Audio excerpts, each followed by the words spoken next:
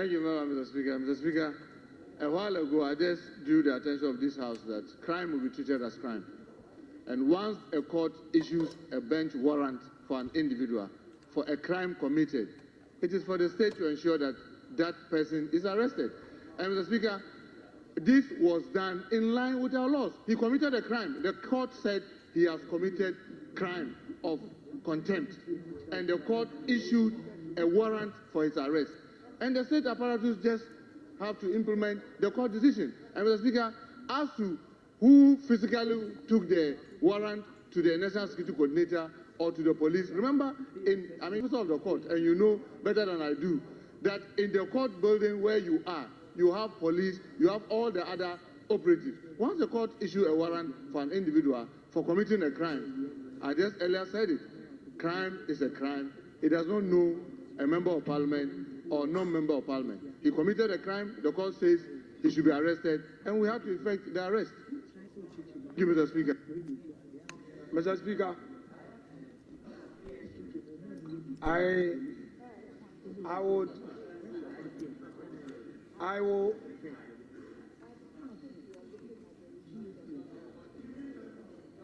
will continue to repeat. We must be careful the president we are serving. Mr. Speaker, the minister made a reference to me that I'm an officer of the court, and he said so rightly. When a court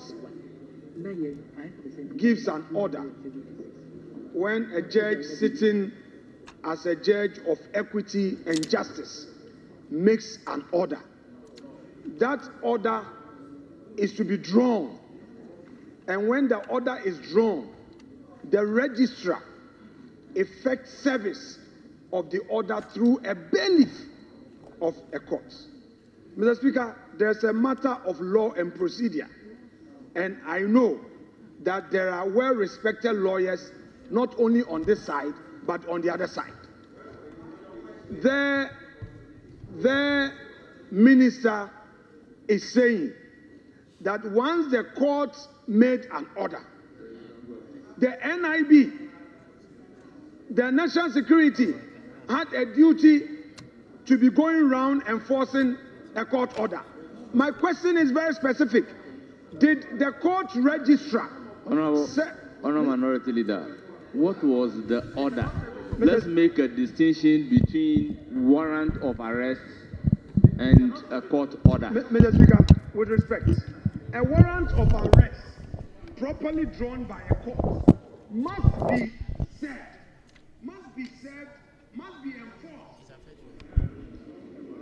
I am asking, did the registrar of the court serve the order on the National Security Coordinator in the Eastern region? Did the registrar serve the order on the officer in Eastern region? Is that what happened? We want to know.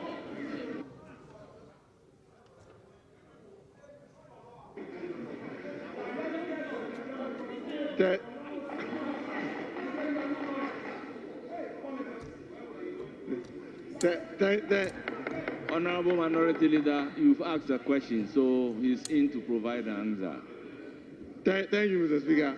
Mr. Speaker, that's exactly what I said. I said the National Security Coordinator was served. He was served. Service, as you rightly said, is done by bailiffs. But unless you are telling me I should go and get the fine details, who wrote the warrant, who signed it, who was it handed over to, so that I can take all that line from the courtroom all the way to the National Security Coordinator's office.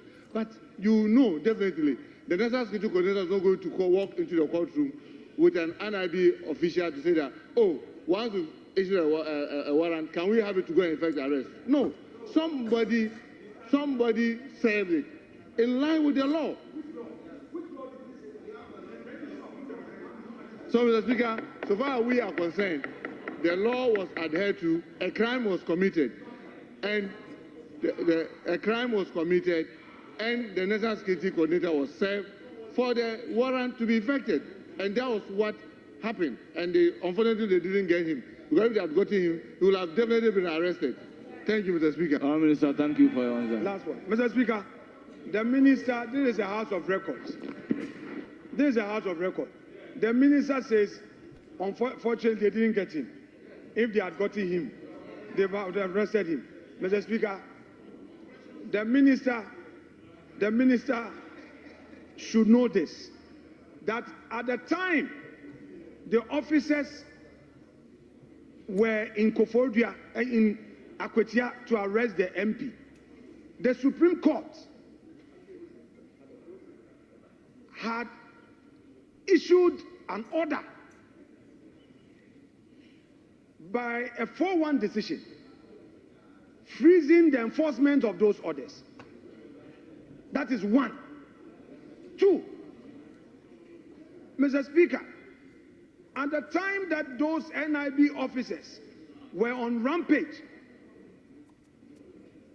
they actually made an attempt and pulled a weapon, and the town folks, through the noise they made on the injustice, they had to run away. Mr. Speaker, the minister should not endorse illegality and unconstitutionality.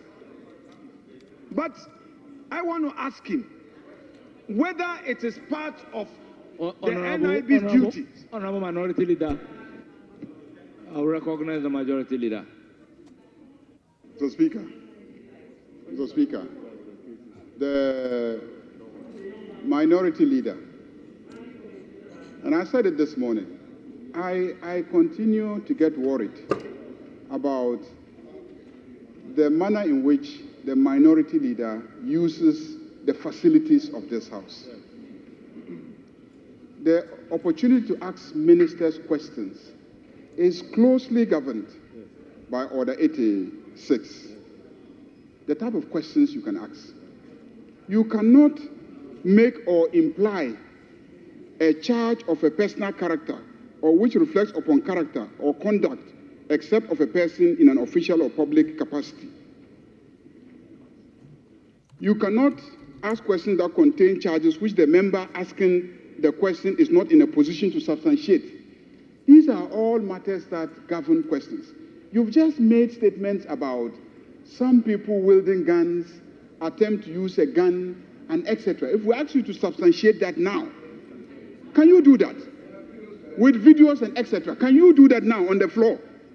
Can you do that? Secondly, you've just made a statement questioning the character and integrity of the minister, asking him not to condone unconstitutionality. Says, this is inappropriate. You've asked questions. He's come to answer the questions, to give you answers. You can ask him further questions. But to make a statement that don't condone unconstitutionality and illegality is totally out of place. And coming from you, the Minority Leader, who is supposed to offer leadership on this side, is quite unfortunate. It's quite unfortunate. Don't use this platform for political gimmicking when it is not necessary. And you've consistently tried to do that. We've accommodated you, and I think that you are overdoing it. Please, ask your questions and let him answer the questions. But don't descend into politicking with the questions. Yes, Honorable Minority Leader, per the rules, you are right. Honorable Minority Leader, ask question. Mr. Speaker, with respect, thank you. He made an intervention. He went beyond the intervention. I have a right to respond to him. It is very rich that the Majority Leader and Leader of this House is not concerned about an illegal attempt to arrest. Honorable Minority Leader. To arrest a member of this House. Honorable Minority Leader, ask question. Honorable Minority Leader, you do not have the authority to determine the legality or otherwise of an arrest. So, Honorable Minority Leader, ask question. We cannot determine the legality or otherwise of arrest pursuant to a warrant emanating from the court. So, kindly ask question.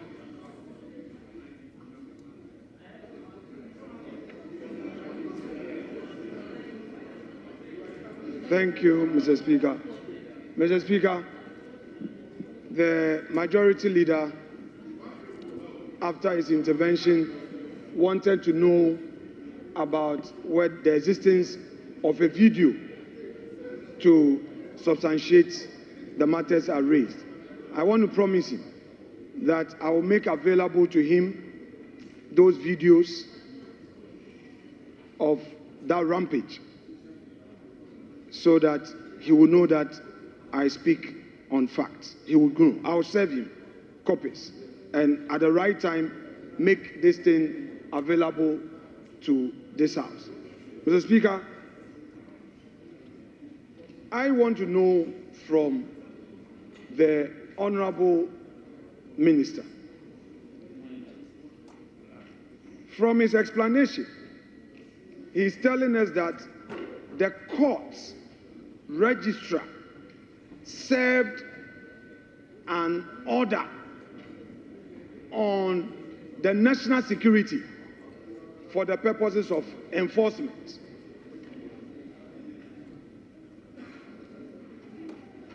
May I know, Majority Leader. Mr. Speaker, the question that he has asked is for the Minister for the Interior to ask the Minister for the Interior the circumstances surrounding the attempted arrest of the Member of Parliament for Akwatia, Honorable Ernest Yaokumi, by 10 operatives of the National Intelligence Bureau in 3 official pickup vehicles on Friday, 7 March 2025 in Akwatia. Mr. Speaker, to what extent is he willing to go to determine the circumstance? Whether it was in the morning, it was in the afternoon, whether they were wearing white or red T-shirts, whether they came walking or in a... I mean, what kind of details do you require from the minister? The minister has already indicated that there was a court order, and that is not in dispute because it was debated in this very chamber. So everyone knows about the court order. It was widely covered. Media reported it. There's no doubt about that. You even went to the higher courts trying to freeze the enforcement of the court order. So there's no doubt about the existence of a court order. You ask questions about how the law enforcement agencies got to know that a court order exists. So are you suggesting that when a crime is committed by anybody and the matter is reported by journalists, and even in this house, that person comes and wants to make a statement, and we objected to that person making a statement because of the pendency of a court order, and we felt it to be an insult to the judiciary for us to allow that to happen. And we even raised the issue in this house that ordinarily speaking, the law enforcement agency should be going out to arrest that person. Then they take steps and arrest the person, and you come here and you are holding a minister accountable for what?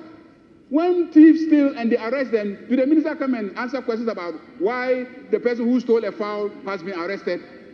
When people commit murder and then the minister, they are arrested, then the minister comes to account for how they were arrested. Please, let's not trivialize the business of this house. If he wants that answer, he should come and ask a specific question related to that matter. He will go and prepare and come and answer that.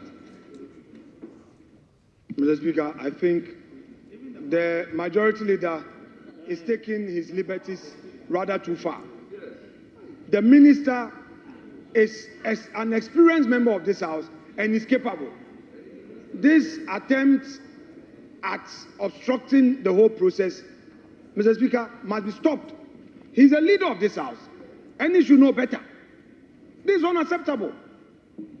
My question asks about the Minority Leader, with all due respect, we know the rules that when a question is asked, there is a room for a supplementary. And the supplementary must emanate from the answer given by the minister.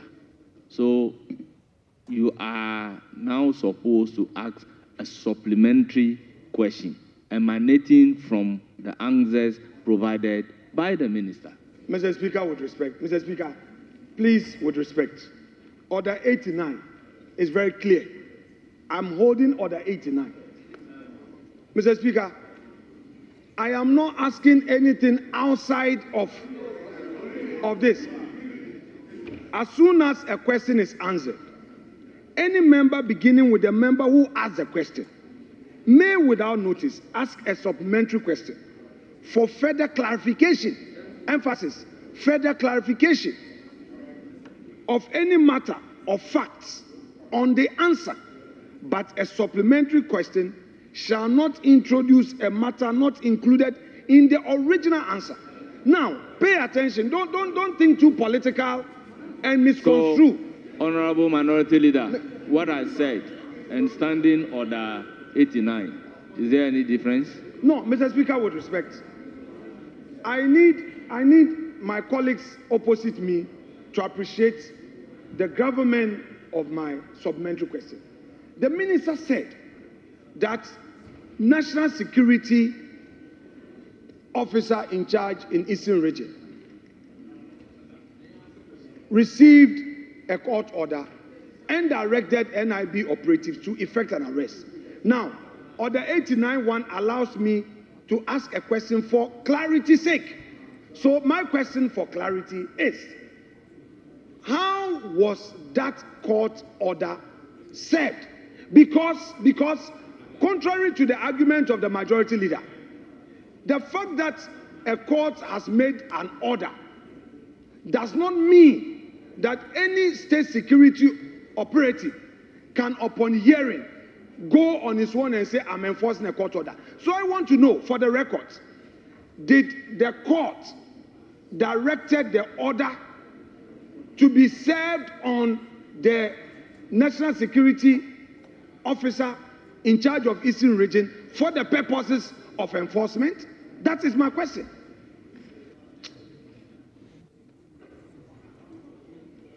Well, the minister is up to answer. Mr. Speaker, I'm sorry to say that I'm also a member of Parliament. And I want to draw the attention of the minority leader to Order 88.7. And Order 88.7, Mr. Speaker, with your permission, I read. A member in asking a question shall not address the House, raise any argument or offer an opinion. Mr. Speaker, unfortunately, the minority leader is arguing with me. I have told him that in the answer, this notice was served through the National Security Coordinator to the NIB. I have answered because you should stop arguing with him because it's flouting our rules. The rules does not allow him to argue with me. So, Mr. Speaker, I'll be grateful that you draw the minority leader's attention to adhere to our rules and stop arguing with me. If he wants answers, he should ask, but he should stop arguing with me. Thank you, Mr. Speaker. Thank you very much, Honorable Minister. Honorable Minister, which institution served the order on the National Security Coordinator in the Eastern Region? Which institution?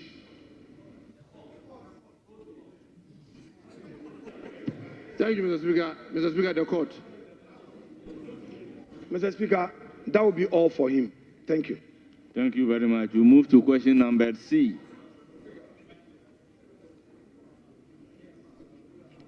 Honorable Majority Whip.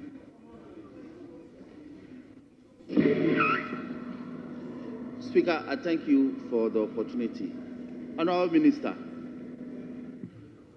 is it irregular for any security agency in this country to enforce a court order?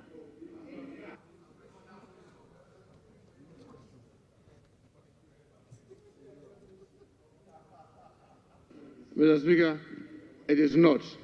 I have seen the Office of the Special Prosecutor come to this premise as a chief whip, ransacking the office of Honorable Mama Ayerga as then a member of Parliament. I have seen the National Security Apparatus visiting Honorable Jinapo's residence and taking laptops and other gadgets from him. Mr. Speaker, I have seen the National Security, the police, arresting Honorable Collins' daughter on 3 different occasions. Mr. Speaker, when a crime is committed, any of these security agencies, when tasked to do, that has the power of arrest. as many of my colleagues who are here, who are officers of court, know, any of them can effect the arrest. Our worry is that we should do it in a way that does not look as if there's some kind of Rambo star. And I have said it to the security agencies, time without number, whether it is the police, whether it is the NIB, whether it is the national security apparatus, whether it is the prisons, whether it is the fire service, that let's do this with professionalism. And let's not do it as if we are in a war zone. But as to the power to arrest, all the officers of court in this chamber know there are so many agencies that are empowered to be able to effect arrest. And if any of them have to effect an arrest, they will have to do it. I have been arguing that let's do it with a human face. Whether somebody is accused of armed robbery, whether somebody is even accused of murder, until the person by our constitution is proven guilty, that person cannot be treated as if the person is just guilty on just the face of it, and therefore we should treat each other with some human dignity. But as to the agencies that can effect arrest, it is not out of order to say that National Security have gone, or NIB, that's National Investigative Bureau, or the police CID, or the police, MTTD, or any of the agencies effecting arrest is not an abnormal thing. Thank you, Mr. Speaker.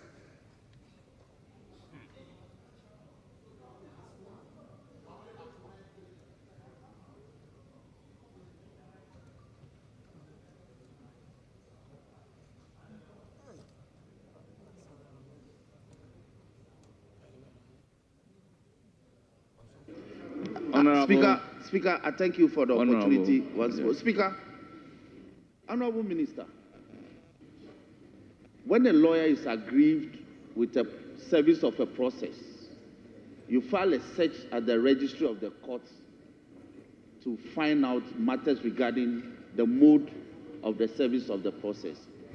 Where you sit, has any lawyer, especially in this matter, served you with a search answered by the court to the effect that the process served on the national security officer was not served by the bailiff of the court? Well, Honorable Minister. No, Mr. Speaker. Speaker, thank you. That'll be all. Honorable Animedo NG. Thank you, Mr. Speaker. Mr. Speaker, I would want to find out from the minister whether he is satisfied with the processes that led to the quasi or the attempted arrest of the honorable member. I ask this question against the backdrop, Mr. Speaker, of the fact that I know this minister personally. When it comes to Parliament, he defends Parliament to the core, and is one person I had looked up to even before coming to Parliament. My question is that this is a process. Somebody did not go to court, and there was a bench warrant issued. Now you are telling us that it was this coordinator, Eastern Regional Coordinator, the court served it on him, and it ended up with the NIB. And I want to find out from the minister whether he, as the minister, personally is satisfied with this process. Thank you. Honorable Member, you know that the legitimacy of service of processes is not at the satisfaction or the pleasure of the minister concerned. So you may please ask another question. Thank you, Mr. Speaker. Mr. Speaker, I asked whether he was satisfied with the processes. May I find out whether he had had any opportunity to rebuke any person that was involved in the process? In the process of arrest? In the process of the service of the warrant of arrest. Honorable Minister, do you have a cause or to rebuke anybody involved in the process? No, Mr. Speaker. Honorable Jerry Ahmed Shai. I can yield to you. I can yield to him first. Very well, Honorable Nitiwul. No, it's fine. Mr. Speaker, the Honorable Minister is the Minister of Interior, who oversees the activities of the National Security Council. Mr. Speaker, I want to find out from the Honorable Minister whether his officers at the National Security Council were aware, particularly the coordinator, was aware that the Supreme Court had prohibited the actions that his officers were attempting to do. Service is a different matter, but going to do the arrest, the Supreme Court had prohibited before they attempted to do it. Were your officers aware of the action? Honorable members, having regard to the question, the issue of the knowledge of the decision of the Supreme Court does not come into the question. It doesn't also come into the answers. The question is simple.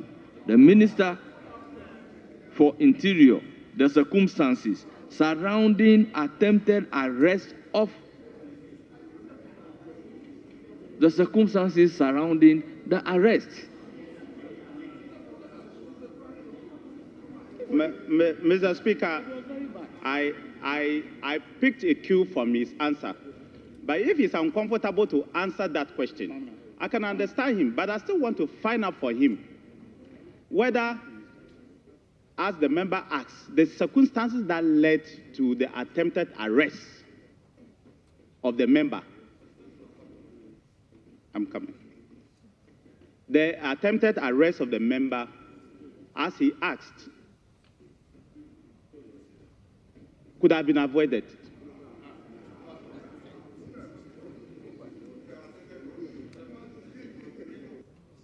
Honorable Minister. Yes, Mr. Speaker. It could have been avoided if my colleague had gone to court.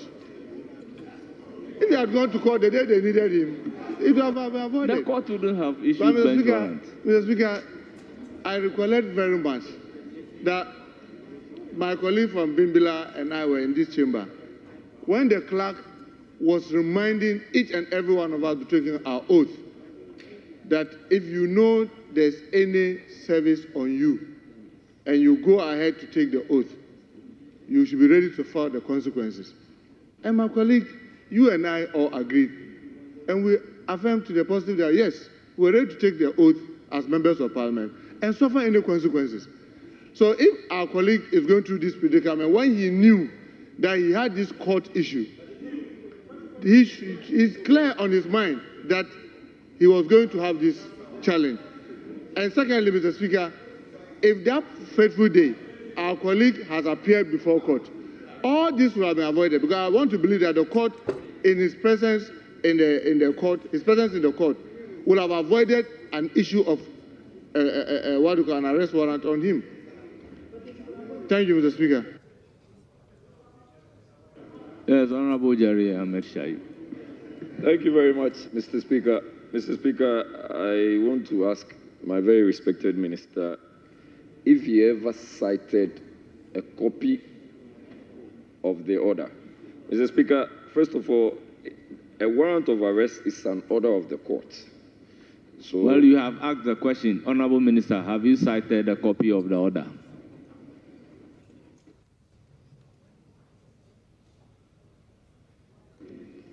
Yes, Mr. Speaker, I cited a copy of the arrest warrant.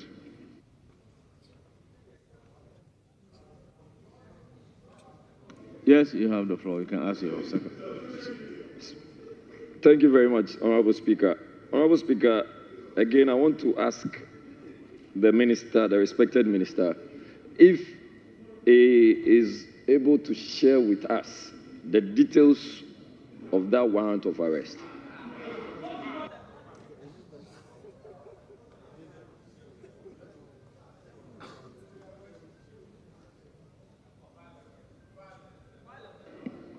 Oh, no, let's understand your question.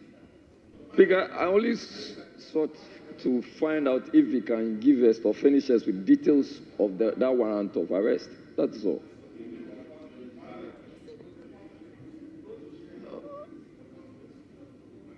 Well, Honorable Jerry Shaib Ahmed, the question was not requesting the Honorable Minister to produce a copy of that warrant. The question is for him to come and answer the circumstances based on which the arrest was attempted.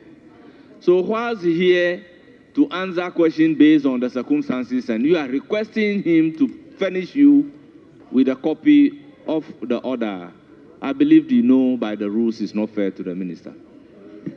Honorable Speaker, all these conversations, all these questions and answers have emanated from the question. And Mr. Speaker, this follow-up is properly so-called a correct follow-up as a result of the answers which were given to us by the Honorable Minister. But I'm guided, Mr. Speaker.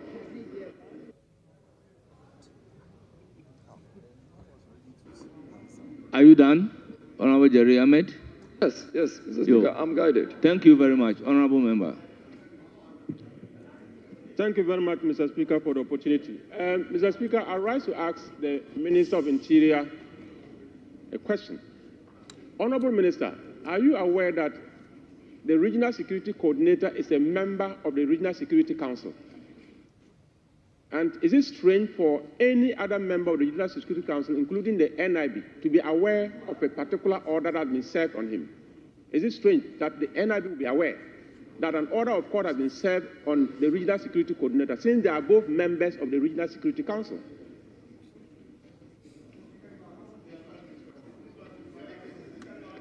Honorable Minister, please answer the question.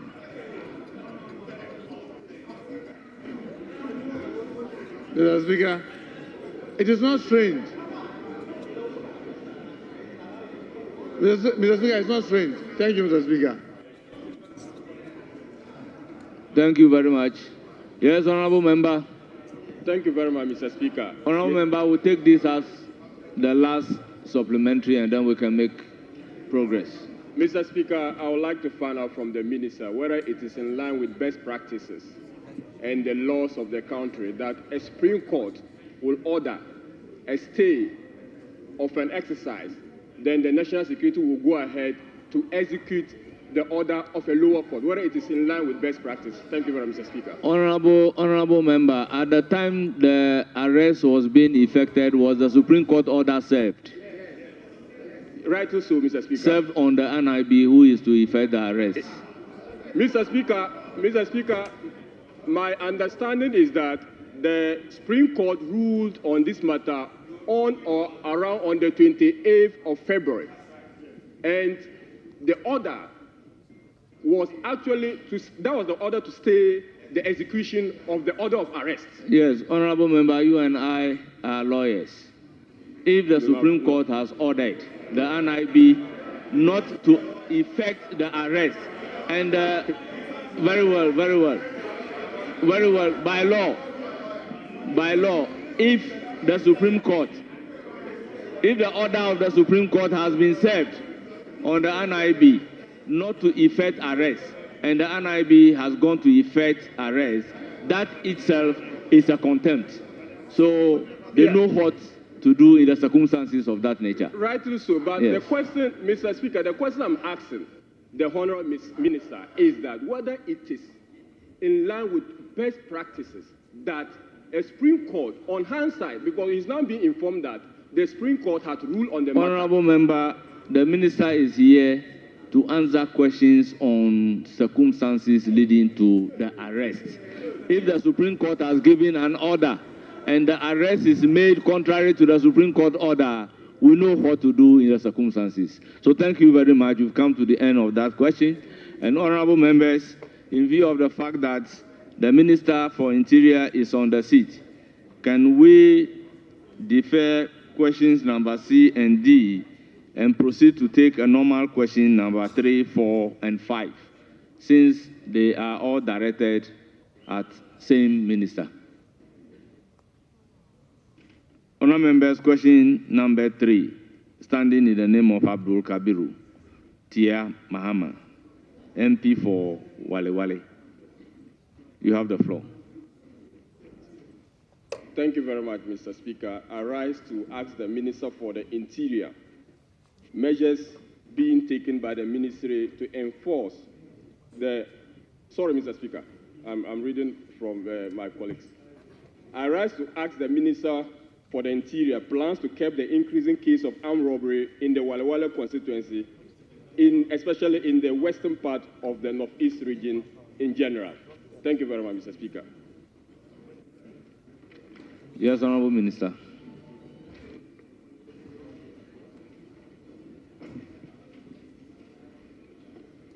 Thank you, Mr. Speaker. Mr. Speaker, crime statistics in the Wale Wale district and its environs for the past 3 years point to the reduction in armed robbery cases. Mr. Speaker, the table below explains it. In 2022, the number of robberies were 30. In 2023, the number of robberies were 23. In 2024, the number of robberies were 18. Between January and February 2025, the number of robberies are 3. However, the worrying situation in the Wale Wale enclave in recent times has been armed attacks on passenger buses and burning of vehicles. These attacks are related to the chieftaincy conflict in Boku in the Upper East region. Mr. Speaker, as part of the ministry's effort to sustain the gain with respect to the reduction in armed robbery cases in Wale Wale and its environs, the Wale Wale Police District Command, which then had jurisdiction over both West Mamprusi and Mamprugu Mogduri districts, was found to be too large for effective supervision by one senior officer. To ameliorate the situation, the Mamprugu Mogduri Police District Command was created. In addition, 2 formed police units bases have been established in Janga and Gombiliga, respectively in the West Mamprusi municipality. This, in addition to the Wale Wale formed police unit base, brings the number to 3 formed police bases in the constituency, with each base manned by 30 personnel. Police patrols have also been intensified in the jurisdiction. Escort of market women to the various markets in the Wale Wale area has also been factored into the operations to provide security for the market women and ward off potential armed robbery attacks. Mr. Speaker, another measure to reduce, if not eliminate, robbery in the area is the intensification of public engagement and creation of neighborhood watchdog committee in selected communities in the Wale Wale enclave. This enables the police personnel to engage community members to share information with them, educate them on basic personal security tips, encourage them to volunteer information to police, etc. This ensures that the people feel being part of the security architecture in the constituency. Mr. Speaker, following the continuous attacks on passenger buses on the Nasia Wale Wale Bolgatanga Highway, the Ministry of Interior, with a recommendation for the Northeast Regional Security Council on Saturday, 15 February 2025, imposed a dusk to dawn curfew, Mr. Speaker, in Wale Wale and its environs. The police and the military are enforcing the curfew. Police personnel have also been drawn from Tamale to support the district command in Wale Wale, while vehicles and other resources have been allocated to the Wale Wale Police Command. Thank you, Mr. Speaker. Honourable member, any supplementary question? Thank you very much, Mr. Speaker. And then I would like to follow up to ask the Minister for the Interior whether with the statistics given with the cases of armed robbery, particularly for this year, whether there have been any arrests of any suspect in connection with those armed robberies. Thank you very much. Thank you. Yes, Honorable Minister. Thank you, Mr. Speaker. Mr. Speaker, I don't have any information as to whether some arrests have been made. As he knows, the predominant mode of transport around that place is using motorbikes. But I assure him that I'll continue pursuing the police, because we've sent some drones to help in the area watch of the enclave. So we want to believe that all those will improve. And once those things improve, it will reduce the armed robbery. But whether there's specific arrest to any of these robberies that has happened since January, I don't have any information. I'll try and get that information from the police and get my colleague to have them. Thank you, Mr. Speaker. Thank you very much, Mr. Speaker. I would like to thank the Minister for answering to the questions. Thank you very much. Since this is a constituency specific, question number 4. In the name of Kingsley Ajiman, Abokwa South. Thank you very much, Right Honorable Speaker.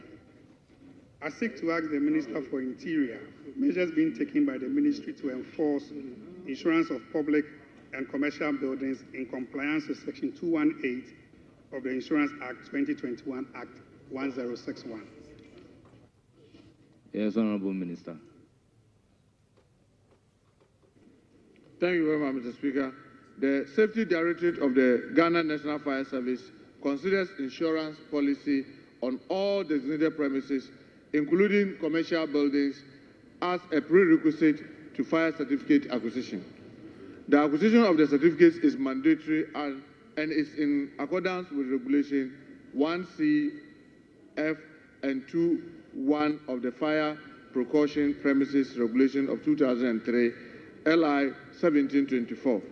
The Ghana National Fire Service and the National Insurance Commission embark on pre-enforcement and enforcement exercises annually to ensure compliance of the provision in Section 218 of the Insurance Act 2021. Thank you, Mr. Speaker.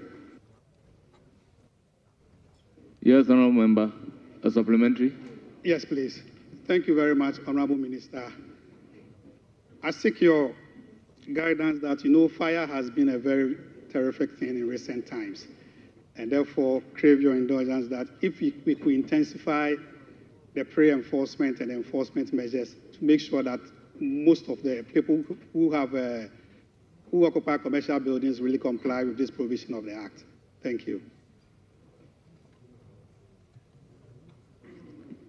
Honourable Minister, it seems you didn't get a question. Honourable Member, can you repeat your question?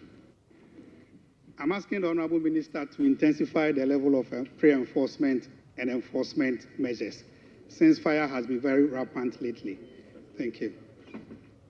This is a comment, really not a question. Any further question? Thank you very much. Question number 42. Standing in the name of Honorable Vincent Eko Asafua, Member of Parliament for Old Tafu.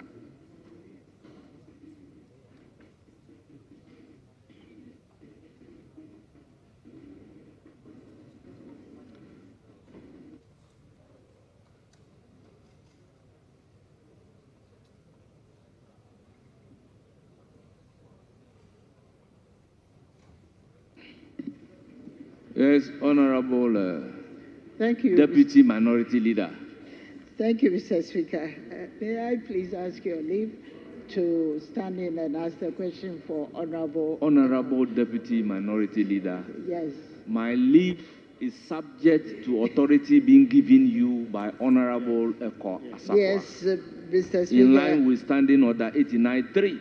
So, Mr. Speaker, under the authority of Honorable Vincent Eko Asafua, may I please ask your leave? Please Take do. your leave to ask the question on the behalf. Please do. Thank you very much. Honorable, I rise to ask the Minister for the Interior the current state of resources and logistics available to the Ghana National Fire Service in tackling fire outbreaks. Thank you.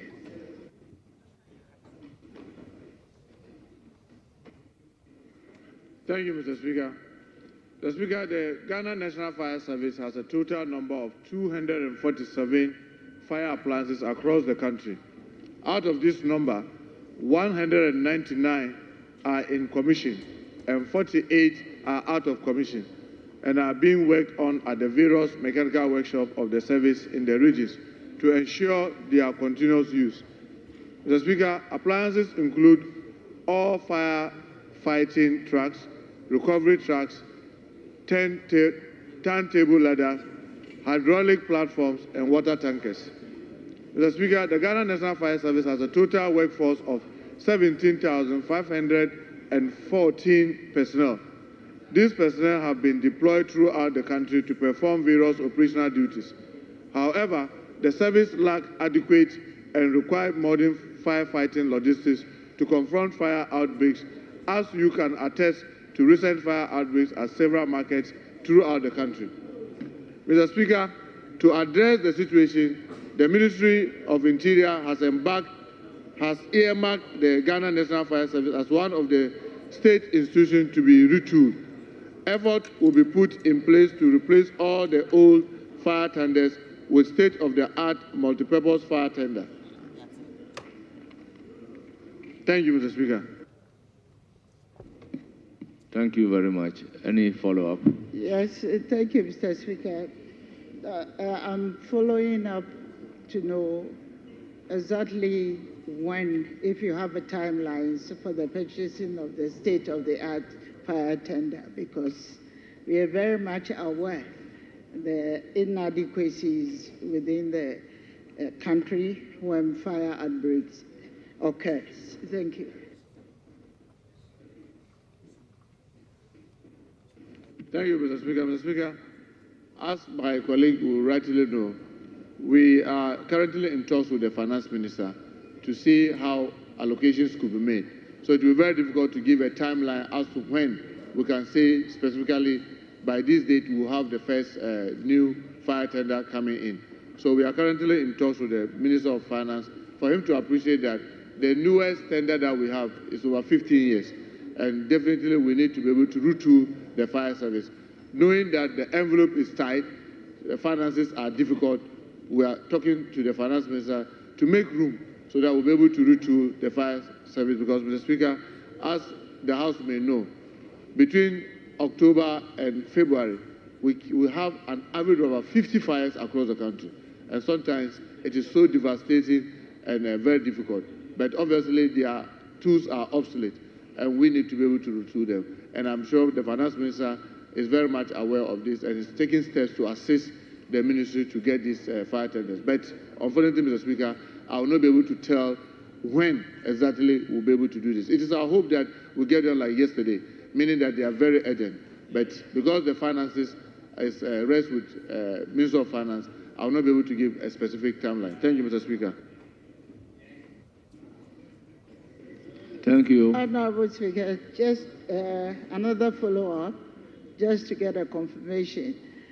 Since you have established the agency of the purchase of the fire tenders, do I get an assurance from you that by the end of this year, these tenders will be purchased? Thank you.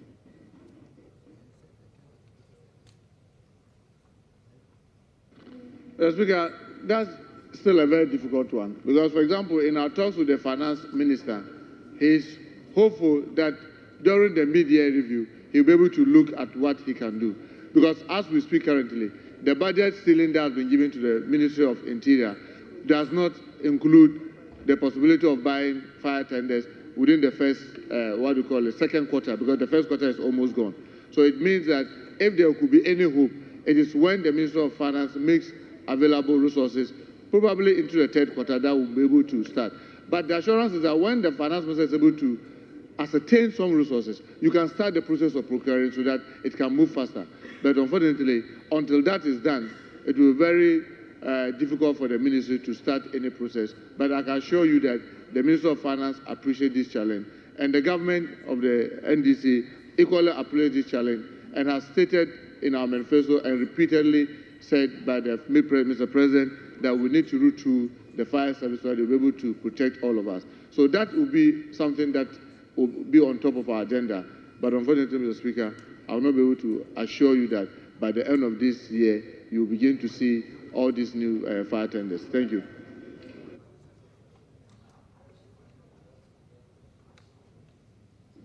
Yes, Honorable Majority Leader. Honorable Minister, you indicate in your answer that 48 of the fire tenders are out of commission and are being worked on at the various mechanical workshops. That was close to 20% of your entire stock of tenders. Do you have a deadline for ensuring that they are fixed, repaired, and available for use? Yes, Honorable Minister. Thank you, Mr. Speaker. Mr. Speaker, the major challenge that we have is that these 48 are as of February. But as we speak even today, you'll be fixing some, getting them out of commission into commission. Whilst those in commission, some are also getting, because of the obsolete nature. Mr. Speaker, some of these tenders, the last time the fire service saw a major retooling was in 2014. And since then, for over a decade, they've not seen major retooling, meaning that most of the vehicles are very old and the tenders are very weak. So what it means is that as you fix some today, some are breaking down today. So it will be very difficult. If it is just this specific 48, then I will have been able to tell the majority leader that, oh, by the end of next month, many of them could be put into use. But the challenge we have is that whilst we are fixing this one, others are also getting bigger because of the nature of the average age of the equipment. So it's very difficult at any time to say that you can deploy up to 90% of the equipment that are within the fire service because of their obsolete nature. So, Mr. Honorable Majority Leader, it's very difficult to be able to tell how many we can ensure to be on the run at a time because of the age of the equipment. Thank you, Mr. Speaker. Thank you very much. Yes, Honorable Majority Leader. So, Mr. Minister, are you saying that in the past 8 years, not a single fire tender was purchased by the government of the NPP to increase the stock of fire tenders in this country? In the past 8 years, not one single fire tender was purchased. Is that what you are saying?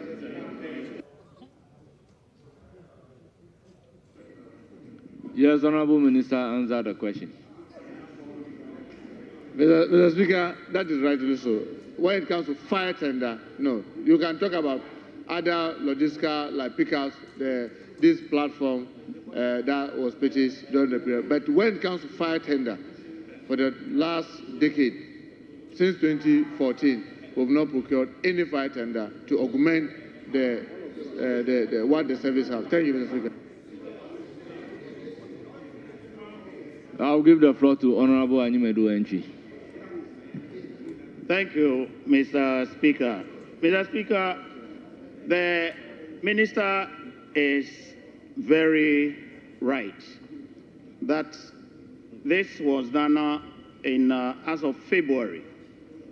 Last Friday, I gave a statement, and Mr. Speaker, you benevolently said that you were forwarding the statement to the Minister. In the statement, I indicated that the Konongo fire tender, because of the experience we had on the eve of the Independence Day, is now out of commission. My observation is that your previous predecessors had given attention to the police and have often neglected the Ghana National Fire Service. My question is, would you give us the assurance that the Ghana National Fire Service will be treated equally like the other three ministers? If you can give us the assurance. Thank you. Yes, Honorable Minister, your answer to the question. Thank you, Mr. Speaker. Mr. Speaker, if my colleague had listened to me since I went to the ministry, I've been emphasizing that fire service, the Ghana Prison Service, will no longer be orphans. It means that I'm going to pay serious attention to whatever they are doing and to ensure that they get the necessary support. And I also take this opportunity to, Mr. Speaker, encourage our citizens, especially the philanthropists, to come to the aid, because most of the time, since I became the minister about a month ago, a number of volunteers come forward to say that they want to donate these items or that items to the police. And constantly I have to remind them that, look, those who are really terribly in need are fire service and the prisons. And they will now go back and say, oh, okay, then we are extending same to the fire service and the police, to the prisons. It's not because the police is fully adequate, but because they are more visible to the citizenry. When challenges come, the tendency to rush to solve that of the police is much higher than the others. But I can assure my colleague, Mr. Speaker, that equal attention will be given to all the services to ensure that their services are rendered professionally so that they protect all of us. Because what they also do are equally important, especially during some specific period. In the case of the fire, between October and February, it's very devastating and sometimes it's very, very disturbing for a country. So I can assure him that that attention will be given. Thank you, Mr. Speaker.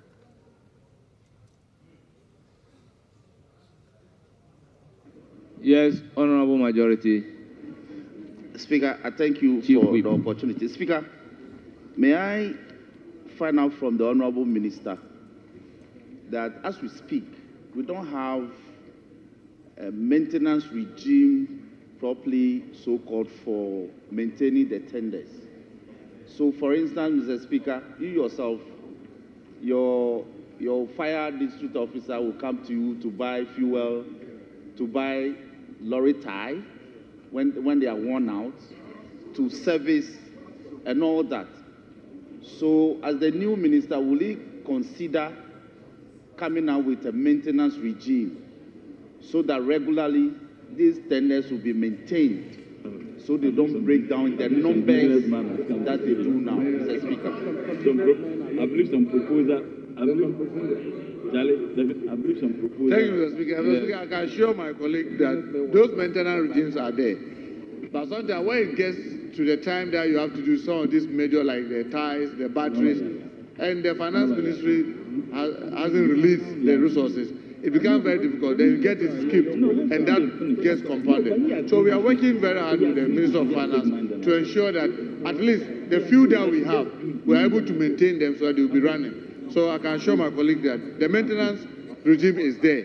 It is only the resources to back it, which sometimes becomes difficult. And then you see them writing to MPs and all other citizens to support. And I want to encourage all of us to continue to support them, because without our support, it will mean that the situation will even get worse than it is. But we've gotten a lot of assurance. There are releases to all these agencies. And I'm sure once those releases get improved, we'll see an improvement in the maintenance and the service that they are providing. Thank you, Mr. Speaker. Thank you, Honorable Minister. Honorable Samuel Abujinapo. Thank you very much, Right Honorable Speaker. Right Honorable Speaker, the Honorable Minister made a point about how fire tenders, in his words, no major retooling took place in respect of the Ghana Fire Service since 2014. The Speaker, I have in my hands a news item from the ministry's own website. The ministry's own website. And Mr. Speaker, with your indulgence, I will read where it says that the government has procured 200 rapid intervention vehicles for the Ghana National Fire Service by the end of as at 2023 to augment its old fleet and also help the service navigate its way through traffic to arrive at emergency scenes on time. And Mr. Speaker, it goes on and on how the sector minister inspected these rapid rapid intervention vehicles. And it actually shows a photo of these fire tenders or these rapid intervention vehicles. And Mr. Speaker, this is captured on the website of the Ministry of Interior. Mr. Speaker, the question is, given that, and I don't doubt what the minister said, I mean, perhaps it's a matter of records, because the minister used the word major retooling. Major retooling itself, Mr. Speaker, as you will agree, is subjective and relative. And therefore, given the information I pulled out of the Ministry of Interior's own website, which suggests clearly that, contrary to the records that have been provided to the minister, 200 rapid intervention vehicles were procured and were procured for emergency services. Will the minister be in a position, if not now, but later, will he be in a position to give us a breakdown of the various equipments, logistics, and route tooling of the Ghana National Fire Service as from 2014 to date? Thank you, Mr. Speaker. Honorable former minister, if you are asking the minister to give you a breakdown from 2014 till date, I advise you to file a fresh question. Yes, so it should be in the form of a fresh question, but not for him to answer now. Very well, then the substantive question. I appreciate that, Mr. Speaker, but Mr. Speaker, I wanted to provide some clarity with what he's saying. Remember the question, the supplementary question was about fire tenders. And I even qualified and said that, yes, over the period, pickups and other, I even mentioned, the hydraulic platform. The hydraulic platform are the one that you see are able to put fire at a very long distance like the Job 600. Those were procured. When you talk about the rapid equipments and that you are talking about, currently, just find out, you have about 266 districts, political districts that we have. Even the 200 that you mentioned, it means that not all the districts could even get the pickup. So when we are talking about major retooling, I mean, what will be the essence of a firefighters if there's fire in this chamber, may God forbid, and then you have 200 fire officers running here, all of them with the gears, but without fire tender? What are they coming here to do? It will be a useless adventure. So yes, getting them pickups to be able to move, getting them water hose to be able to run to a place, getting them the foam to be able to put minor fires off, without a major retooling of the fire tenders that they use to collect water, get hydrants, repaired, and making sure that the water runs into them. You agree with me that that's not retooling? Because to retool, you have to make sure that even when you have the fire tender, the hydrants that we have across the city must have water in them. Because the tender will be there. When there's fire and they run to a hydrant, there's no water running through it. You still have not been able to retool the fire service to deal with the challenges that we are talking about. So the specific question was in respect of fire tender. And I said that when it comes to fire tender, the last time that we did retooling with respect to fire tender was 2014. So please get that. But like Mr. Speaker is saying, with those other breakdowns, when you ask the question, I'll be more than happy to come and provide those details. Thank you, Mr. Speaker. Yes, Honorable Majority Leader. Mr. Speaker, what the Honorable Jinapo has read is a report on the website of the ministry that says that the ministry is to procure. Not procure. The ministry is to procure 200. And the statement was made when one was deposited for them to inspect. Oh, I can read it. I can read it. Mr. Speaker, it says, government to procure 200 rapid intervention vehicles for fire service. August 16, 2023. August 16, 2023.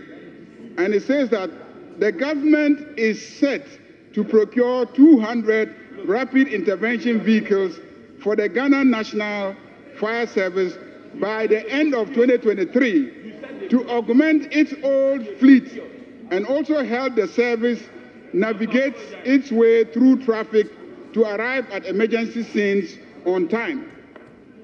The RIVs, which have been multi-purpose fitted for fighting fires and road traffic extrication, are expected to be deployed to accident-prone areas, strategic locations within sensitive national installations and district fire stations. This is where I want you to pay attention. Inspecting one of the RIVs, which have been delivered, one, to Ghana National Fire Service on a pilot basis. One was delivered on a pilot basis. Mr. Speaker, one was delivered on a pilot basis, and it was at the inspection of that one that the statement concerning the plan and intention to procure the 200 was made. So, Mr. Speaker, I want to... No, the minister made a statement. Honorable members, the former minister responsible for lands and natural resources made a statement making reference to a publication in a particular way. And the Honorable Majority Leader is recognized, and he is making a statement to the effect that what the Honorable former minister said is not correct, and he's stating the correct position. So, honorable members, honorable Majority Leader, you may conclude. So, on the basis of a fuller reading of the publication just cited by the Honorable Abu Jinapo, I want to find out from the minister whether he would check and confirm to this House if indeed 200, rapid intervention vehicles were procured and delivered. Well, Honorable Minister, the question is whether you check and apprise the House. Mr. Speaker, why not? I can check and get the detailed information to the Majority Leader. Thank you, Mr. Speaker. Thank you. Honourable members, let's bring the supplementary questions to the minister responsible for Interior to an end. Honourable members, we now move back to the urgent question numbered C. Honourable Minister, you are hereby discharged.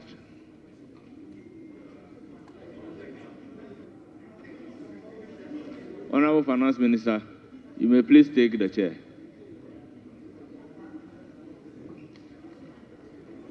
Urgent question number C.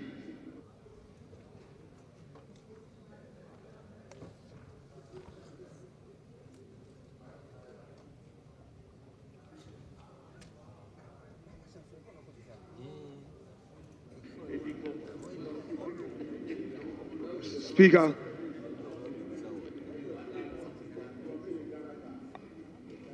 I am on my feet at this dispatch box to ask the Minister for Finance the measures taken to close the USAID financing gap of 156 million following a directive from the President, which was communicated through a press release by the Minister responsible for government communication. Thank you, Mr. Speaker.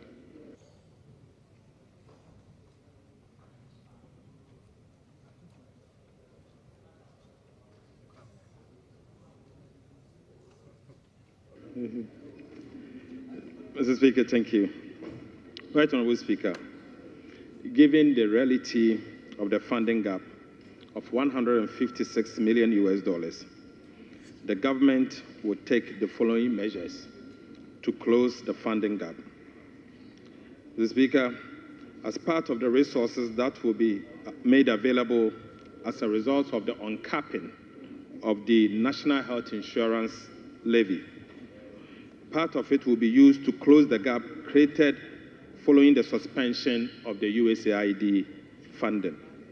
Additionally, an amount of 100 million US Ghana cedis is being allocated in the goods and services budget of the Ministry of Health under the expenditure line Global Fund. This will be used to procure vaccines that hitherto were being funded by the USAID. Thank you, Mr. Speaker. Any supplementary? Rightly so, Mr. Speaker. May I know from the Honorable Minister how much is to be expected from the uncapping of the NHIS fund? Because, Mr. Speaker, the Minister is talking about decapping of the fund. Now, he should be able to tell us how much, as a result of the decapping, would be available.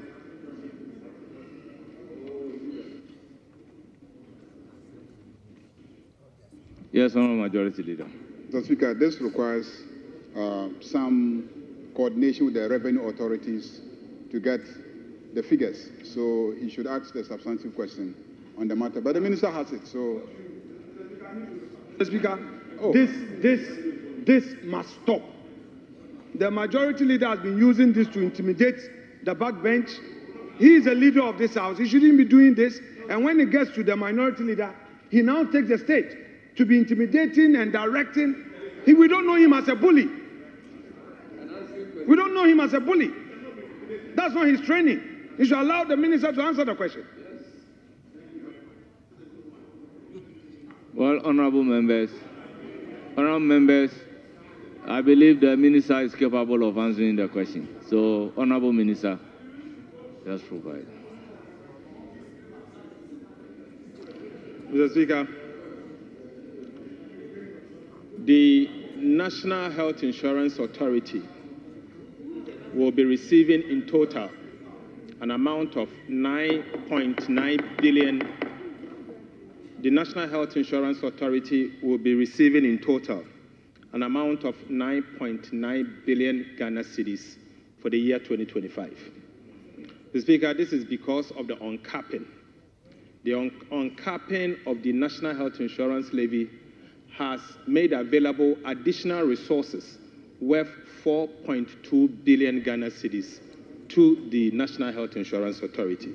Mr. Speaker, this is indeed enough for the National Health Insurance Authority to be able to include in their priorities the funding gap as created by the USAID resources. Thank you. Honourable members, I'm not supposed to take part, but we can all refer to page 137 and 138 of the budget. Honourable, a further supplementary. This government promised 1.5 billion for the agro sector and made provision for 924 million in the estimate. So don't let us go there. Mr. Speaker, don't let us go there. Don't lead yourself into temptation. The same thing with their big push. They should give proper assurances. They say one thing and do another. It's only talk government. They say women banking only gave 51 million. Women banking. Honourable Minority Leader, your supplementary question. Yes, Mr. Please. Speaker. They don't keep their promises. Mr. Speaker, I want to know from the Minister of Finance. Honourable Majority Leader. Honourable Minority, I recognize Honourable Majority Leader. Mr. Speaker, the minority leader should learn to behave properly in this chamber. He should learn to behave properly in this chamber. Please, let's treat each other with respect. Please, you cannot stand here and just point accusing finger and say they don't keep their promises. This is a government that so far has kept every promise that it has made to Ghanaians. Every promise that we have made to Ghanaians, we have kept. Every promise we have kept.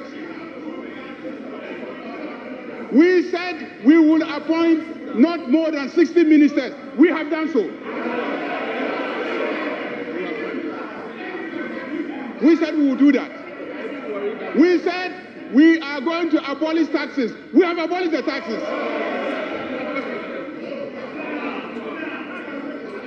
Every single thing that we've said we will do, we are doing. Go out there and conduct a survey. Every Ghanaian you ask say that they have confidence in John Dramani Mahama and the government, and that they are happy because they have seen that this is a government that keeps its promises. So you cannot stand here and just throw your fingers and then point at us and say we don't keep our promises. The budget has just been brought. We have not yet even considered it. We have not yet even approved it for us to implement our promises. You cannot always stand up and talk as if you are more than anybody in this chamber. Make this your last time. Make this your last time. Honourable members, the issue of keeping promise or not cannot be a supplementary question to question numbered C. So, Honourable Minority Leader asks a supplementary question. Mr. Speaker, the leader of government business, who I so much respect, was on his feet to mislead the House. He was not up on a point of order against a question which was yet to be asked. But he talked about proper behavior. But his Honourable approach... Minority Mr. Speaker, Leader. I need to finish. Mr. Speaker, I need to finish. Honourable Minority Mr. Leader. Speaker, I need to finish. Once again, Mr. Speaker, I will need to you finish. ask a supplementary question? Honourable Minority Leader, once again, will you ask a supplementary question?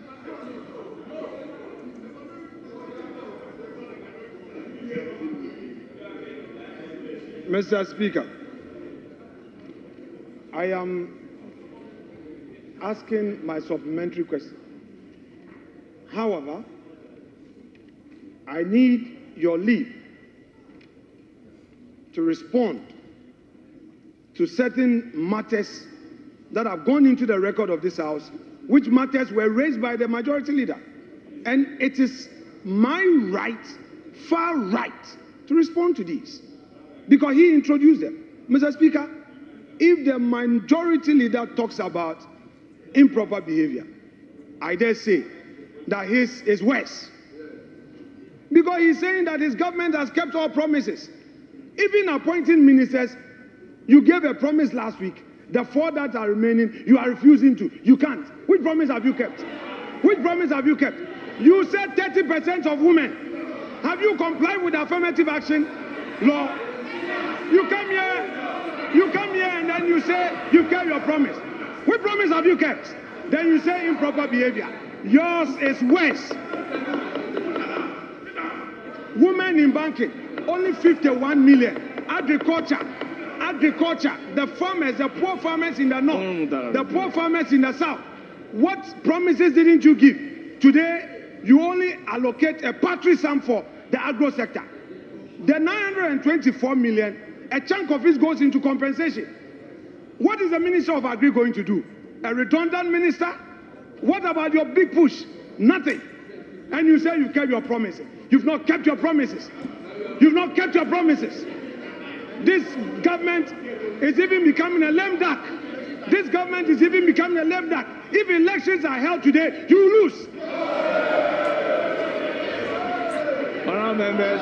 If elections are held today, you become the minority. If elections are held today, you will be the minority. Your majority will go down to less than 100. If you like, declare election. Let the president declare election. And we'll see. If you trust Mr. Speaker, I'm going to ask my question. Minority Leader. Can the Minister of Finance assure this House that true to his commitment in his own budget, he's going to comply with this funding gap? We want assurances because health matters.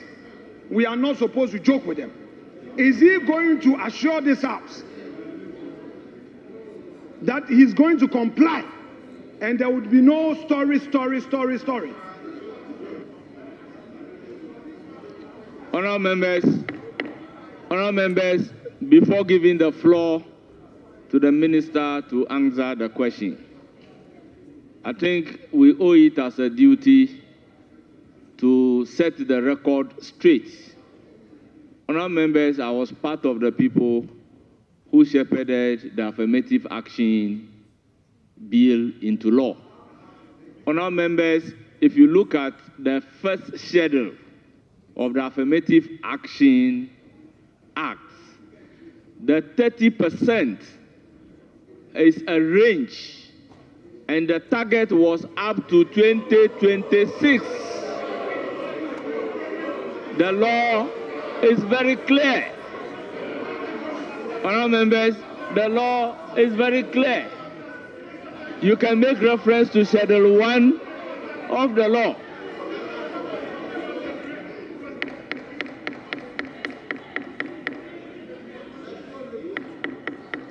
Honourable members, so the information is there very clear in Schedule 1 of the law, based on Section 69. Honourable Finance Minister, you have the floor. You have the floor.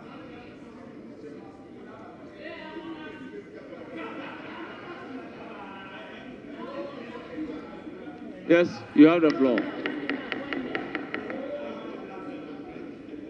Mr. Speaker, I would like to use this opportunity to, one, assure the House that unlike the previous government that capped the National Health Insurance levy, we will not cap the National Health Insurance levy. And as such, the National Health Insurance Authority will have enough resources to intervene and be able to resolve all the challenges that has arisen as a result of the amount that is not coming from USAID. Thank you, Mr. Speaker. Mr. Speaker, that will be all for him. Thank you very much. We move to question numbered D, standing in the name of Honorable Mavis Nkansah-Bwedu, MP for Efija Sechere East. Thank you, Mr. Speaker. I rise to ask the Minister of Finance what measures the ministry is taking to address the recent significant depreciation of the cedi. Thank you. You can read it.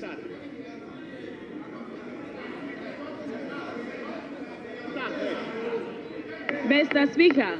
Honorable members, let's listen to the question in silence. Honorable members, I intend to ask her to repeat the question, but let's have the courtesy to listen to the question in silence. Thank you, Mr. Speaker. Mr. Speaker, I rise to ask the Minister for Finance what measures the ministry is taking to address the recent significant depreciation of the cedi. Thank you. Order.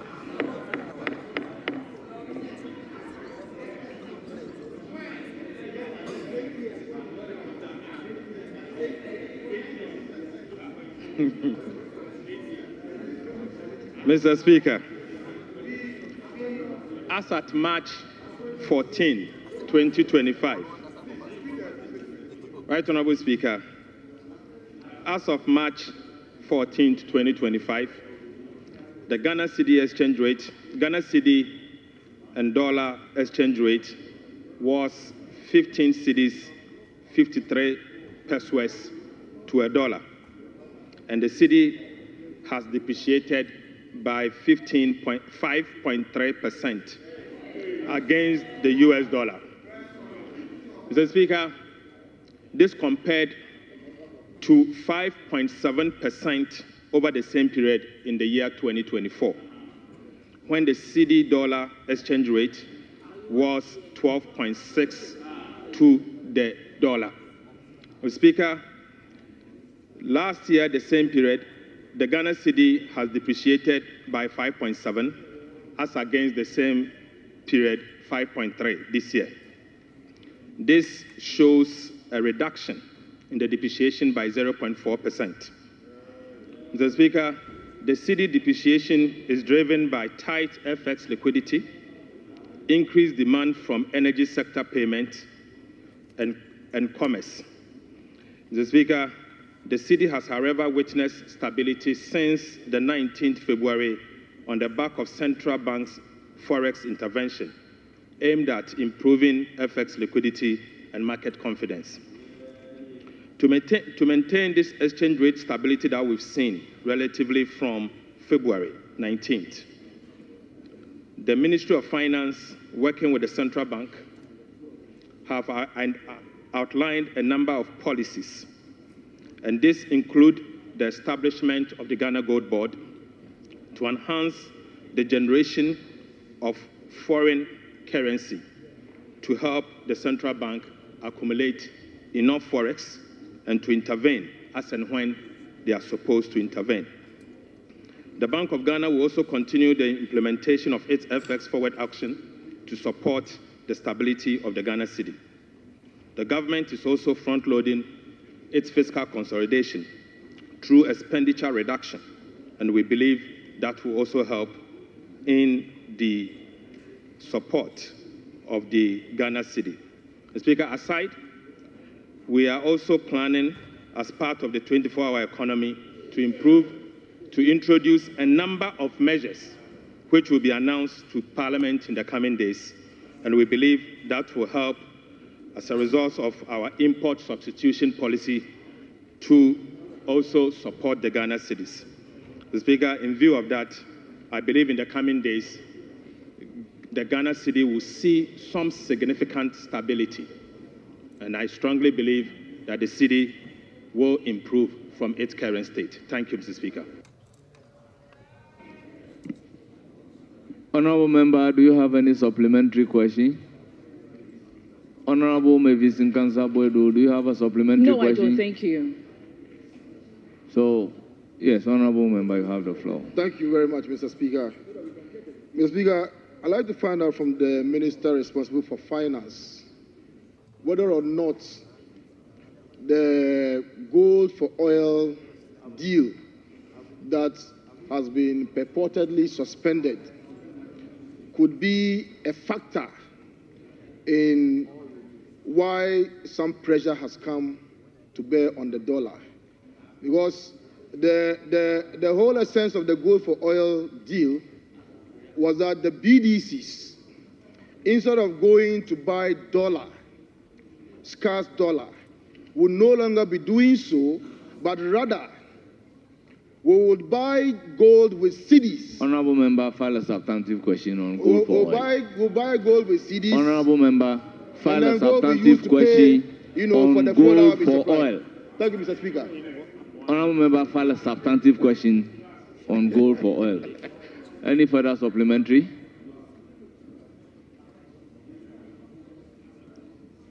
Honourable Member, will proceed to normal question number 1. Standing in the name of Dr. Kingsley Ajiman, Member of Parliament for Abuakwa South. Thank you very much, Right Honourable Speaker.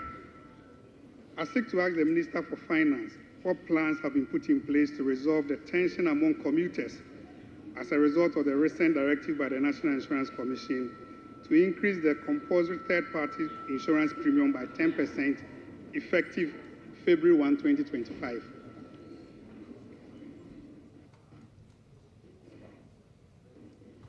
Yes, Honourable Minister.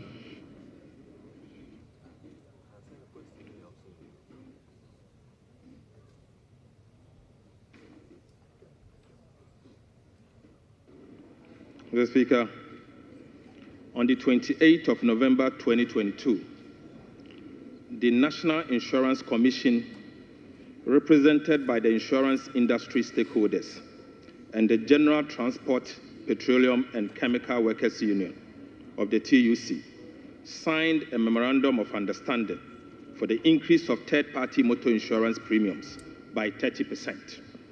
This increase was to be spread at 10% per annum over a period of 3 years, effective 2023. Mr. Speaker, for the purpose of clarity, this 10% annual adjustment was to be applied in the first quarter of every year, effective 2023, and renegotiated by end of year 2025 by all interested parties as per a memorandum of understanding that was signed. Mr. Speaker, following a meeting between the National Insurance Commission and the industrial players on the 19th February 2025 to address the challenges associated with this increment in the third-party motor insurance premium, the component that determines the minimum motor third-party premium will be reviewed and determined as a percentage of the third-party property damage limit. Mr. Speaker, as a result, the National Insurance Commission, working with the stakeholders, agreed that in line with the MOU that was issued and signed in the year 2022, they will implement the 10% additional increase for the year 2025. Thank you, Mr. Speaker. Thank you very much. Any supplementary question? Thank you very much, Right Honorable Speaker. Two quick supplementary questions. With regards to the subtitle, Way Forward on the Concern, paragraph 1, you did indicate that there was a stakeholder engagement on the 19th of February, that they were going to come out with some review mechanism. May we please know any timelines that were assigned to, since these are usually annual policies?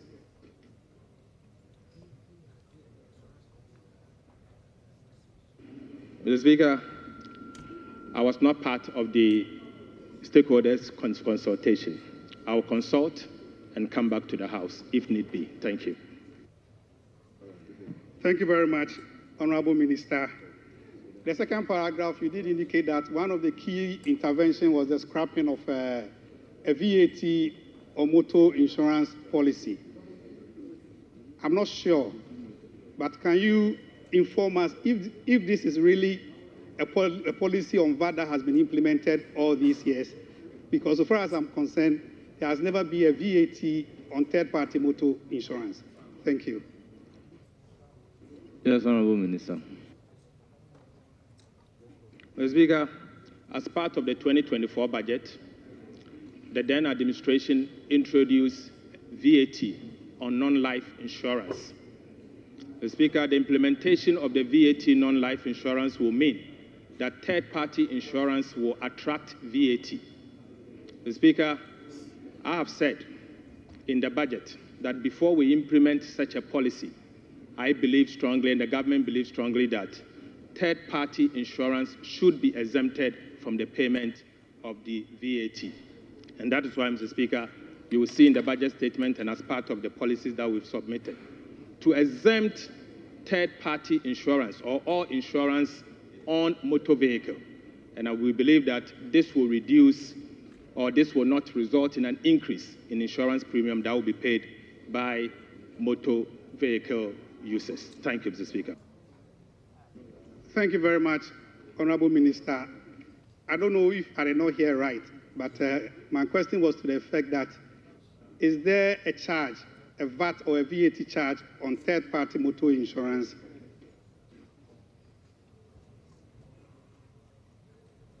Right, Honorable Speaker, yes. As we speak, there is a law that was imposed in the year 2023, imposing VAT on non-life insurance. Thank you, Mr. Speaker. Yes, Honorable Member. No, Right, Honorable Speaker, I'm not done. You have exhausted your supplementary questions, so please resume your seat. Thank you. Yes, Honorable Thank Member. you very much.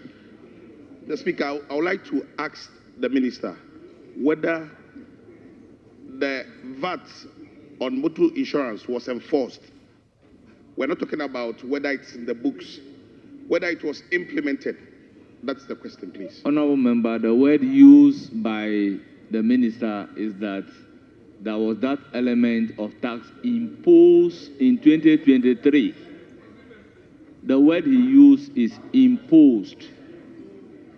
Mr. Speaker, with the greatest respect, My point is that if it was not implemented, then there's no need for yes, but if the word used is that the tax was imposed, and you are asking whether it was imposed or implemented, I do not know the answer that you want to elicit from the person who said the tax was imposed. Mr. Speaker, I just want to be very clear on this. It's just a Then rephrase your question. A simple question that the minister, the budget statement read to us last week said, I mean categorical, that there is motor insurance, VAT on motor, third-party motor insurance. And I want to find out from the minister whether that policy that was written in the books as far as he is concerned, I mean, he just said to us that whether it was implemented. So I'm talking about the implementation of whatever law that was passed.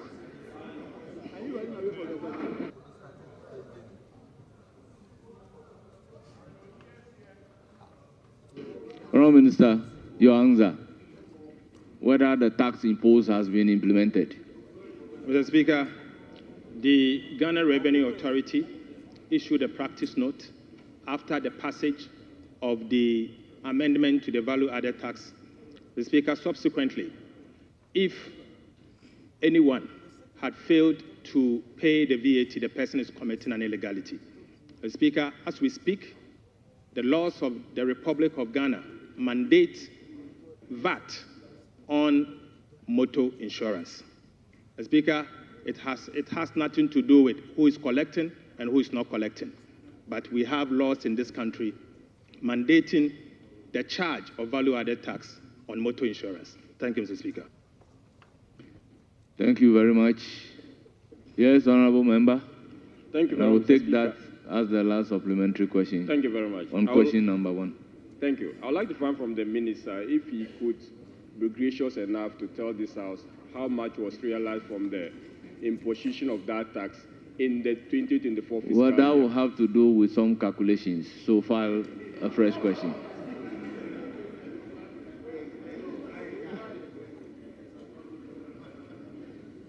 Honourable members, we have come to the end of questions. We've exhausted item numbered 7 and 8 together. We then move to the item numbered 9, statements. Honourable members, the budget statement and economic policy of the government for the year ending 31st December 2025. Yes, Honourable Majority Leader. Mr. Speaker, there's an addendum to the order paper. Mr. Speaker,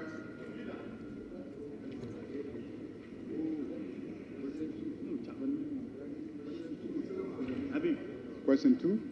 Yes, yes. To who? Yes. Honourable Member, sorry, I think we are left with question number 2. Also directed at the Finance Minister. So I recognize Honourable Frank Yeboah, Echima Nwabiaja North. Right, Honourable Speaker, I come under Order 88.3. And I read, in the absence of a member, any other member so authorized may, with the proper permission of Mr. Speaker, ask the question. So with your leave, Mr. Speaker, if I could ask the question on his behalf. Do you have his authority? Yes, right, Honourable Speaker. Is it oral or in writing? It's oral. Honourable Member, proceed to Thank you, right, Thank you, right, Honourable Speaker. Mr. Speaker, I rise to ask the Minister for Finance what measures have been put in place to ensure the timely release of national health insurance funds to avoid delays in claims of payment to health care providers. Thank you, right, Honourable Speaker. Honourable Finance Minister.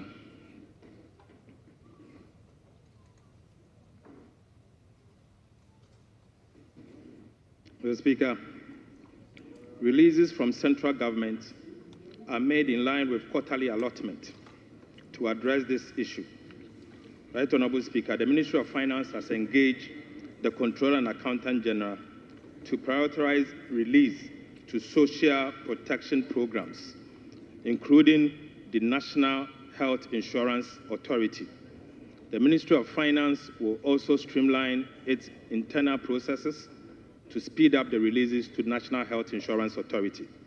Additionally, the Ministry of Finance has increased the resource envelope for the National Health Insurance by uncapping the National Health Insurance levy for the year 2025.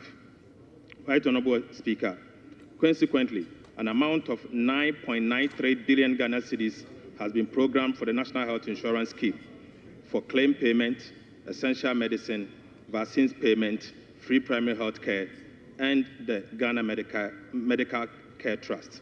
Mr. Speaker, I want to entreat honorable members to assist us pass this formula as soon as possible so that we'll be able to make the releases to the National Health Insurance Authority.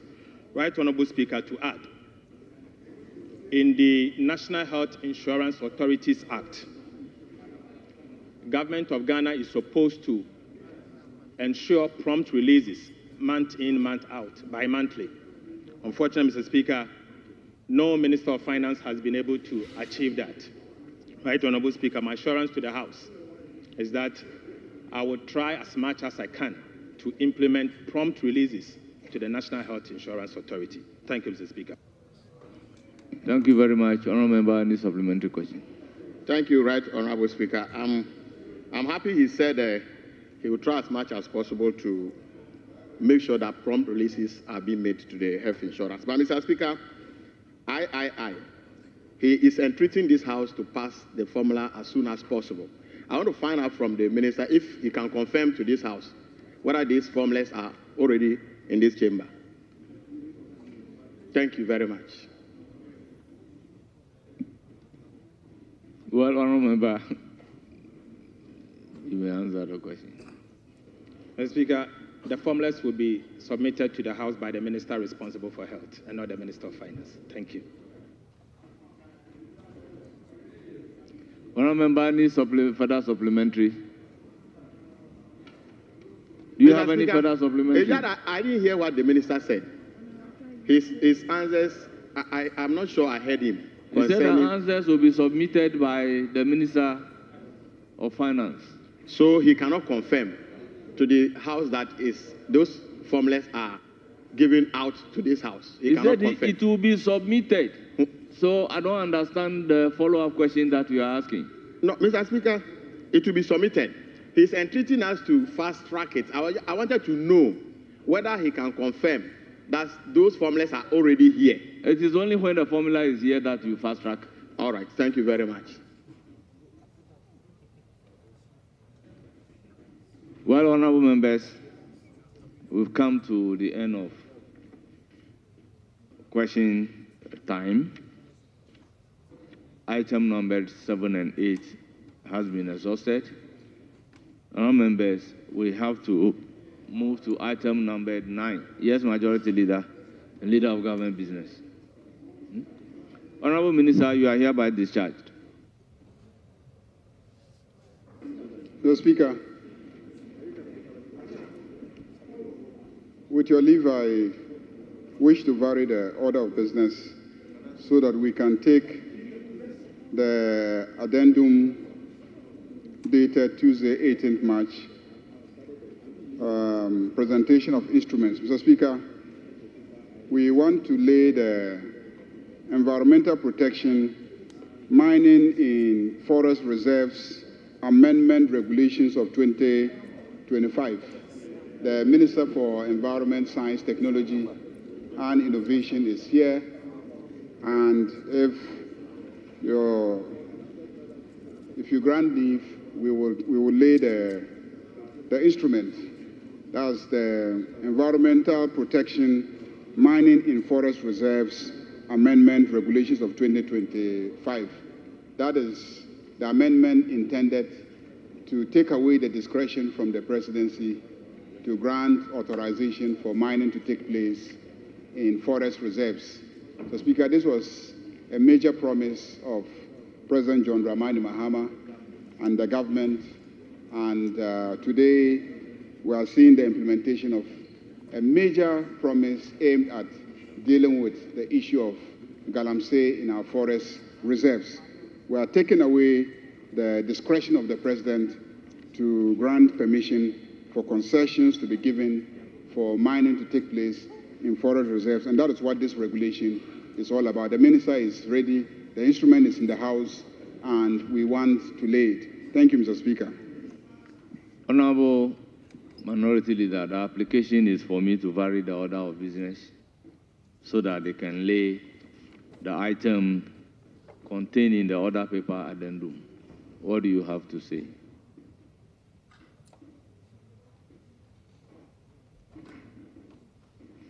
Mr. Speaker,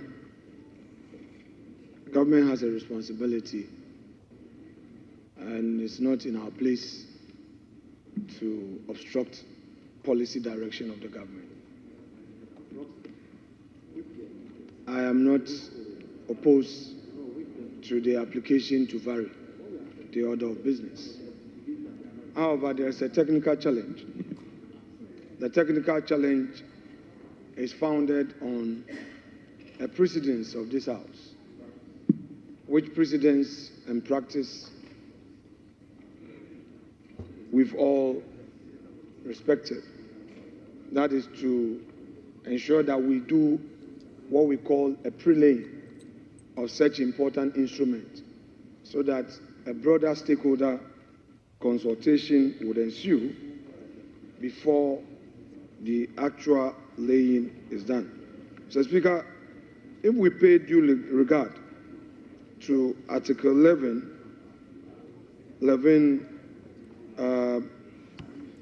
7 of the Constitution, this is what Order 1170 provides.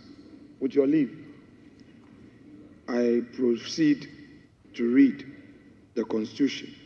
Any order, rule, or regulation made by a person or authority under a power conferred by this Constitution or any other law shall c. come into force at the expiration of 21 sitting days after being so laid, unless Parliament, before the expiration of 21 days, annuls the order, rule, or regulation by the vote of not less than 2/3 of all the members of Parliament. Mr. Speaker, on the basis of this provision, what it means is that if the paper is laid, the instrument is laid, and there is any amendment there too, it can be effected, and it will require a certain number as provided for to even annul or amend or do any other thing to it.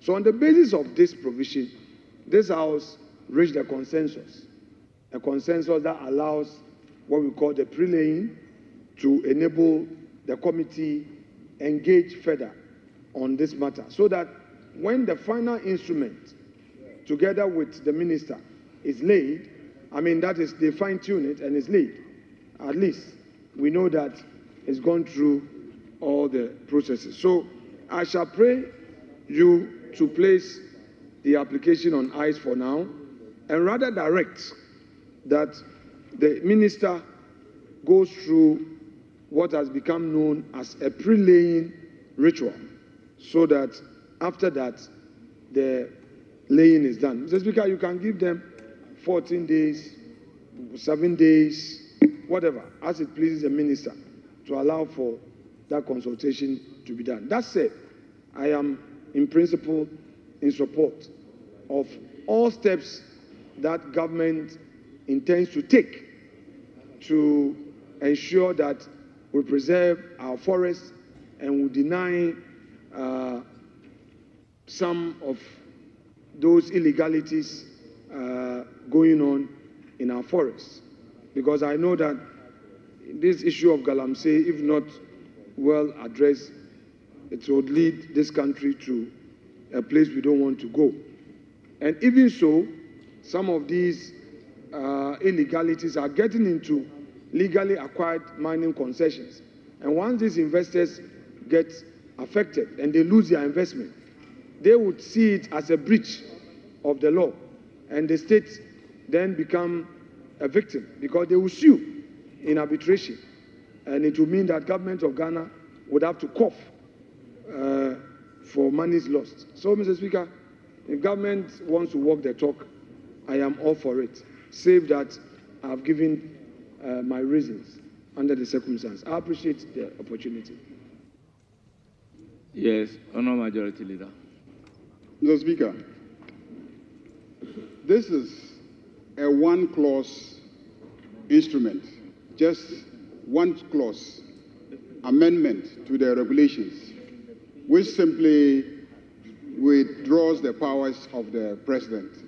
Mr. Speaker, there is consensus across the country that this is a matter that should be done. We don't think that any stakeholder engagements will change anything.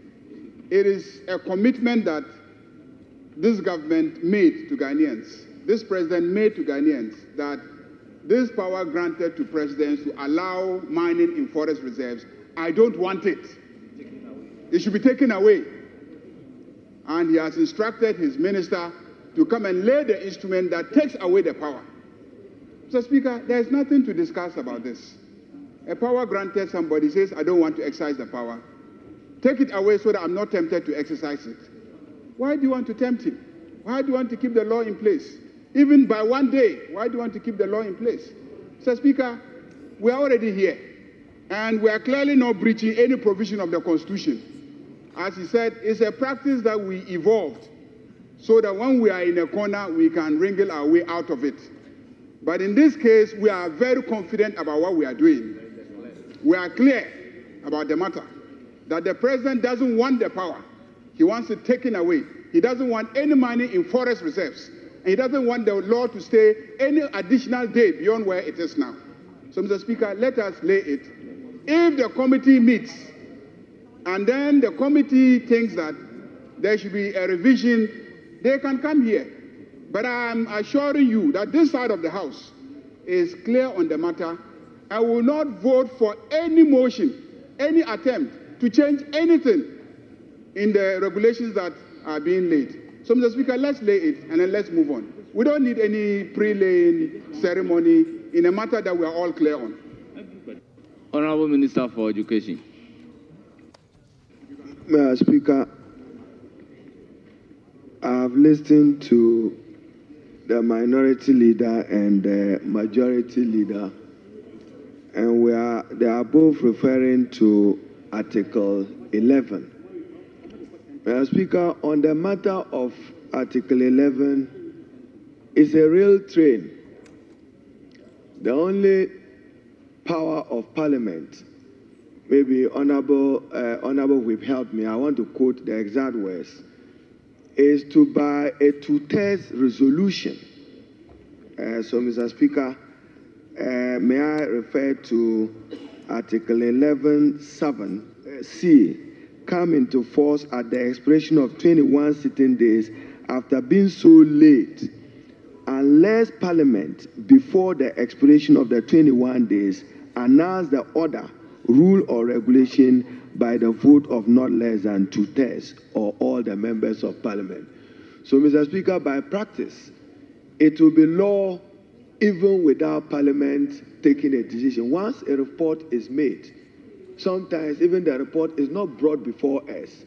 Once the minister lays the report, as he is doing, and the majority leader have urged you to allow him to lay it, because, Mr. Minority Leader, the president is responding to a national emergency of a crisis in Galamsey.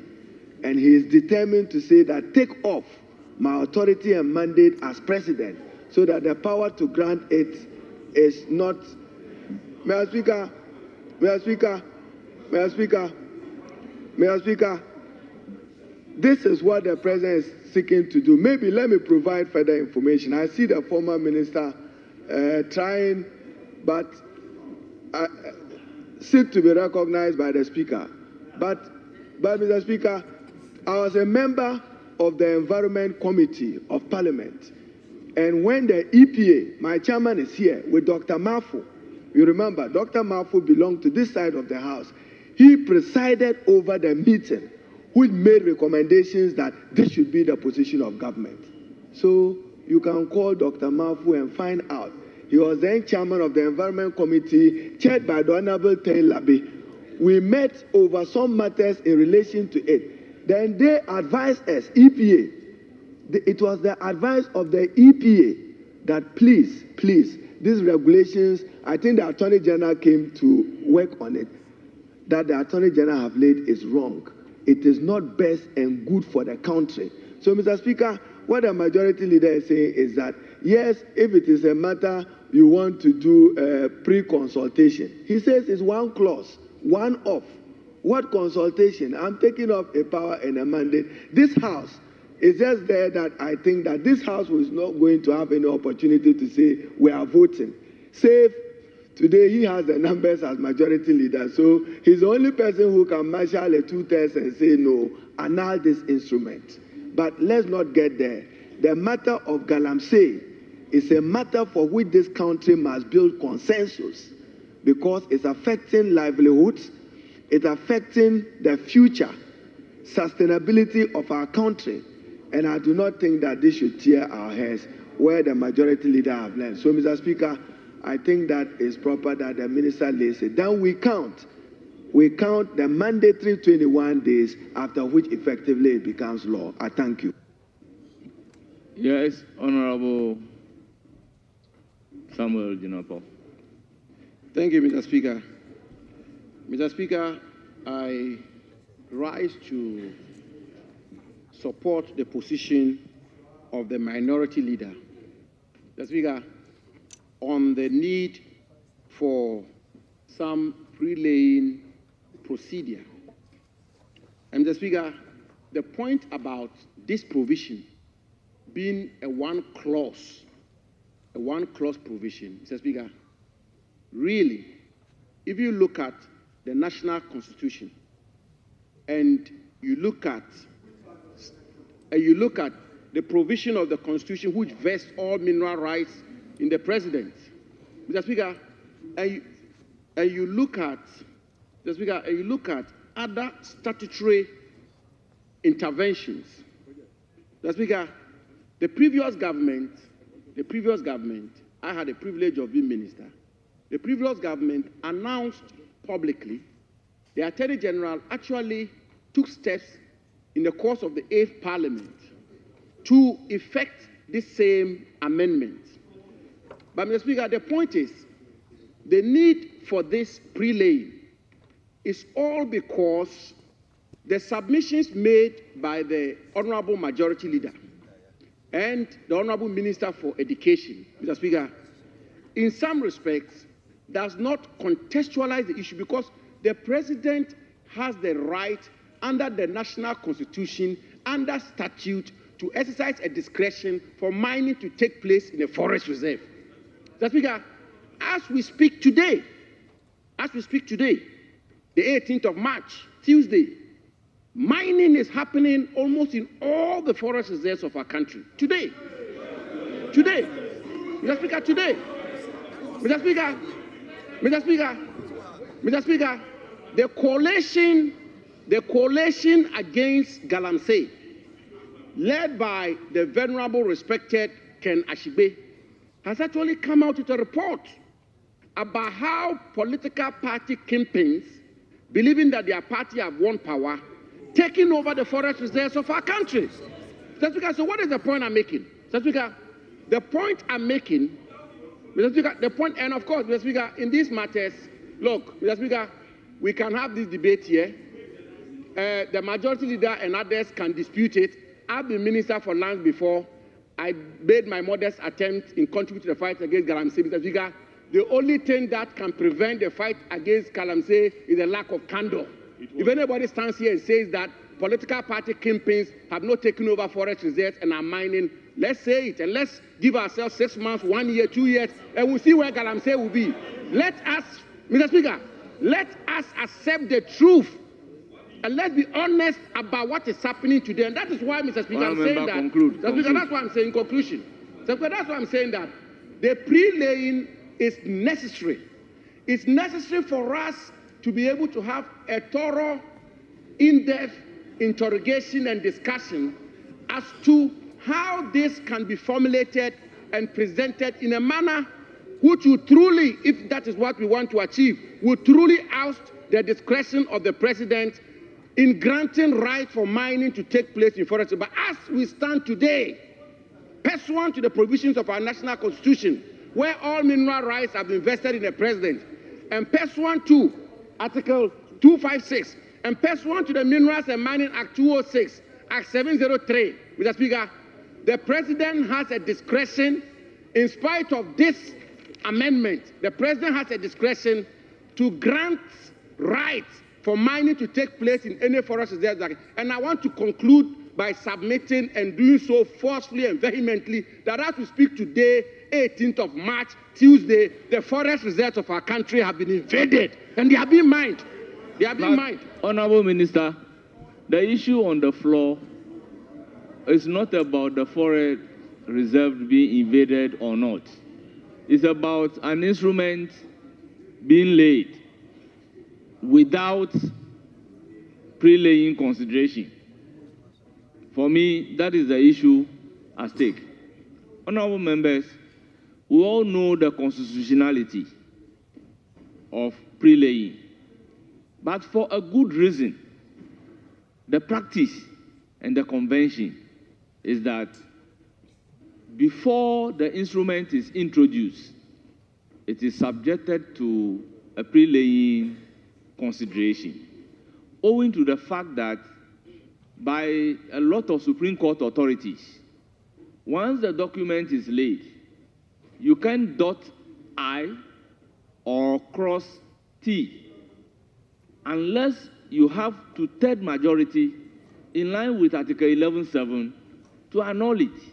Honourable members, we know the agency involved in the ally before us, but with all due respect, I will want to direct and urge upon the subsidiary legislation committee to, as a matter of urgency, conduct a pre-laying within 3 days and report to the House on Thursday. Honourable members, with all due respect, we established the practice to be conducting a pre-laying consideration. So, having regard to the agency involved, honourable members, let's give ourselves for some pre-laying consideration. Then the ally can be laid, and once it is laid, the report will come. If the report did not come after 21 sitting days, then it will mature as law, unless before maturity we have two-thirds majority to annul it. So, honourable members, I will plead that we subject the ally to an urgent pre-consideration, pre-laying consideration. Yes, Honourable Member for Kumbugu. Thank you, Mr. Speaker. I want to also suggest that we include the Environment Committee. Since we look at the technical bit of the subject area, I think that well, the environment this is a subsidiary legislation. There is nothing technical for environment to look at. So, the Minister, before coming to the majority. Thank you, Mr. Chairman.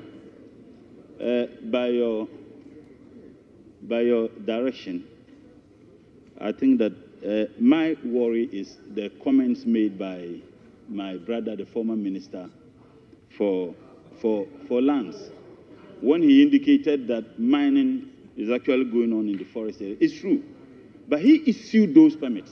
He issued those permits, and what we are seeking to do, he issued them. He issued them, and what we are seeking to do is to ensure that people do not engage in such mining. And in fact, yes, Honourable Minister. Yes, I agree perfectly with you, but I zero it down to the fact that the issue for consideration is whether or not we should go ahead and lay the instrument without pre-laying consideration, or we should abide by the practice and convention and go by a pre-laying consideration. Honourable members, with all due respect, once that is the practice, Parliament has over the time abide with. Honorable members, I mean, Thursday is just at the corner.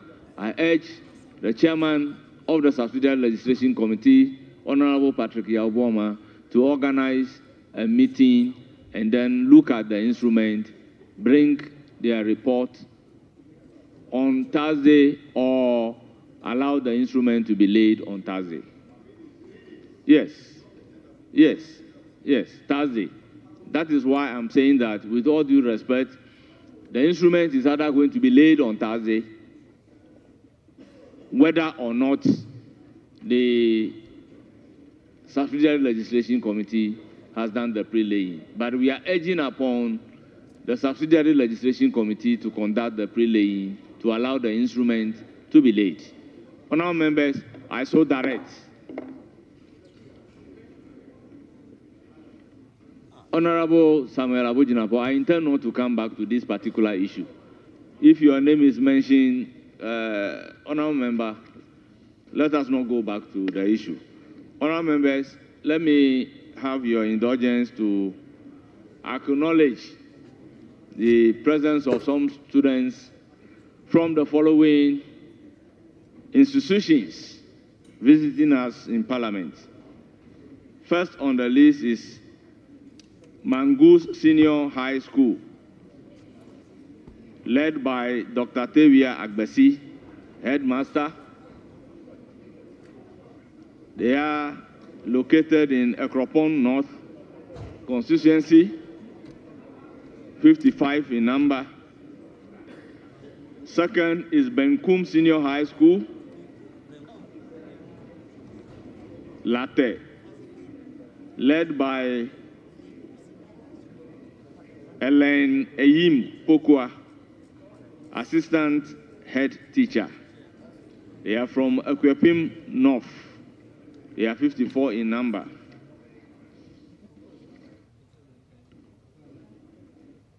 We also have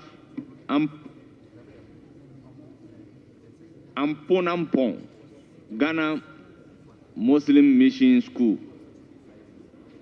led by John Atta, head teacher.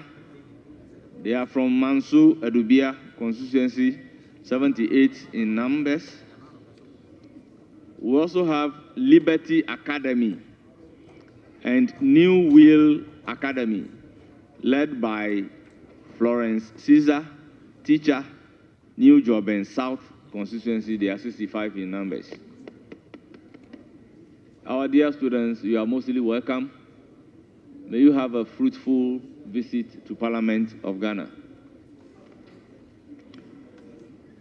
Honourable members, leadership, we move to item numbered 9, statement. Yes, Honourable Samuel Abujinapo, on the statement. Mr. Speaker, I come under Order 93.1, Mr. Speaker. And Mr. Speaker, with your indulgence, I will read. By the indulgence of the House and leave of the Speaker, a member may explain a matter of personal nature or make a statement on a matter of urgent public importance at the time appointed for statements under Order 67.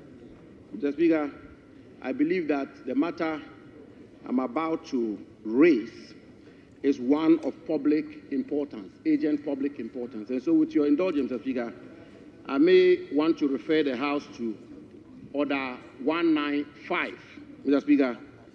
And Order 195, Mr. Speaker, Order 195, with your permission, I read. 1951 states, the statement of the estimate of revenue and expenditure of the government in respect of each financial year referred to in these orders as the quote, budget statement and economic policy of government, end quote. Mr. Speaker, with emphasis. And I repeat, quote, budget statement and economic policy of the government, end quote. Mr. Speaker, that statement is defined by Order 1951. It names it, defines it as a budget statement and economic policy of the government. Mr. Speaker, I then will respectfully refer you to Order 201. Mr. Speaker, Order 201. Order 201 is titled Debate of the Budget. Mr. Speaker, with your indulgence again, I will quote.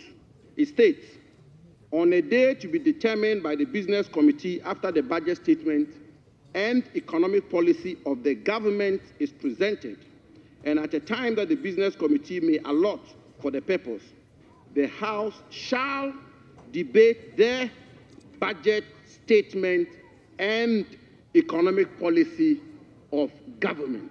So, Mr. Speaker, you will see that under Order 195, where the statement is classified as budget statement and economic policy of the government, in Order 201. But, Honorable Member, is that not the same issue raised by the Deputy Minority Whip, Honorable Habib? Honorable Member, come along to Standing Order 1235 and read.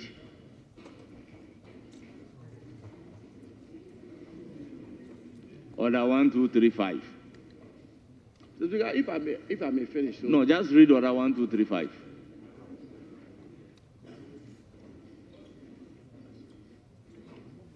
Standing Order 1235.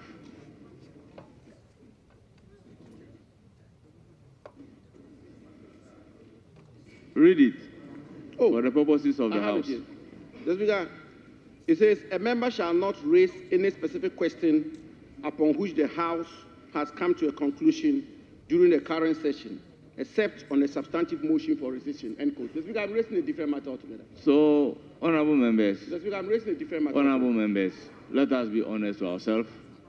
Honorable Deputy Minority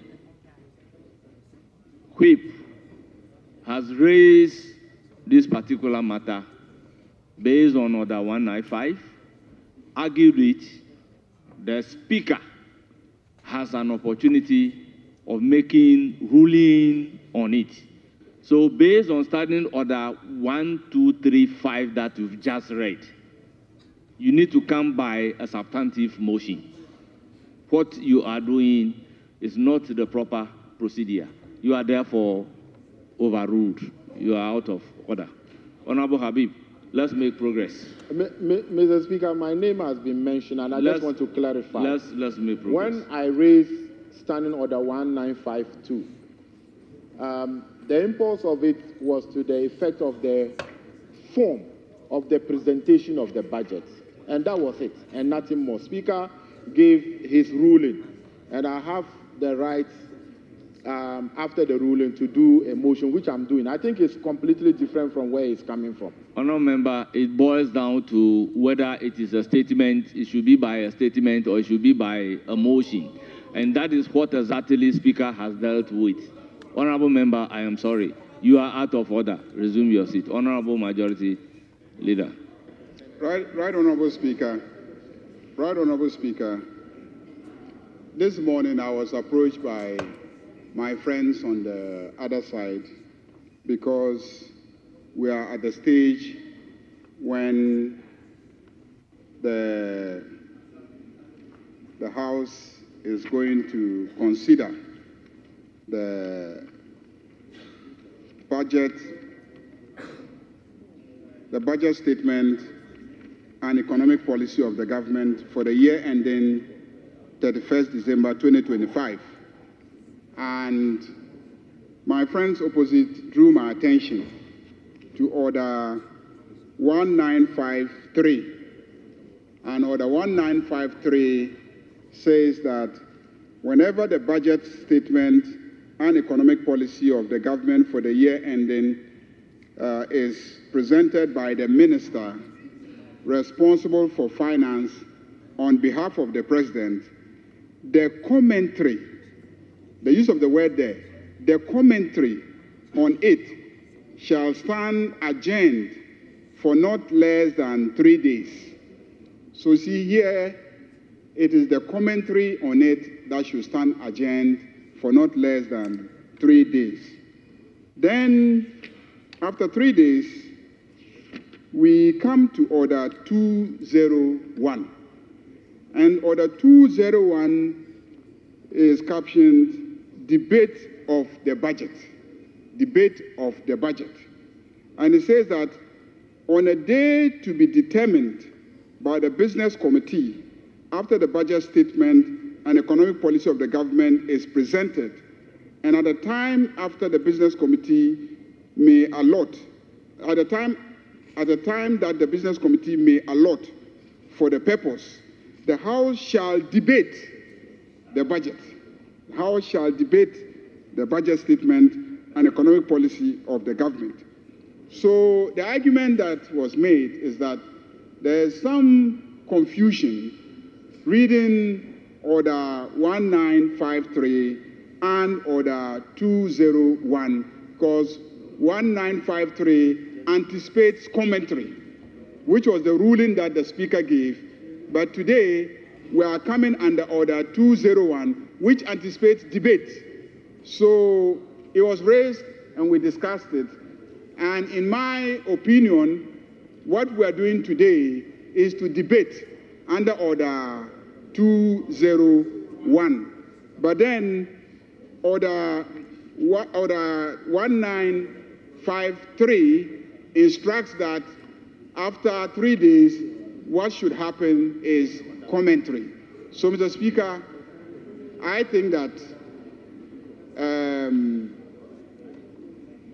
what we are going to do is under Order 201, which is the debate, because that's what the budget, the provision makes for.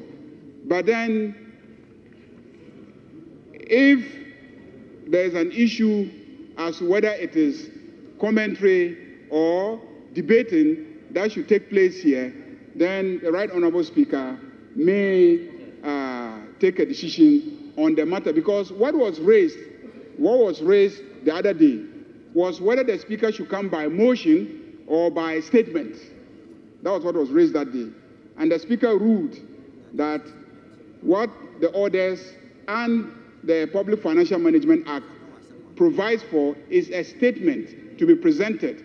And since our rules make provision for statements to be made by a minister, he is admitting it as a statement. So that was my understanding of the ruling of the Speaker on that date. And this issue about whether it should be debated or commented on was the basis of the argument of the minority on that day.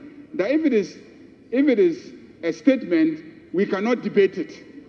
So it should be a motion so that we can debate the motion. But the Speaker ruled that it is provided for that it should come as a statement, and that afterwards we will comment on it. But then today we notice also that Order 210 makes provision for debate. So, Mr. Speaker, I think that this is a matter that, in my opinion, I think the drafters of our standing orders, probably there was an oversight, and so let's just allow the process to continue unless you want to make a ruling on the matter.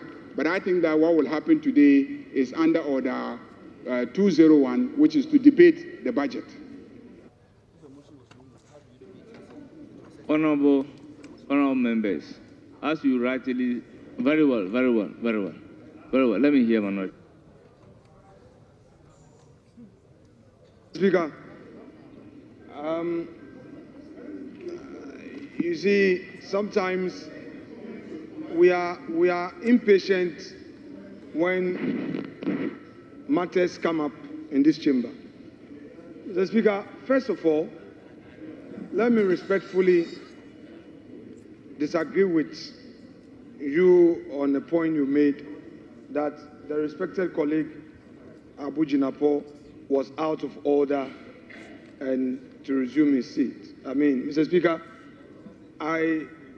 flowing from what the leader of the House just said, I want to add my voice to what he just said by saying that our colleague was not in any way out of order.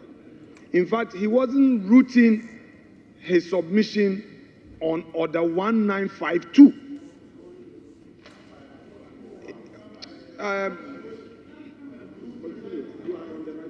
he was not coming under Order 1952. It was Order 1952 which Mr. Speaker ruled upon. And in fact, to enrich the jurisprudence of this House, I am aware that Honorable Habib Idrisu has filed a substantive motion under Order 127 to challenge the ruling of Mr. Speaker on this matter. And I don't know when the motion will be taken. But it was raised to cure this very important matter. Mr. Speaker, when we are interpreting our rules, we interpret by looking at procedure and prudence. Procedure and prudence. We look at them conjointly to enable us avoid absurdity in any conclusion we may arrive at. I am particularly happy that the respected leader of this House is getting closer to the earlier position of the minority on this matter. Because, Mr. Speaker, on the said date, the gravamen of that contention really was this House is empowered to determine the form. And we did so mindful of Order 201. We did so mindful of Order 201. But here we were, because we are a mighty few, and there's a super majority. We know what happened. I wouldn't want to repeat. Today, we are getting to the cul-de-sac. That cul-de-sac was created as a result of impatience. And he, the member, a respected lawyer who has been in government before, who knows the procedure, is this day drawing our attention to this important matter, that as we find ourselves, are we going to make commentary or debates on this matter? Mr. Speaker, this House is stopped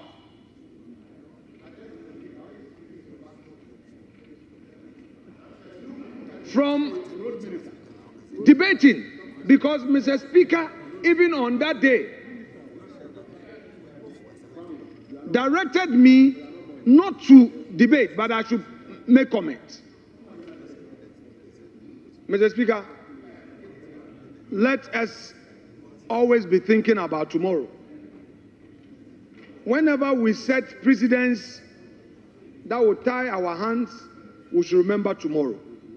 Mr. Speaker, please, I would plead with you, because the respected majority leader has now put the application in proper perspective, that this application is not about 1952. And at least it is clear with us. I would pray that with your special leave, the applicant be allowed to mount his application, conclude his submissions, so that we can, as a House, make a determination on this matter. No, Honorable Kwame Agboja, I am not, the application was not rooted on 1952. As for that ruling by Speaker, nobody is attacking it. There is a formal motion to deal with it. But he is coming under 201, and he's laid a foundation through order 91. Is it 93 or 91? 93. So he laid that foundation to take oxygen from 93 to proceed. So, Mr. Speaker, now that there is clarity, especially from the majority leader, and I supporting that view, may you allow him to please make the application, unless there's something else. Honorable Majority Leader. I thought the clarity was to terminate any attempt to hijack this House. I thought that was the essence of the clarity that I brought. The clarity that I bring to this discussion is that the issue is whether or not we should be commenting or we should be debating. That is the issue. Should we be commenting or debating? And I'm saying that let's not belabor the point. Order 1953 makes reference to commentary after 3 days. Now, Order 201 then makes provision, elaborate provision, for how to deal with the budget statement, and it says debate. Mr. Speaker, I don't know what your statement was. I don't know whether you said we are going to comment, and that is the basis for the statement. But if you look at item 9, you said we should go to item 9. Item 9 simply says statements. It doesn't say commentary or debate. It just says statements. Now, Order 201 tells us that we are to debate the statement.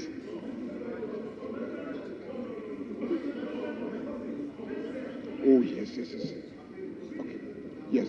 So, Mr. Speaker, if we are coming under Order 201, and we discussed it this morning, that it should be commencement of debate.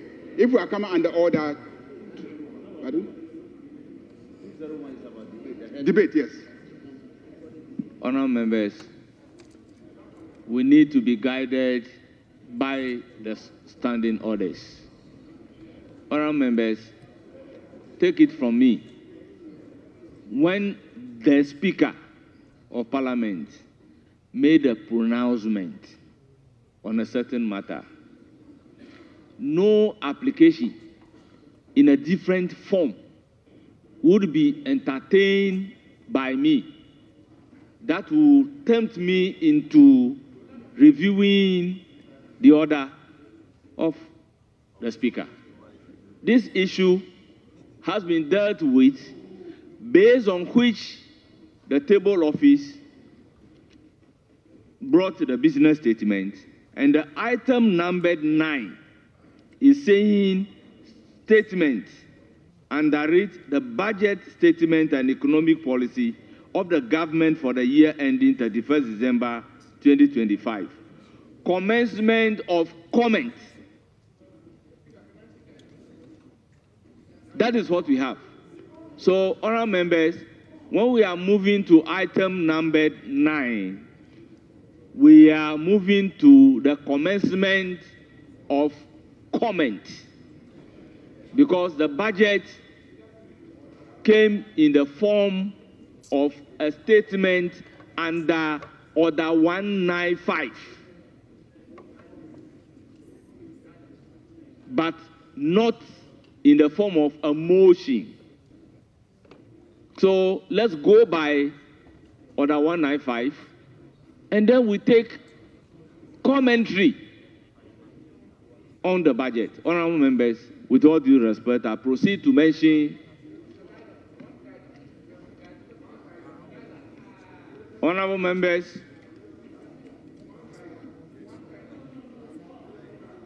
Dr. Mohammed Amin Adam, you have the floor.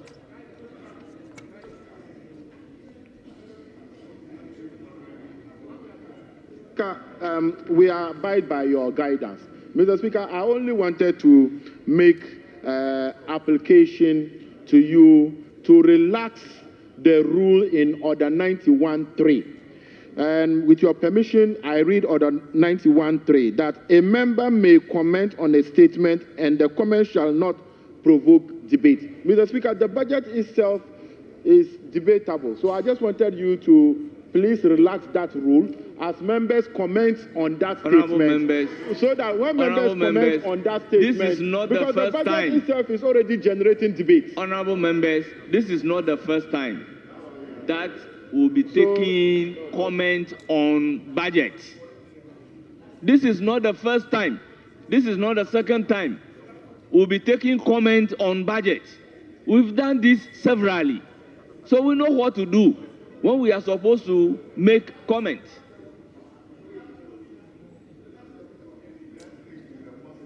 Honorable Majority Chief Whip. Speaker, indeed you are right. In fact, 2 years ago and the year before now, comments by members was limited to commentary and not debate. The former majority leader, the Honorable Osei Mensah, was in this seat. And he made it clear that the then finance minister, the Honorable Ken Ofori-Atta, presented the budget statement in the form of a statement. So we were limited to only making comments. So I believe that, like the Speaker rightly said, this is not the first time members will be required to speak to a matter by way of commentary to the budget statement. So, Mr. Speaker, I agree. Mr. Speaker, I agree that we go by way of commentary, and then the prayer that the rule be relaxed. I agree with you. We are masters of our own rules, and where there's no specific provision, Speaker, you interpret. So I agree with the prayer that relax the 91(3) so that we can make progress. Speaker, I thank you for. Honorable members, be assured, I have debated or commented on a budget before. When the budget is in the form of motion, we debate. When it is by a statement, we make comment. So I have experienced all in this house. So sitting down here, I know what exactly to do. So, Honorable Dr. Mohammed Amin Adam, you have the floor. Honorable members, it is agreed that the ranking members will speak for 15 minutes, and then the non-ranking members or chairman or vice will speak for how many minutes? 10 minutes.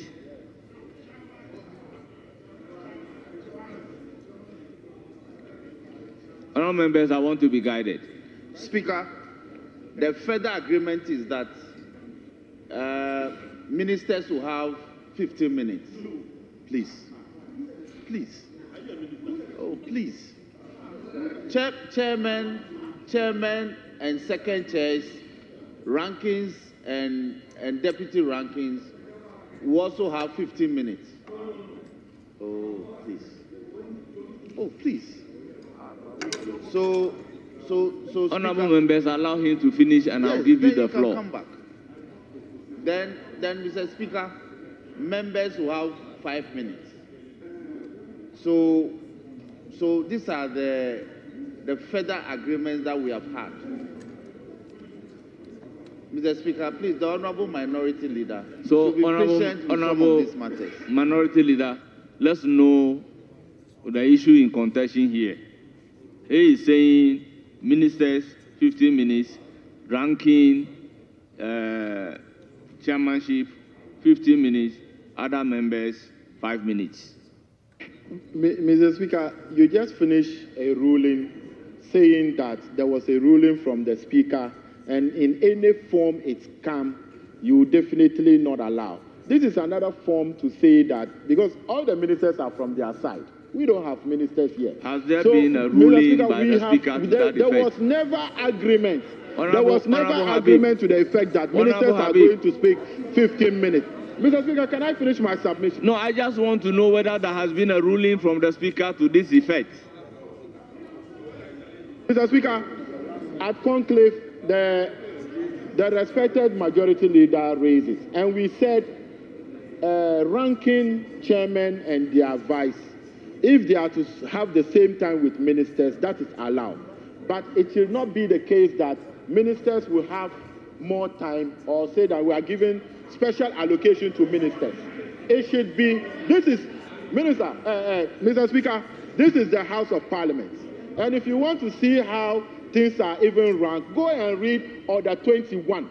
When we are debating or we are talking about ranking of how people speak in this chamber, We are recognized as members of parliament here. And we agree that if ministers and chairmen and ranking have the same time, we don't have a problem with it. Yes, but what you are saying is that you are saying that they should have 10 minutes. But and the ministers will have 15 minutes. honorable member, what he said, I put it down. He is saying that ministers 15 minutes, ranking chairman 15 minutes. So ministers don't have a time different from the ranking and chairman. So it means you are all speaking the same language. So honorable members, let's make progress. But what you said was that the ministers, ranking and chairman should be given the same time limit. And that is what exactly is here. Very well. Majority Leader, I think we've resolved the issue. Yeah, but Mr. Speaker, an additional matter that we discussed at pre-sitting meeting. Mr. Speaker, on the day that the finance minister presented the budget, he did not present sector by sector policy statements. And he indicated that the individual ministers will come to this House and present their sector by sector policy statements. So arrangement is being made on a daily basis to have the different ministers come and lead the commentary with a presentation of their sectoral policy statements. Then we can comment on it. So that is the arrangement that we are putting in place to take on board the statement made by the Minister of Honorable Finance. Majority Leader, I believe if a minister is here based on or pursuant to the budget to come and make a policy statement as promised by the finance minister, he should be accommodated to do so. But for now, comment on the budget starting from Dr. Mohammed Amin Adams. Ranking member, so you have 15 minutes. Well, Mr. Speaker, thank you very much for the opportunity. I actually prepared to debate on the budget. Now I have to make a comment. Mr. Speaker, this budget that was presented by the Minister for Finance lacks credibility in many ways. They promise to give jobs to the youth of our country, but the budget cannot deliver jobs. They promise to grow the economy. The budget cannot deliver growth. For example, a criminally mismanaged economy in the words of President Mahama produced economic growth of 5.7% in 2024. The reset economy is projecting to grow at 4%. I thought that if they really meant to fulfill the promise of growing the economy, taking over from us with a strong growth, they would have projected to grow above 5.7%. Unfortunately, that is not to be. Mr. Speaker, the credibility issues in this budget are due to inconsistencies between the budget text, the text of the budget, and the appendices, which constitute the meat of the budget. It's also because of the underfunding of priority initiatives. Almost all the priority initiatives of the government, whether it is Nkoko Nkitiki, Nkitinkiti, whether it is Ajumawura, whether it is the National Apprenticeship Program, they are all relying on the vote for goods and services. But the goods and services vote, Mr. Speaker, is heavily underfunded in this budget. If you look at appropriation, in appropriation, allocation of 6.9 billion Ghana cedis has been provided. But if you go to the appendices to see the specific expenditure allocation to the various MDAs, goods and services total 22 billion Ghana cedis. And so I see a mismatch, inconsistency between what is in appropriation, which led to the fiscal balances the minister announced, and what is actually contained in the appendices under expenditure allocations for the various MDAs. And so goods and services has been heavily underfunded to the extent that we have a funding gap of about 15 billion Ghana cedis.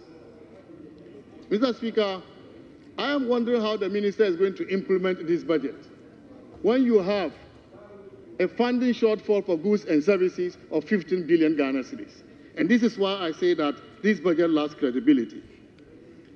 I'll give you, Mr. Speaker, and honorable members, another illustration in the area of education priority initiatives.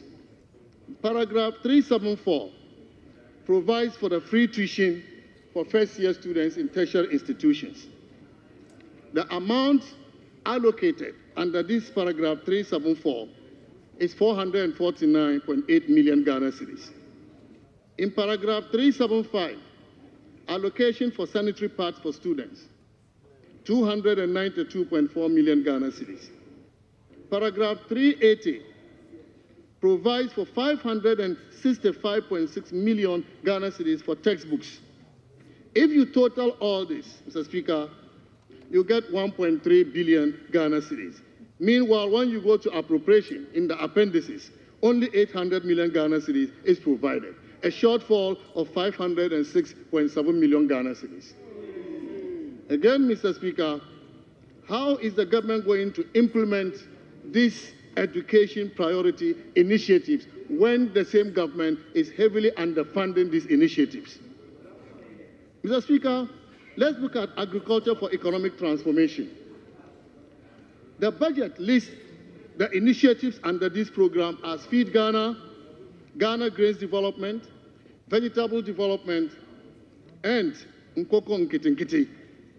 Mr. Speaker, paragraph 390 of the budget provides that a total of 1.5 billion Ghana cedis has been allocated towards the implementation of the Agriculture for Economic Transformation Initiative. But, Mr. Speaker, again, you go to the appendices, which is the meat of the budget, and only 924 million Ghana cedis is provided there. Again, a shortfall of 575.6 billion Ghana cedis. And so, Mr. Speaker, we can also look at the Big Push initiative. It's a $10 billion initiative. Average for the 4 years of President Mohammed's term will give you 2.5 billion United States dollars. If you use the exchange rates used in the budget, 16 cedis to $1, $2.5 billion will give you 40 billion Ghana cedis. Meanwhile, in appropriation, only 13 billion Ghana cedis is provided for the Big Push for this year. Again, there is a funding gap of 27 billion Ghana cedis. Mr. Speaker, all the major initiatives are underfunded. Many inconsistencies between the text of the budget and the appendices. And Mr. Speaker, with this underfunding of these great initiatives, as they want us to believe, I am wondering if President Mahama is ready to fulfill the promises that he made to the people of Ghana. Minister, be careful. Mr. Speaker, the credibility of the budget is further questioned by the fiscal balances announced in the budget, both for the 2024 outturn and the projections for 2025. A deficit of 7.6% for the overall fiscal balance on commitment for 2024, and a deficit primary balance of 3.6% on commitment for 2024. These fiscal balances, Mr. Speaker, do not reflect the true fiscal performance of the economy. The IMF now demands, as part of the IMF program, a condition for a comprehensive audit of the famous 49 billion Ghana cedis, which the minister manipulated to arrive at the fiscal balances that he announced. Mr. Speaker, the Honorable Minister himself said in paragraph 135 of the budget. Honorable Majority Leader. Honorable Majority Leader. Honourable members, if the rule is that if the majority leader and the minority leader are on their feet, I should not recognize them. Please, let's set it out like that so that we can all go by it. But when I am advised that when leadership, majority leader and minority leader are on their feet, they must be recognized. I must do so. Mr. Speaker, Honourable Majority Leader. Mr. Speaker, the former Minister for Finance is somebody that I have respect for, and he knows that. But Mr. Speaker, to say that the minister is manipulating figures and feeding the manipulated figures to the IMF, Mr. Speaker, that is a very serious charge. It's a very, very serious charge. And I don't think he should be making such statements in a debate. To say that the minister is manipulating figures in order to derive a certain outcome is to impute improper motives and conduct Honourable to the minister. members, so please, objection is sustained. Can you we need withdraw to that be and continue? guided by the rules. Accordingly, Withdraw that and I continue, direct please. that the statement imputing that the minister has manipulated figures should be expunged from the record.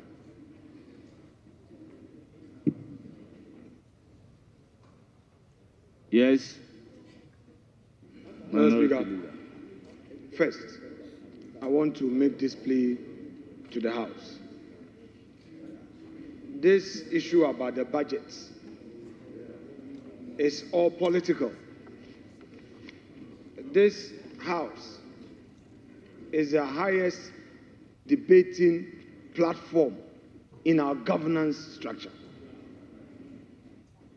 If the understanding is that we should allow the comment to flow, I will plead with all of us through our leader that we should allow same to be observed. If we will take turn to be raising points of order to, then we should say so. As far as I'm concerned, the former Minister of Finance made that statement in context. And what has happened within the last 5 minutes is basically to distort the flow in his comment. Mr. Speaker, you see, it should never be said of the majority leader. Majority leader, it should never be said that you are now,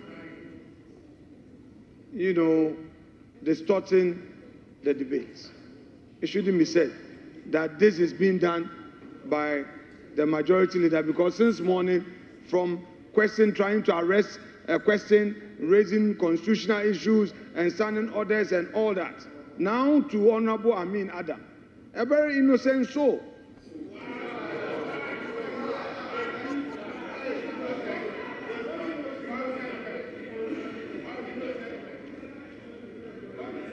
If point of order against some other persons, including myself, we will take it.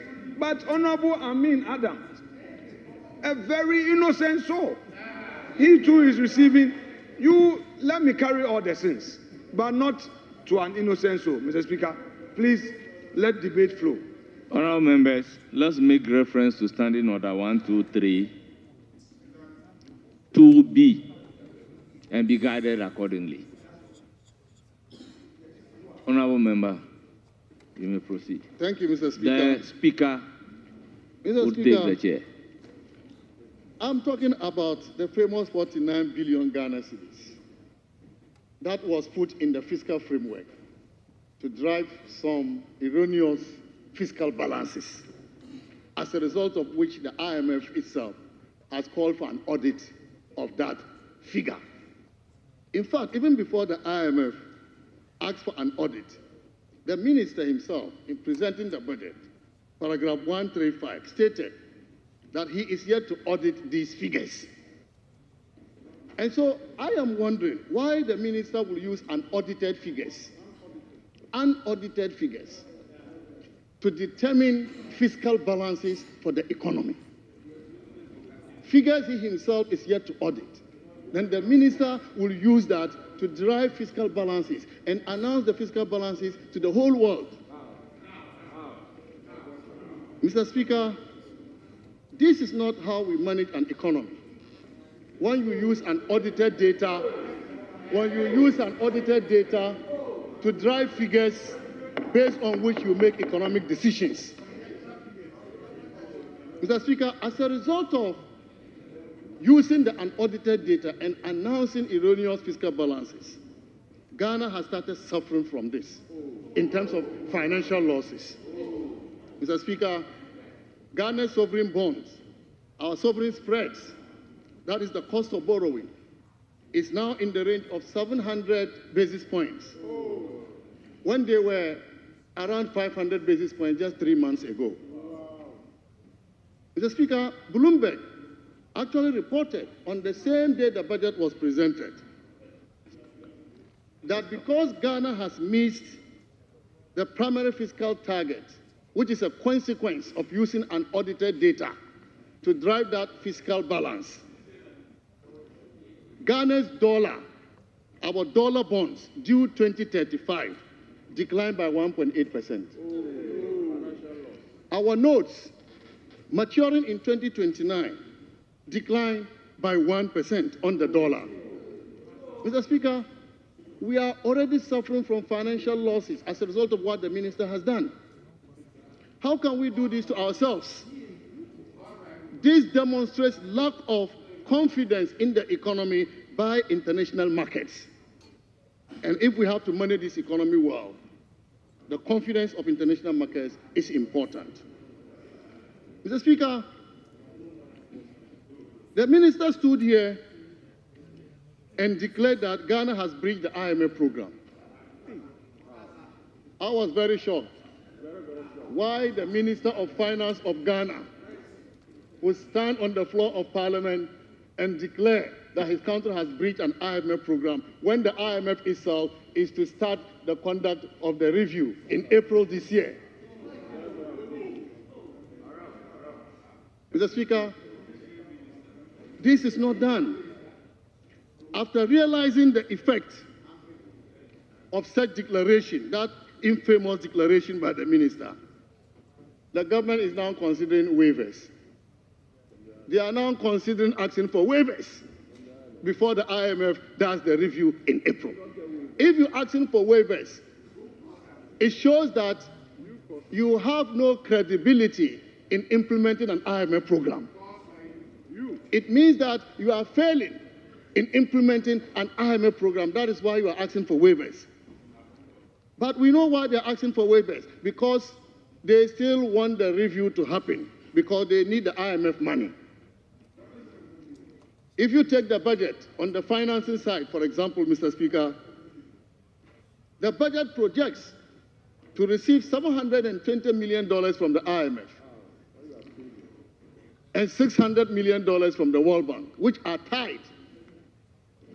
But what the minister also does not understand is that it is not only the money that will come from the IMF and the World Bank. The reliefs we got as a result of the skilled negotiations we did with our international Eurobond holders, $4 billion in outright debt cancellation, and $7.5 billion in debt service relief will all be lost to Ghana. This is why the minister, after declaring that Ghana has breached, is now thinking about applying for waivers, because they know the implications of what the minister has done. Mr. Speaker, this will be in addition to the policy credibility Ghana will lose of breaching an IMF program, an important yardstick for attracting international investors into our economy.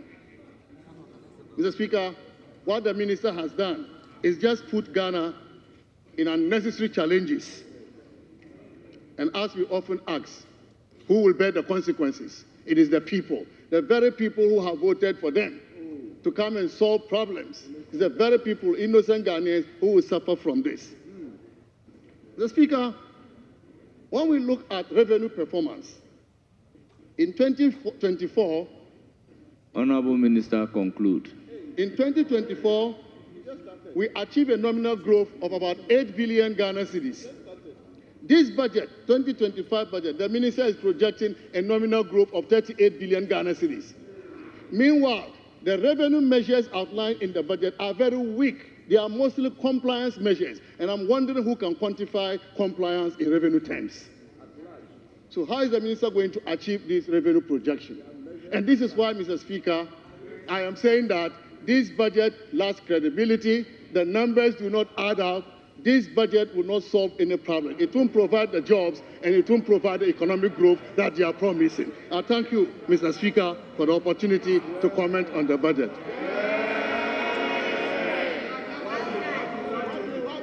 Honorable members, order. I proceed to give the floor to Honorable Azika Dongo. Honorable Azika Dongo, thank you very much. You have 15 minutes.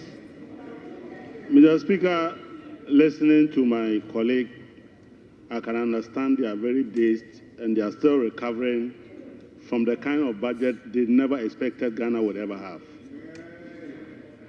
Mr. Speaker, they are wondering how we put together such a budget without going to borrow $3 billion from the international capital market. For them, that type of budget can only be financed with borrowing on the international capital market, and even use some of it to celebrate with kinky and fish. So we have come to teach them how to run an economy properly, so to speak. In fact, at some point in time, I was almost going to ask MTN to audit their books whether some of the quick loans have not found their way to these people. Because they were so loan-driven that they didn't know that you could manage an economy from generating internal resources. But, Mr. Speaker, in 2019, the government of Ghana, led by Ken Ofori-Atta, the then finance minister, went to the IMF after he failed to meet the performance criteria and applied for waiver for the non-observance of performance criteria. So if we have those people who have ever asked for waiver for non-compliance with performance criteria, there they are. They did it in 2019.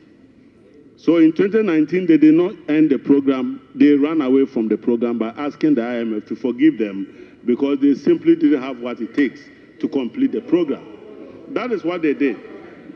But, Mr. Speaker, audited financial data. When did we ever come here to present a budget with audited financial statements? When you come here to submit a budget, you normally will come here in November. I'm saying that you normally will come to this house with your budget in November. The financial year wouldn't have even ended for you to even audit. And you have been doing that for 8 years. And today you are asking that we should have come with audited financial statement before we can declare the deficit that we inherited. What type of logic is this? Where does that happen? I don't know when that started happening. So, Mr. Speaker, our situation, our country has been messed, and we are doing a lot of work to bring this economy back on track. Mr. Speaker, when you inherit an economy that is a galamsey economy, you inherit an economy that has borrowed up to the roof and declared bankruptcy. Mr. Speaker, you need to do a lot of heavy lifting in order to put the economy back on track. You don't generate growth when you are doing heavy lifting. You do that when you have reset the economy, then the economy will be on the path to growth. So wait until the following year, you will see when the resetting starts working, that the economy would overperform. In any case, when they believed in their economy, they budgeted for growth of 3.2%. That was the budget you brought here. So why are you speaking to out-turns? Wait till the out-turns come and you will notice that we may likely achieve a target of more than 4%. We are being cautious because we understand the amount of heavy lifting that we need to do. Mr. Speaker, They are surprised that we are running an economy where we understand that as social democrats, you don't take money from the poor to take care of the rich. So when they were taking money from the poor, Ghana now has a president which is very empathic, a humane president who says the poor has been shouldering the development of our country, so I am going to give you respite. So here, today, you will find that we are abolishing all those taxes that you impose on the poor. E-levy is no more. We are abolishing e-levy. And tomorrow, he will be with me to move the processes towards abolishing that tax so that His Excellency can sign it into an act and repeal it. Mr. Speaker, we have a country where the government of the day was looking in all places for taxes. Every least excuse, they will impose a tax. They said there is Bola sitting at Nima, sanitation tax. They said there's a disease called COVID-19 tax. The people of Ghana are very lucky. By now, we have been hearing deportation from the United States levy in our country. The war of tariffs, the tariff war, we have been hearing tariff levy because our economy is suffering from Donald Trump. But here, Ghanaians don't even know that there's a tariff war. Ghanaians don't even know that Ghanaians are being deported because we will not ask them to pay levies for the people that are being deported. And this is how we are going to run this economy and teach you so that next time in 2058, if you ever happen to come back here, you will not be imposing taxes on the poor. Mr. Speaker, I heard somebody mention gold for oil. Please, and please, this is the last time you should even attempt to talk about gold for oil. I'm surprised that as a government, we decided to carry the risk of everybody onto the Bank of Ghana. So the Bank of Ghana was losing money from price fluctuation in the purchase and sale of gold.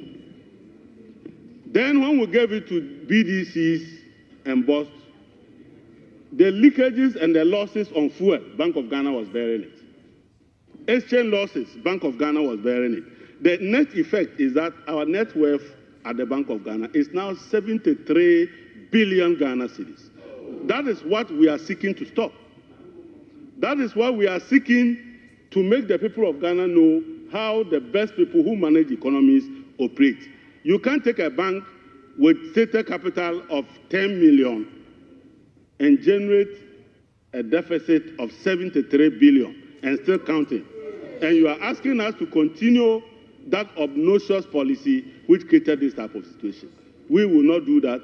We will find a better way to support the system and make sure that the city is truly stable.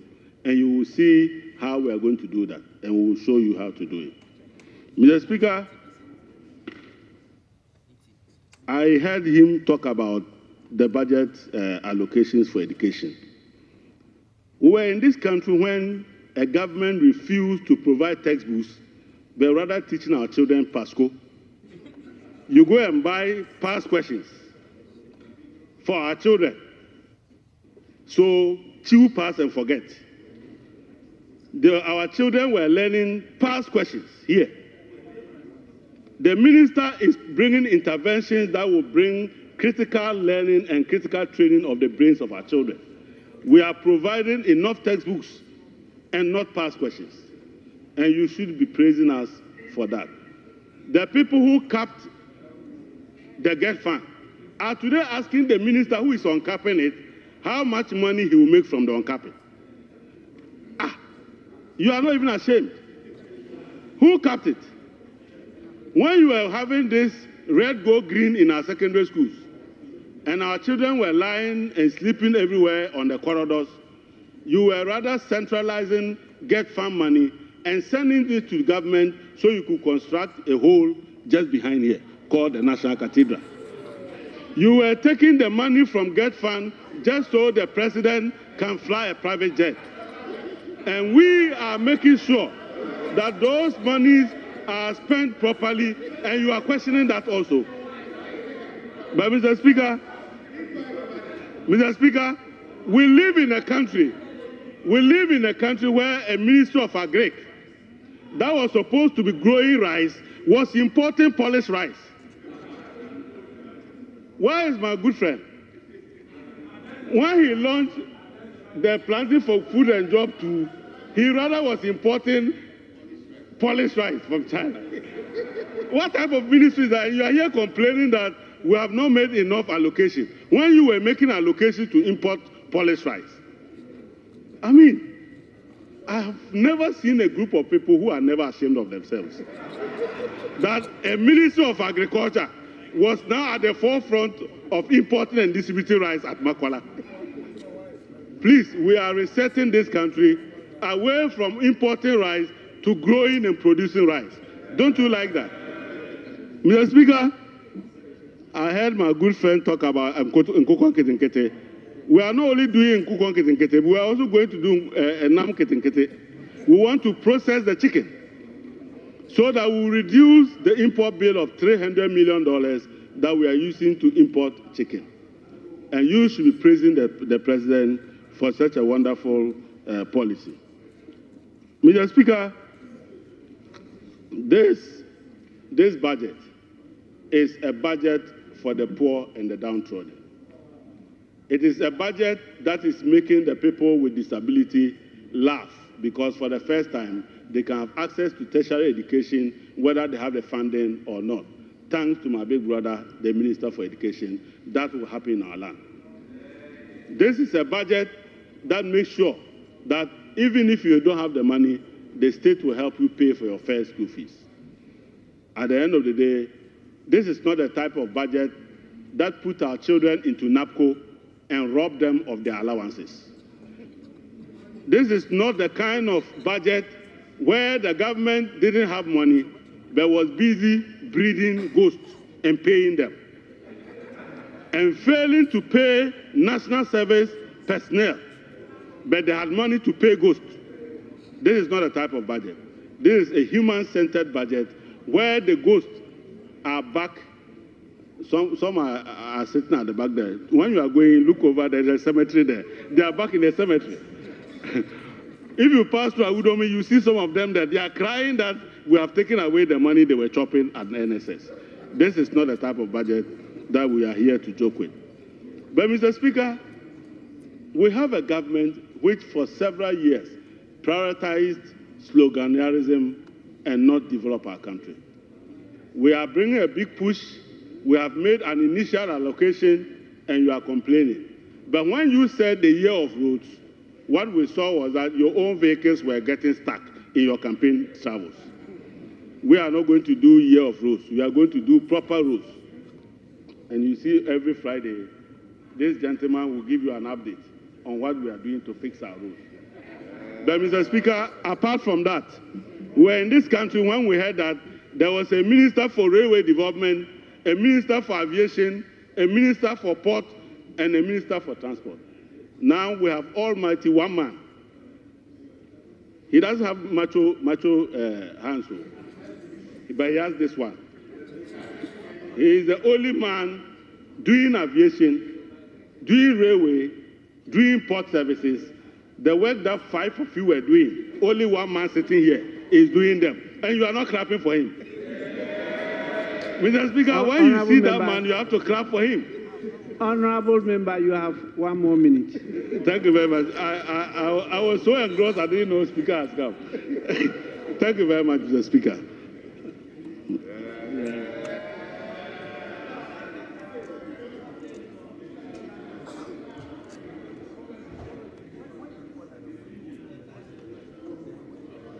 I said you had 1 more minute, but we are happy you have concluded. Thank you very much, Mr. Speaker. You have scared some people. They don't want to see me on my feet. Honorable Habib. Please, I haven't resurrected you.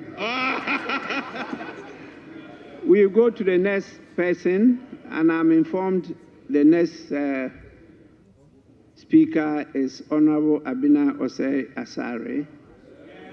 And you also have, is it 15 minutes?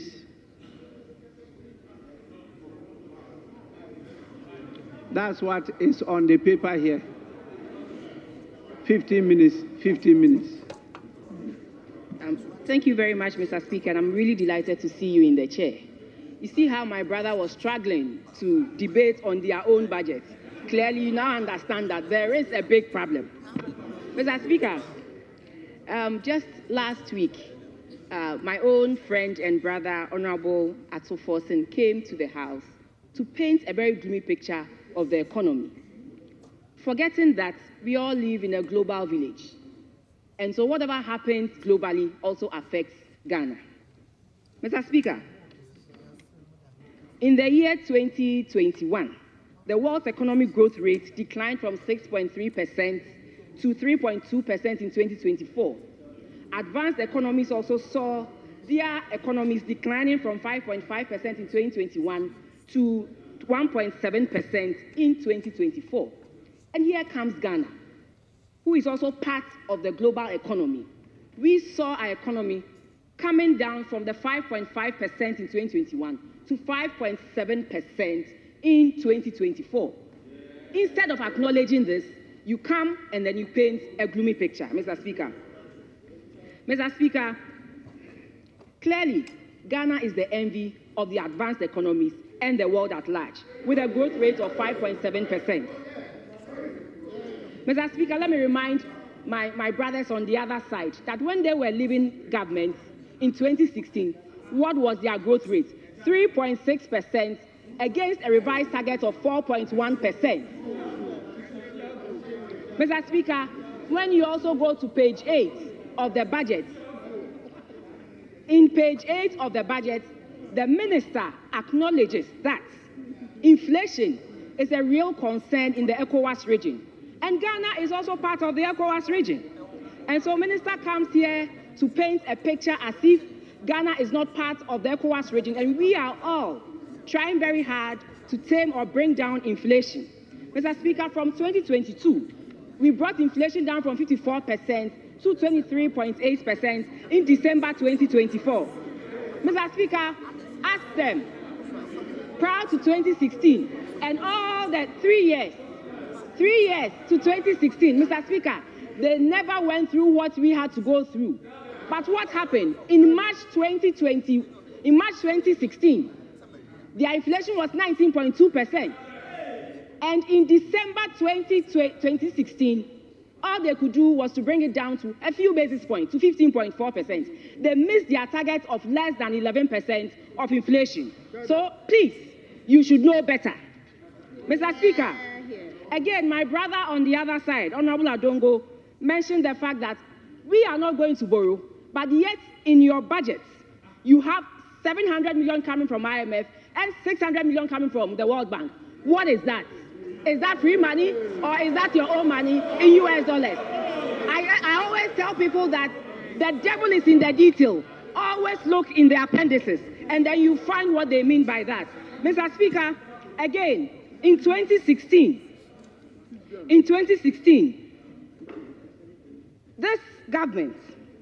this government increased their debt from 2009 to 2016 by 20 billion. And what did this result in? It resulted in a dip in the GDP by 8.8 billion Ghana cedis. This same 20 billion is what we put on our debt from 2017 to 2024. And what did we do? We rather added $20 billion to our GDP. Now GDP is 1.2 trillion Ghana cedis. 1.2 trillion Ghana cedis. I know they always come up with one thing or the other, but facts are sacred, Mr. Speaker, and it has found its way in their budget. Mr. Speaker, let me come to one thing that is really of a bother to me. I heard my former minister talk about it, and I also want to talk about it. That is the issue of expenditure. Mr. Speaker, they presented to us, to the people of Ghana, that this government is a government that is going to rationalize expenditure and cut waste. But Mr. Speaker, they should tell us where in this budget have they rationalized expenditure Where in this budget have they cut waste? Rather, they have sought to add 43.5 billion Ghana cedis to the expenditure budget. This is not Abner saying it. This is your budget speaking to that. Mr. Speaker, they are hoping that at the end of appropriation, we will give them the permission to spend 290 billion Ghana cedis. When, Mr. Speaker, this year is not an election year, so there are certain expenditures that they are not going to incur. We, in an election year, did an appropriation of 250 billion. So when you come and you tell Ghanaians that you are rationalizing expenditure and you are cutting waste, what are you doing? Nothing. Mr. Speaker, again,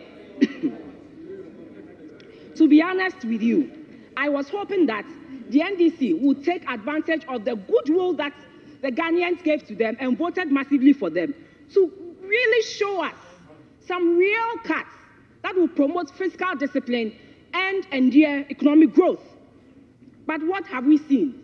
Spending spree. Mr. Speaker, spending spree. Most of it is being seen in fattened salaries at the office of the president, Mr. Speaker. Mr. Speaker, I was hoping that they will come and then claim the waste in the system. They claim there was waste in the system in 2024. So I was hoping that they will come and cut things and make sure that the people of Ghana, get what is due them. But Mr. Speaker, what do we see? We see 2.7 billion increase in the office of the president's salaries alone. And then they want to explain it away with the fact that it is Ministry of Information that they added. There are 76 directors and staff that they added from the Ministry of Information that has resulted in that huge 2.7 billion allocation to them. But Mr. Speaker, facts are sacred. When you look at the budget for OGM in 2024, SIGA was part of OGM. The Internal Audit Agency was part of OGM. Mr. Speaker, Scholarship Secretariat was part of OGM. There were quite a number of ministries as well as the development authorities. They were all part of OGM. But today, they are no more under OGM. So you ask yourself, all these ministries have been scrapped or agencies have been taken. How come you still have 2.7 billion under Office of Government Machinery? Mr. Speaker, they also explained that they added Ministry of the National Security Ministry. But Mr. Speaker, in 2024, the compensation for national security was 1.28 billion Ghana cedis. So that assuming that you add your 10% to it, give or take, let's say it comes to 1.45 billion, and you add the existing 326 million to it, you still have $1 billion to explain to Ghanaians. Mr. Speaker, is this the lean government the president talked about? That fine, okay, to the optics, I will reduce the number of ministers I nominate to the optics. But in the real deal, I will fatten the salaries of my officials and make sure they live well at the expense of other Ghanaians.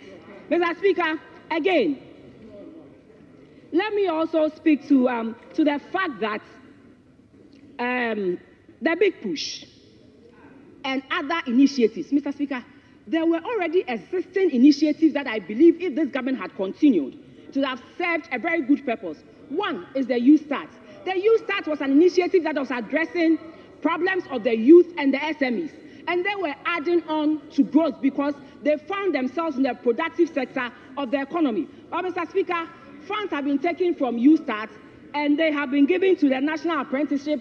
Funds have been taken from 1D1F, which was allocated just 120 million in 2024 to help boost the economy. And we have given National Apprenticeship 300 million Ghana cedis. You ask yourself, look at the amount of jobs, the number of jobs 1D1F provided, more than 200,000 jobs. These are permanent jobs.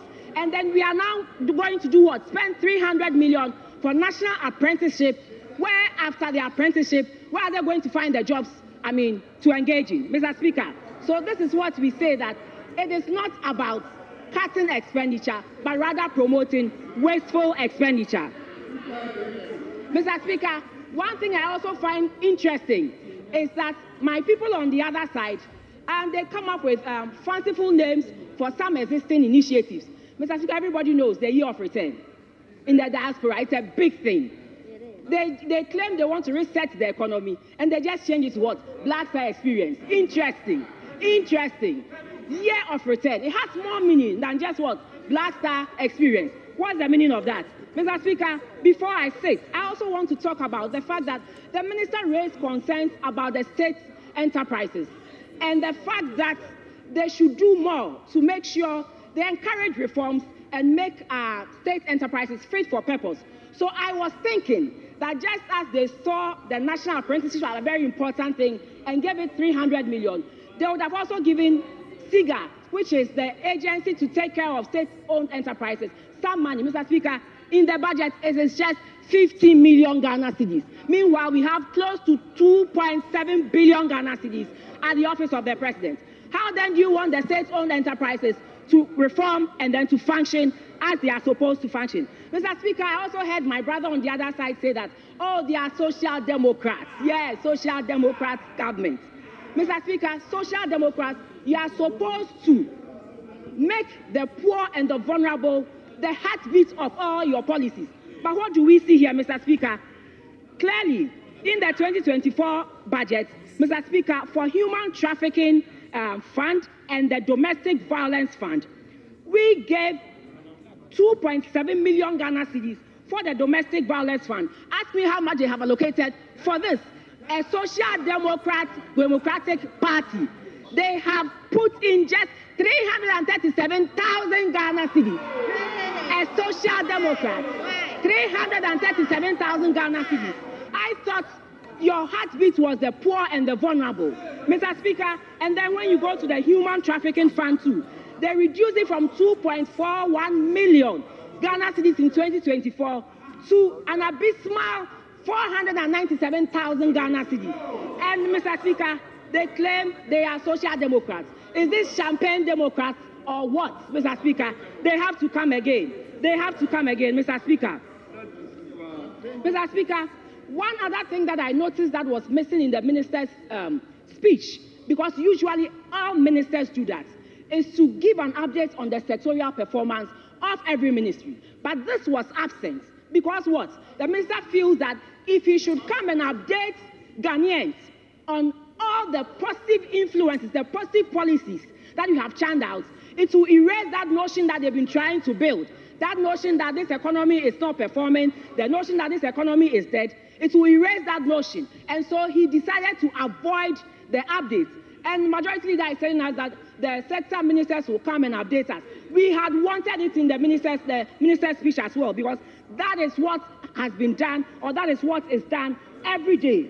Mr. Speaker, yes, in conclusion, I just want to say that ultimately they failed to recognize in their updates that we moved GDP from 219 billion Ghana cedis to 1.2 trillion in December 2024. Mr. Speaker, they failed to recognize that we invested and connected 276 communities to the national grid in 2024. Mr. Speaker, they failed to recognize that we completed 1,072 units of affordable housing with the TDC. Mr. Speaker, they failed to also let Ghanaians know that we invested in the phase 2 of the Temamoto Way roundabout, and also we invested in the construction of the flyover and the flyover that leads to East Legon and the Spintex Road. Mr. Speaker, they failed, but Ghanaians have seen all that. So, Mr. Speaker, finally, I just want to conclude by saying that isn't it a shame, Mr. Speaker, isn't it a shame that the policies that they talked about so much, the 24-hour economy, did not find any meaningful expression in this budget. Rather, we are being told to go and come back again, and that we should give it another week to bring it back. And Mr. Speaker, isn't it scary that no feasibility studies has been done, yet government decides to push our oil revenues close to 13.8 billion, our oil revenues and our mineral revenues, 13.8 billion, to a policy that, Mr. Speaker, they did not bring any framework for us to implement it. Rather, for the oil revenues, Mr. Speaker, it was funding free SHS.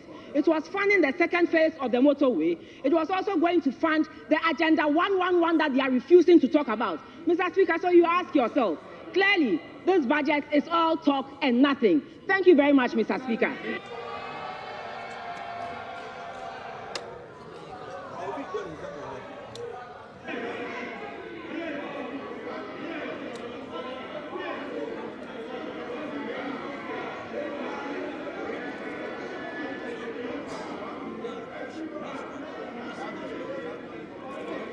Honorable members, let me remind you that the Right Honorable Peter Lajete ruled that the use of the word shame is unparliamentary. I think that was a good ruling, and I'll go by it. So please, members, stop using the word shame. It's now, honorable members, it's now the turn of Honorable Richard Achampon. 15 minutes. 15 minutes. Mr. Speaker, thank you very much for the opportunity to comment on the statement made by the Finance Minister. Mr. Speaker, I heard my honorable member say that a lot of items, a lot of issues are missing in the report. But, honorable member, sit down and listen to me before you leave.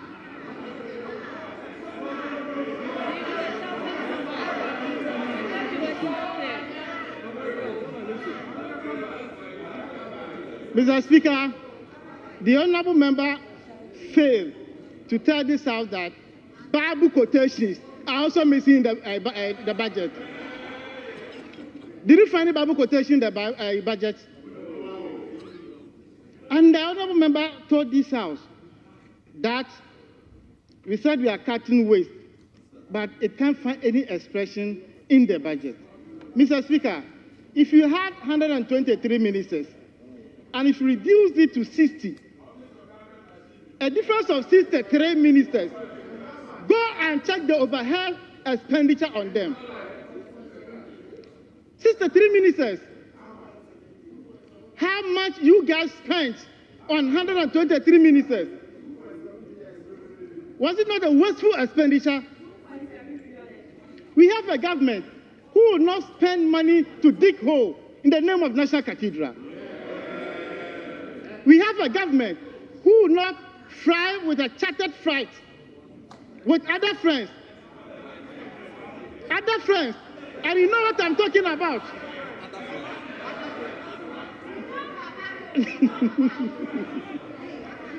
Mr. Speaker, we have a president who will not take national resources to pay ghosts. You're not paying ghosts here. You spent money to pay ghosts. And you are saying that GDP grew by 1.2 billion. Does it have a direct reflection on the lives of the ordinary people on the streets? So what's the meaning of 1.2 billion GDP that you're talking about? If you have a growth of 1.3 billion or 1.2 billion, there must be a physical manifestation, Mr. Speaker. The people in the country must live good. But what do we see on the streets? What do we see? Everywhere poverty. The minister came to this House, announced to us to abolish about 5 taxes. The only thing the minister failed to abolish is New Patriotic Party.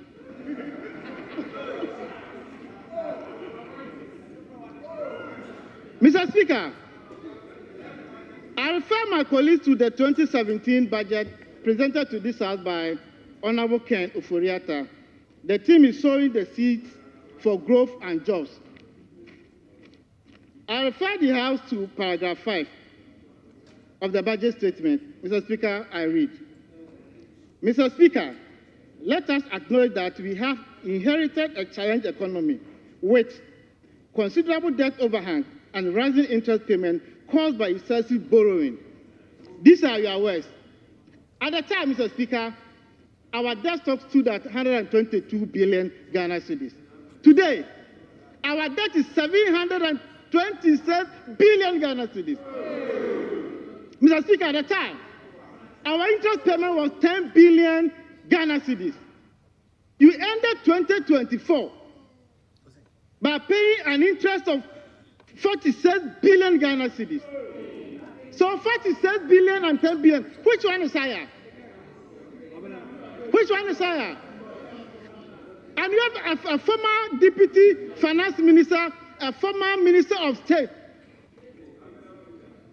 telling us that they did well, so we should clap for them. But, Mr. Speaker, members should take orientation seriously in this House.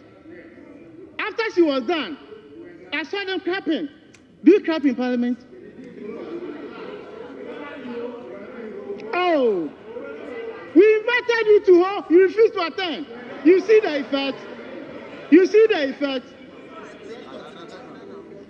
Mr. Speaker, let me walk my sister through the data provided to this House.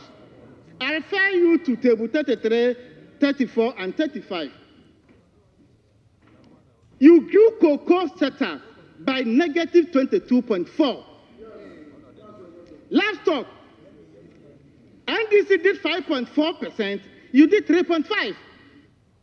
Forestry, we did 2.9%, you did 2.5%.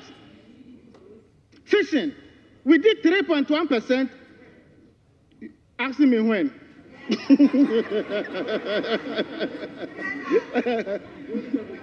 Manufacturing, Mr. Speaker, we did 7.9%, they did 7.8%. Financial and insurance activities, we did 8%, you did 1.5%. This is your scorecard. And you are here, want us to clap for you. We can't do that. The results is the 88 that you have over there. The people of this country saw your performance.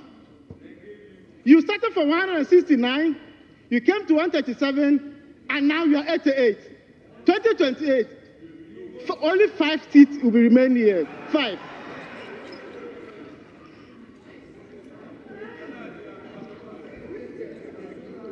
Mr. Speaker, depreciation of the cedi. By the end of 2016, and then this it was 9.6%. In 2024, the cedi depreciated 19.2%. From 9.6 to 19.2, and they want us to clap for you. Mr. Speaker, inflation stood at 15.4%. Just recently, 23.8% inflation. And you have the boldness to even talk, organize press conference. Mr. Speaker, sometimes I get confused when I hear them speaking. I will not use some of the words my sister used. Mr. Speaker, I also hear them say that they left 4 months of import cover. Mr. Speaker, you are not paying your debt. Interest and principals have been deferred. And if you are not paying your debt, would you have reserves? Go and pay the debt and see.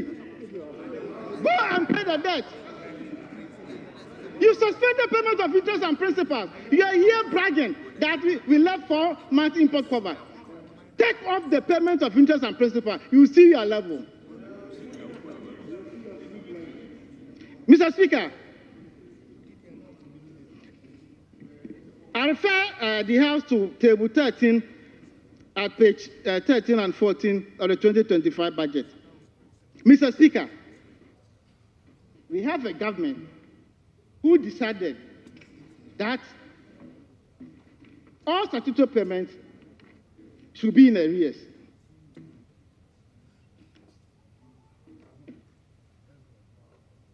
I refer the House to Appendix 2A, Mr. Speaker.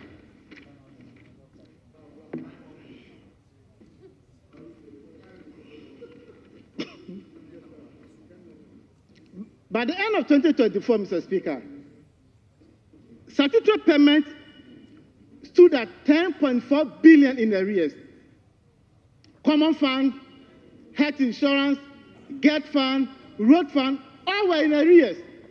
And government is saying we are going to decap national health insurance, road fund, and make sure that resources are made available for those institutions to do their work.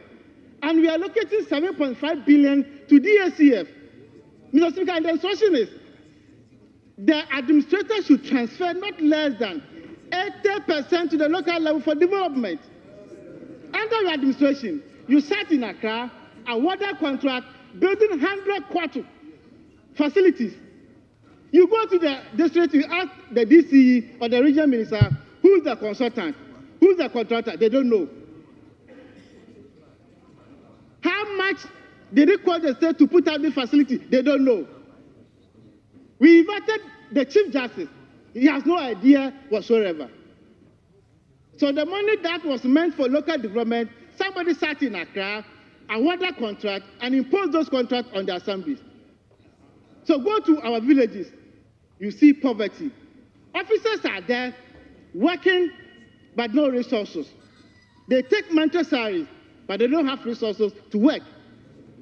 NDC say no, we should transfer not less than 80% to the local assemblies for development. To wait, you don't like this good news. Do you want people to beat you again? Do you want beatings? Mr. Speaker, in the budget, the minister has allocated 1.5 billion for agriculture for economic transformation agenda. The minister is here, and they are saying they can't see this in the budget. We promised the people of this country that we'll set up Women's Bank. We have allocated 51.3 million to start the processes. It's not the seed fund. So stop misinforming the public.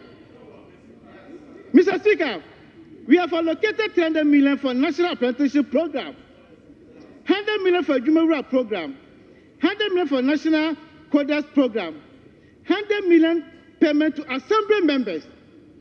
We are paying allowances for our assembly members so that they can also do their work effectively. And this is for the first time in the history of this country. Mr. Speaker, we have allocated 292.4 million for free sanitary pad distribution to our young ladies. And you hear them say, NDC should mention one social intervention program to the good people of this country. We were distributing fertilizer free of charge. Is it not social intervention? You came and sold the fertilizers to the farmers. It's only under PP that donkeys will smuggle fertilizers to neighboring countries. Donkeys.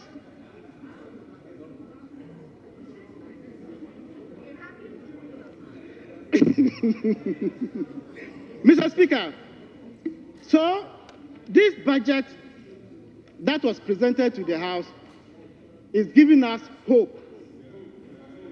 It's budget of the future. We need to put our hands together and make sure the implementation is done and done well. Because by the end of the day, if prices of goods and services are stable, all of us will benefit. If you go to the market, nobody will ask your political affiliation before they quote the prices for you. So this is a government, because the good people of this country gave the NDC 1.7 million vote difference. It tells a story. They wanted to separate us from you.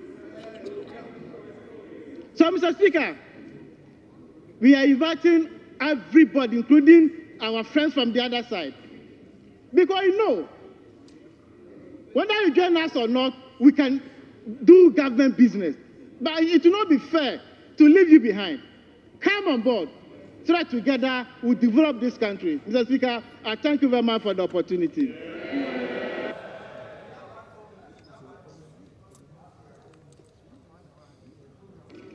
Yes, honorable members, it looks like the 15 minutes is on the high side. Members are not able to exhaust the 15 minutes. With your kind permission, we may reduce it, because he has about 4 more minutes, but he's finished. The same for the earlier ones. But we'll move now to Honorable Dr. Stephen Amwa.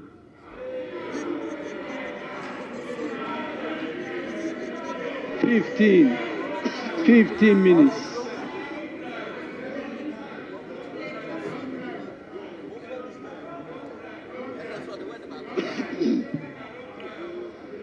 Mr. Speaker, I thank you for this prestigious opportunity.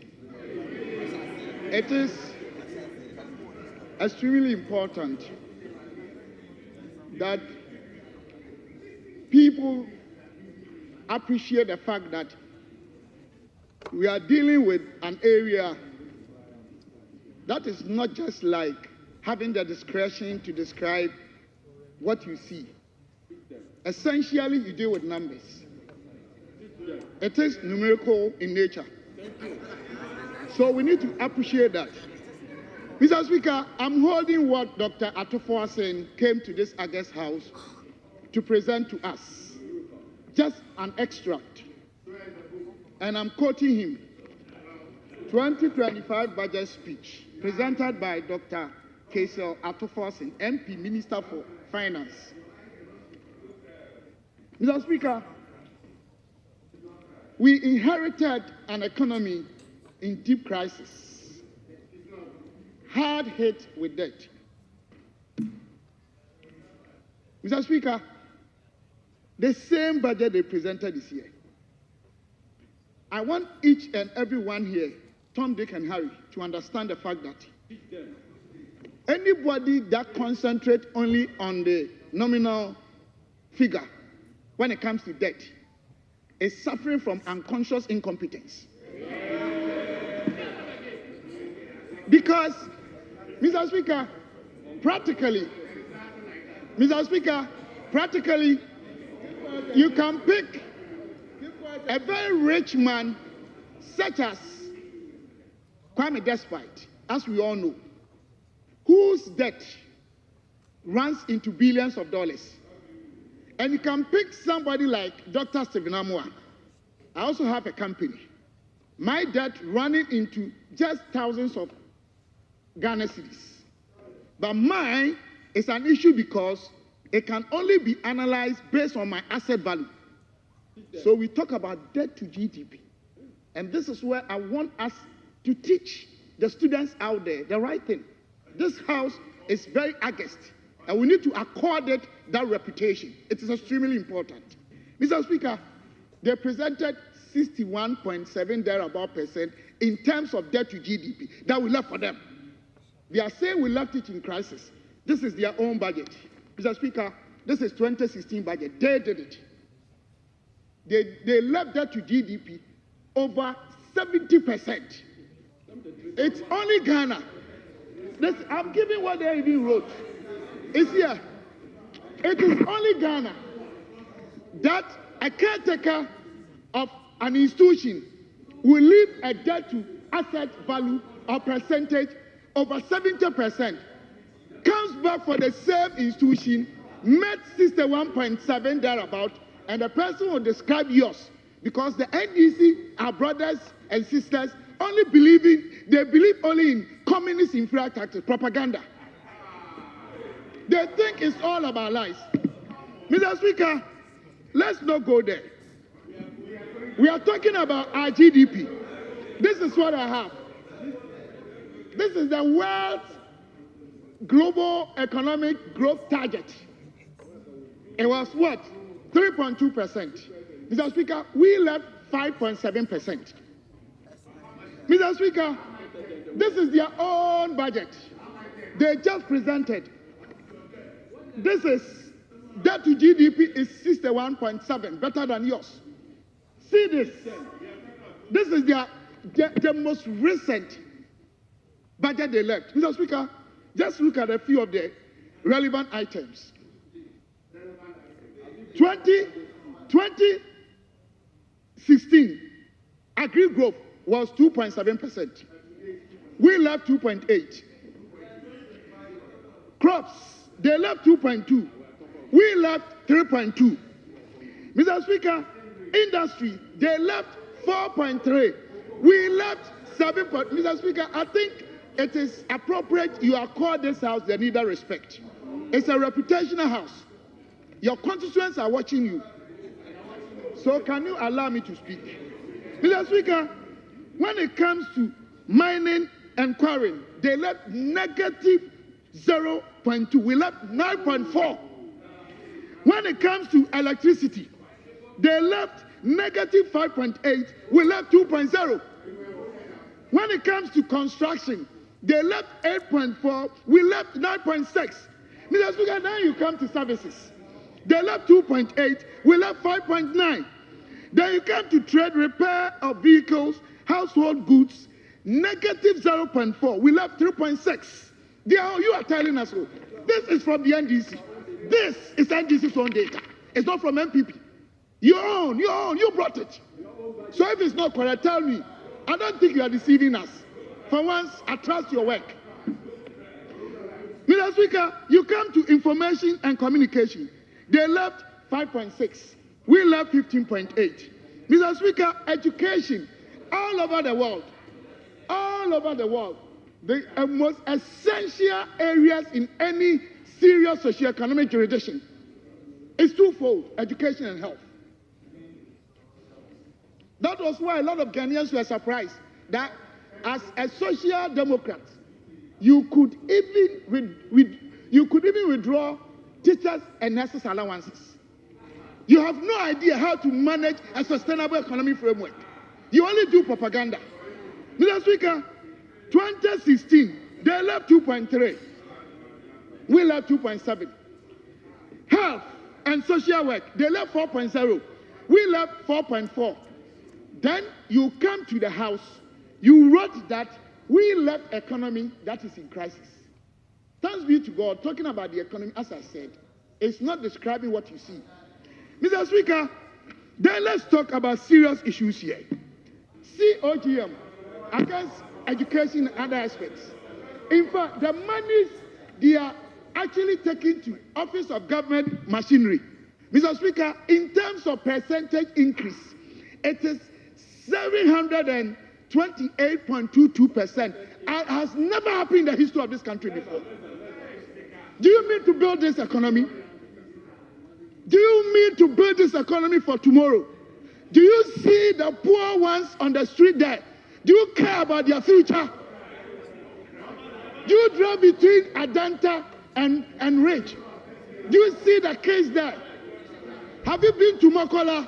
See how our mothers are suffering. And you are taking everything to listen, you cause it. You are causing it. Mr. Speaker, yeah.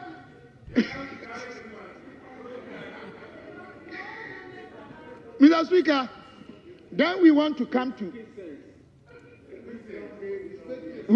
to taxes. This is of great importance to me. It looks as if politics is driving all of us to the extent that we don't even care about our fiscal policies or frameworks. The NDC guys, my brothers and sisters, make arbitrary decisions in managing our fiscal space. So they say anything, they quote anything, they decide, they've forgotten that managing tax policies are calibrated in nature. You look at the relationship between the elementary or the fundamental or definitional elements of your fiscal space, then you decide to increase taxes, reduce, or even maintain what you have. I don't think they do any serious econometrics or mathematics. They just wake up and they say, we are increasing this, we are increasing that. There is nowhere in this world that you just wake up one day and say you want to increase taxes and you do. No. Check 2017, under His Excellency, Nana Addo Dankwa Akufo-Addo, the man that you guys will remember one day. He actually reduced or entirely took away tax items amounting to about, in terms of nominal figures, between 12 and 17. These were the days that Kayayo tax, condom tax, real estate tax, medicines imported but not produced in Ghana. Go and check. But after we got to a situation where our fiscal space got bad, he started increasing. That's the prudent management of any economic jurisdiction. It's not the way you do yours. Mr. Speaker, when it comes to debt, even if I want to go by their figures, you have the unprecedented record in the history of this country. 2009, NDC government met total debt of 9.2 billion Ghana cedis. 2016, when they were leaving Ghana, it had moved to 122.3 billion. In terms of percentage increase, 1,222.8%. It has never occurred.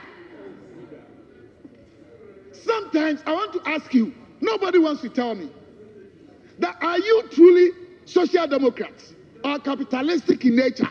Because you can't do proper policies. You can't manage the economic indicators. So what are you? I want to know. Just as I think Peter asked Jesus, who are you? Are you socialistic? You're always bundling around propaganda. Only lies and deception. Mr. Speaker, name all the pro-poor policies in our country. Name all the pro-poor policies, both in kind and cash. Any pro-poor policy of national tenacity and international reputation, you cannot dip your hand in it. Even in this very August house, when we're passing national health insurance, you run away. Only for you to come back and say you started it. When it was Roman Catholics that had started that as a pilot project in Kransa and Techiman, every day it's about propaganda. We are doing free SHS. You clicked against it, you spoke against it, you insulted us. When you realized that Ghanaians were buying it, so we want to do it incrementally. Mr. Speaker, they only added 25 million that year to the education budget. The fact is, NDC has to be dissolved. You have to be dissolved. It's not about numbers. You have to be dissolved. Because we are talking about quality numbers. See, our numbers are small, but quality, minority. Mr. Speaker, for this, I respect them, I will say it. But I'll tell them out today. Mr. Speaker, let's come to this, something they call 24-hour economy. I've conducted my own research. I've collected primary data from them. I've asked 31 NDC MPs. They all give different definitions. One policy, in terms of definitions, infinite. The fact is, the NDC guys do not sit down, analyze things before they come out. What is 24-hour economy? They have no idea about what they want to do. Mr. Speaker, what we want to tell them is that Ghanaians have regretted. Ghanaians is soon. And never see prices of fuel. Honorable member, Mr. Speaker, your leader is up. I just want to listen to you. Mr. Speaker, stop your work for me. I have your clock. I've stopped it. Don't worry. Yes, please. Mr. Speaker, he said he interviewed 31 members of NDC MPs and who did not understand what the 24-hour economy is. So, Speaker, that is not fair because you cast doubts on the integrity of the entire membership of the NDC caucus. You can engage in your debate, but clearly you haven't conducted any interviews. If you conducted interviews, mention the names of the MPs. It's not fair to this side for that particular statement to be allowed to stand. You can say all the lies you have said. I don't have a problem. But to add this one, I think that it shouldn't be accepted, Mr. Speaker. It shouldn't be accepted. Honorable member, you are called upon to name the 31 members.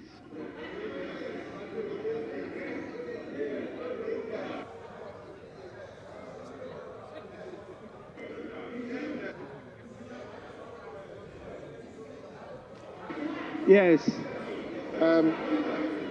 Mr. Speaker, what the leader of the House is trying to do will generate debate, Mr. Speaker. It will generate debate. So with respect, I'll tell him that he should let it flow because we are doing comments on the statement. But to now tell the member to mention names, it will generate debate, Mr. Speaker, because if any member name is mentioned, whether the member has said so or not, might deny or say so, and it will generate debate. So, Mr. Speaker, I think he should let it flow so that we can not, these interjections will not happen, Mr. Speaker. Honorable Habib, what has gone on so far, what do you term it? Is it debate or comments?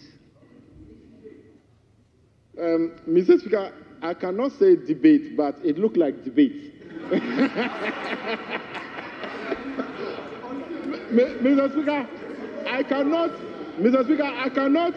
cannot call it debate because when you look at your guidance the last time, it is understatement. And then our other papers say comments. So I don't want to be invited to be tempted saying that it is a debate. So, but it looked like debate, Mr. Speaker. You know, the statement is too general, and it has placed the other side under a dark cloud. Who are the third one among you that are unable to understand your own policy of 24-hour economy? That is what they are talking about. So if you don't have the names, you may withdraw that aspect and go on. Honorable member, you have the names to give us. Right, Honorable Speaker, I don't have the names, but I just want your guidance on something. Yes. Because you told the House that your predecessor ruled on a word that it is unparliamentary to say shame. And for that matter, we should be guided. But the majority leader just referred to somebody like he's lying. So I don't know if that is parliamentary. That he can continue with his lies, but he should name. So I just want your guidance if lying is parliamentary. Since he's our leader, I just want some guidance from you, Mr. Speaker. Thank you very much. So your call is for me to give a ruling on what he has said, whether the word lie is parliamentary or unparliamentary. Exactly so, Mr. Speaker. I'm not too sure my ruling will be obeyed. My experience so far has shown that it's a common word that is being used by both sides of the House. I know the challenge we all have in trying to use a foreign language. I know in our languages we use better words. But in the English language, we are found wanting. And so the lie in Ghana is understood differently from what the Englishman will interpret it. And so it seems for some time now, over the years, we've allowed a use of the word lie, even though in strict parliamentary terms or language is unparliamentary. It's unparliamentary. So please, if you want to be guided, that is the proper thing to do. Don't, in your submissions, use the word lie. Are you promising me that you will not use it again? Maybe the majority leader will give that assurance. On your behalf? On our behalf. Thank you, Right Honorable Speaker. Mr. Speaker. Yes, please. Definitely, we will move away from lies and say misrepresentations. I didn't hear the other word. We will move away from lies and substitute that with misrepresentations.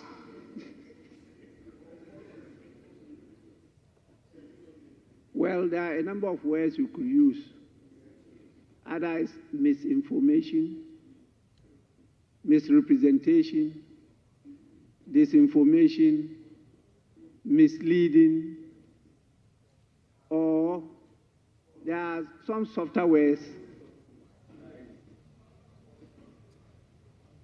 Well, falsehood is better than lie, but that is in the same category. And so I will not encourage you to even use the word falsehood. Even untruth is also in the same category. So please, the communication people will guide you, and I think it's better to talk about misinformation or misleading, not lie. Because you are honorable people, and I know honorable people don't tell lies. Yes, please, you may continue. You have 4 more minutes. Mr. Speaker, you gave some directives. You gave either he mentions or he withdraws. Yes. The general reference. No, Mr. Speaker, I think my majority leader actually misconstrued what I said. I never said any of them got it wrong, but I said each of them gave a different answer. Mr. Speaker, I think when we have free time, I want us to conduct this exercise out of extempore and call them one by one and ask them. Some of them know I asked them. But Mr. Speaker, when it comes to data collection, you want to talk about ethics and integrity of your data collected, unless your respondent allow you to mention their names. This you understand? I never said you got it wrong, but each of them, Mr. Speaker, I am in an Agat's house. Each of them gave a different answer. So I was like, wow. Mr. Speaker, I'll continue. I'll ignore it for now. But I want to come in. Honorable member, let me get it right. Now, he says that what he earlier on submitted was that each of the 31 gave a different answer. That was what he stated. Mr. Speaker, our issue is that he said he conducted research and interviewed 31 members of this site. And I'm saying that he asked, and you directed that he should mention them or withdraw. That is my position on the matter. Mr. Speaker, no.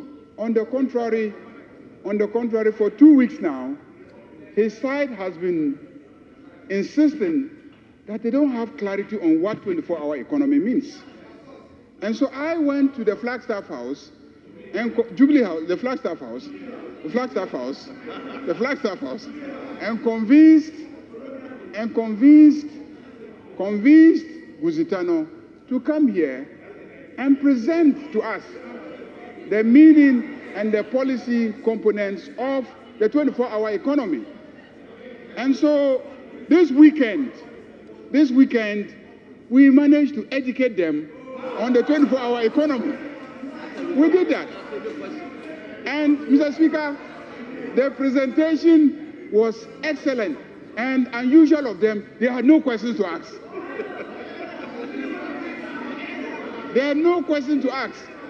For once, I was impressed. Unusual. They understood everything. And then it was only this side that was asking questions. They understood everything.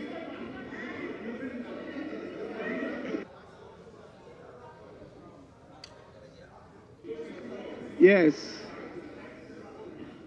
So his submission had not in any way cast any aspersions or doubt or anything against your side. It's just that you wanted the names of the people he interviewed. Is that the case? Yes, Majority Chief Whip. Speaker, the essence of what he said was to the effect that 21 of our members, 31 of our members gave differing meaning to a policy, and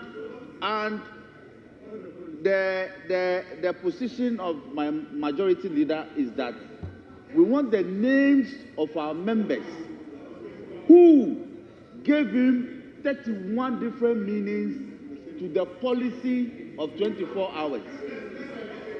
And Mr.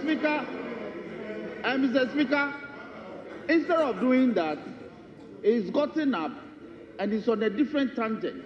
That was not your directive. Your directive was that the position taken by the majority leader has been upheld.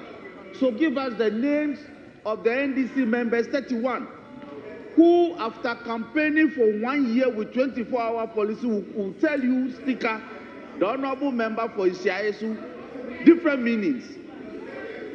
And this is a house of records. So please, can you be a bit patient so we do this properly?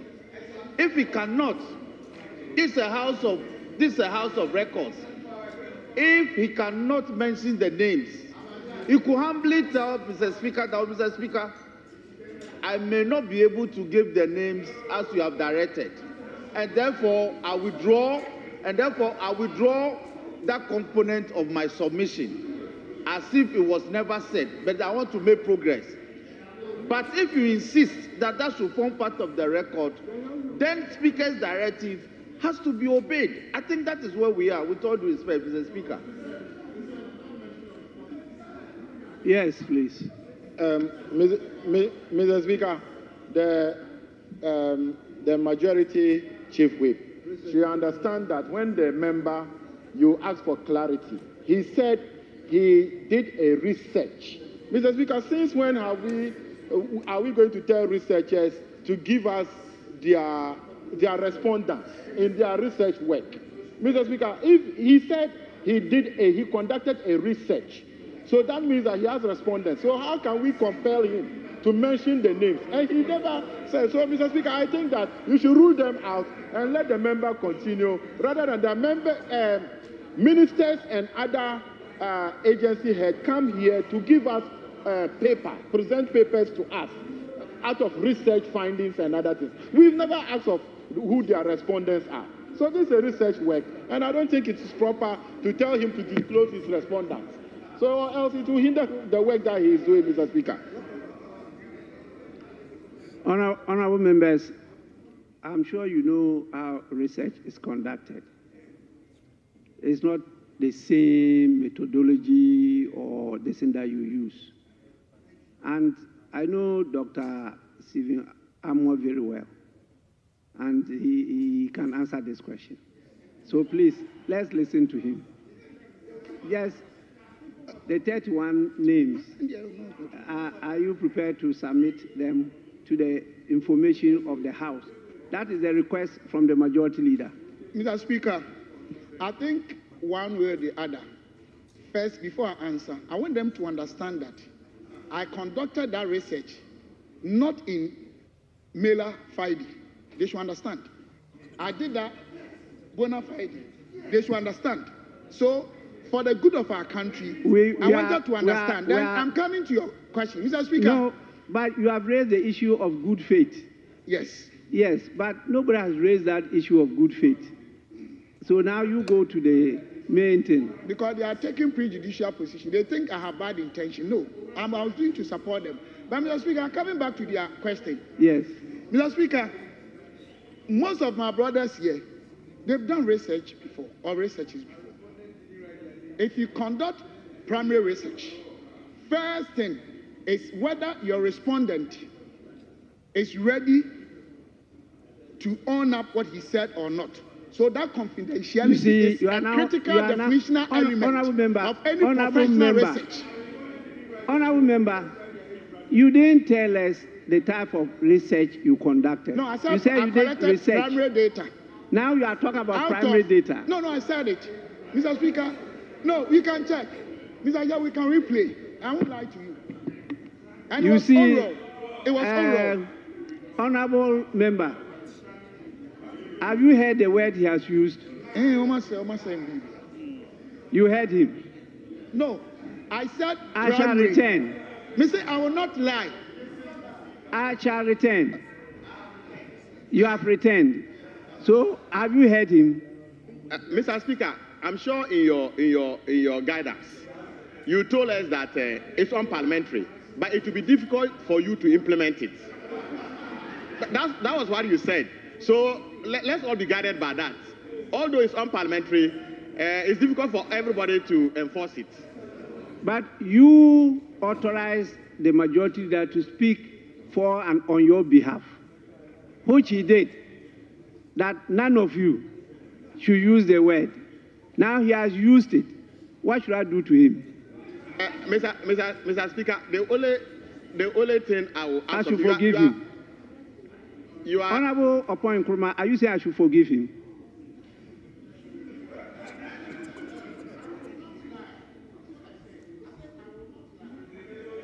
But you should not use the word lie. So Mr. kindly Speaker, withdraw I think and let's you proceed. should just ask him to withdraw. Please, kindly withdraw and then we proceed. So, with your guidance, the word lie, I withdraw. Mr. Speaker, can I have the opportunity Now, to continue my debate? you want to inform us that you conducted the research under confidentiality. Yes, Mr. Speaker. Yes, And so was do thorough. so, and let's proceed. Yes, sir. Mr. Speaker, I think I said that initially. I talked about confidentiality and ethics. So thank you, Mr. Speaker, for this opportunity to continue my debate. Thank you. 3 more minutes. Yes, sir. Mr. Speaker, I think today I want us to redefine our corporate focus as a country, especially this House. It is time we took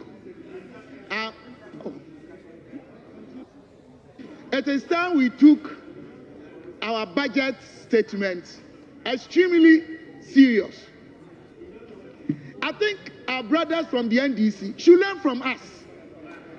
We should understand the entire cycle of any socio-economic framework. First, you need to understand that foundation that we talk about, primary macro indicators.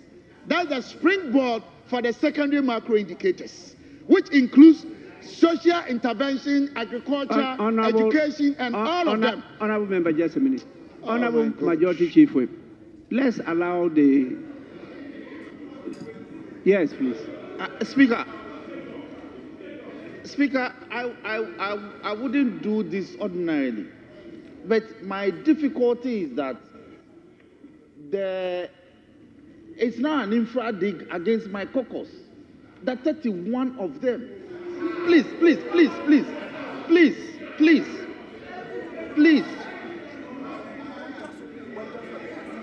Why should it be so difficult for the honorable member for Isiaisu to amend that portion of the statement?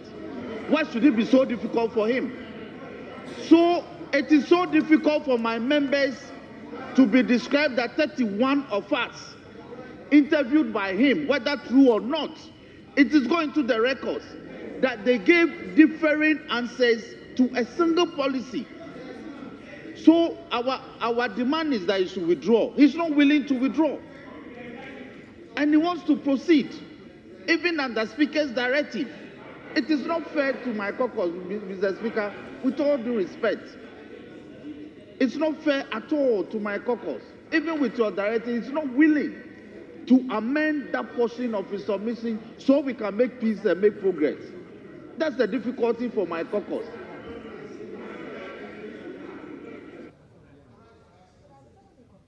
The challenge I have is that in the submission so far, there is no indication that the different answers are either wrong or right.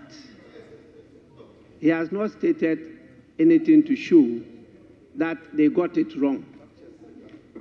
So it's difficult for me to insist because a policy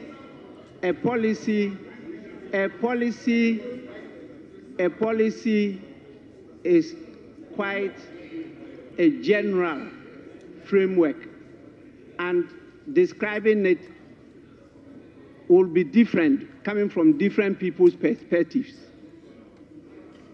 And your understanding, it doesn't necessarily mean that it's wrong. Speaker, he said they have different understanding.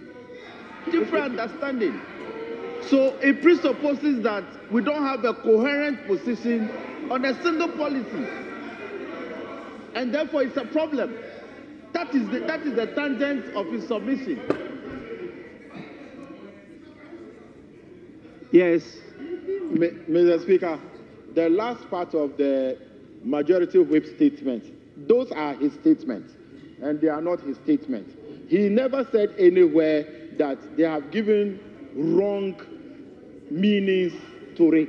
And Mr. Speaker, you guided us enough. I don't know why he's still litigating this. You guided him enough, and he was able to tell you that it's a research work, which is confidentiality. So why would he think that he can force him to? So, Mr. Speaker, we should continue. You have already guided us on this issue. If you want to challenge your guidance, then he should pray that one day he can get to where you are.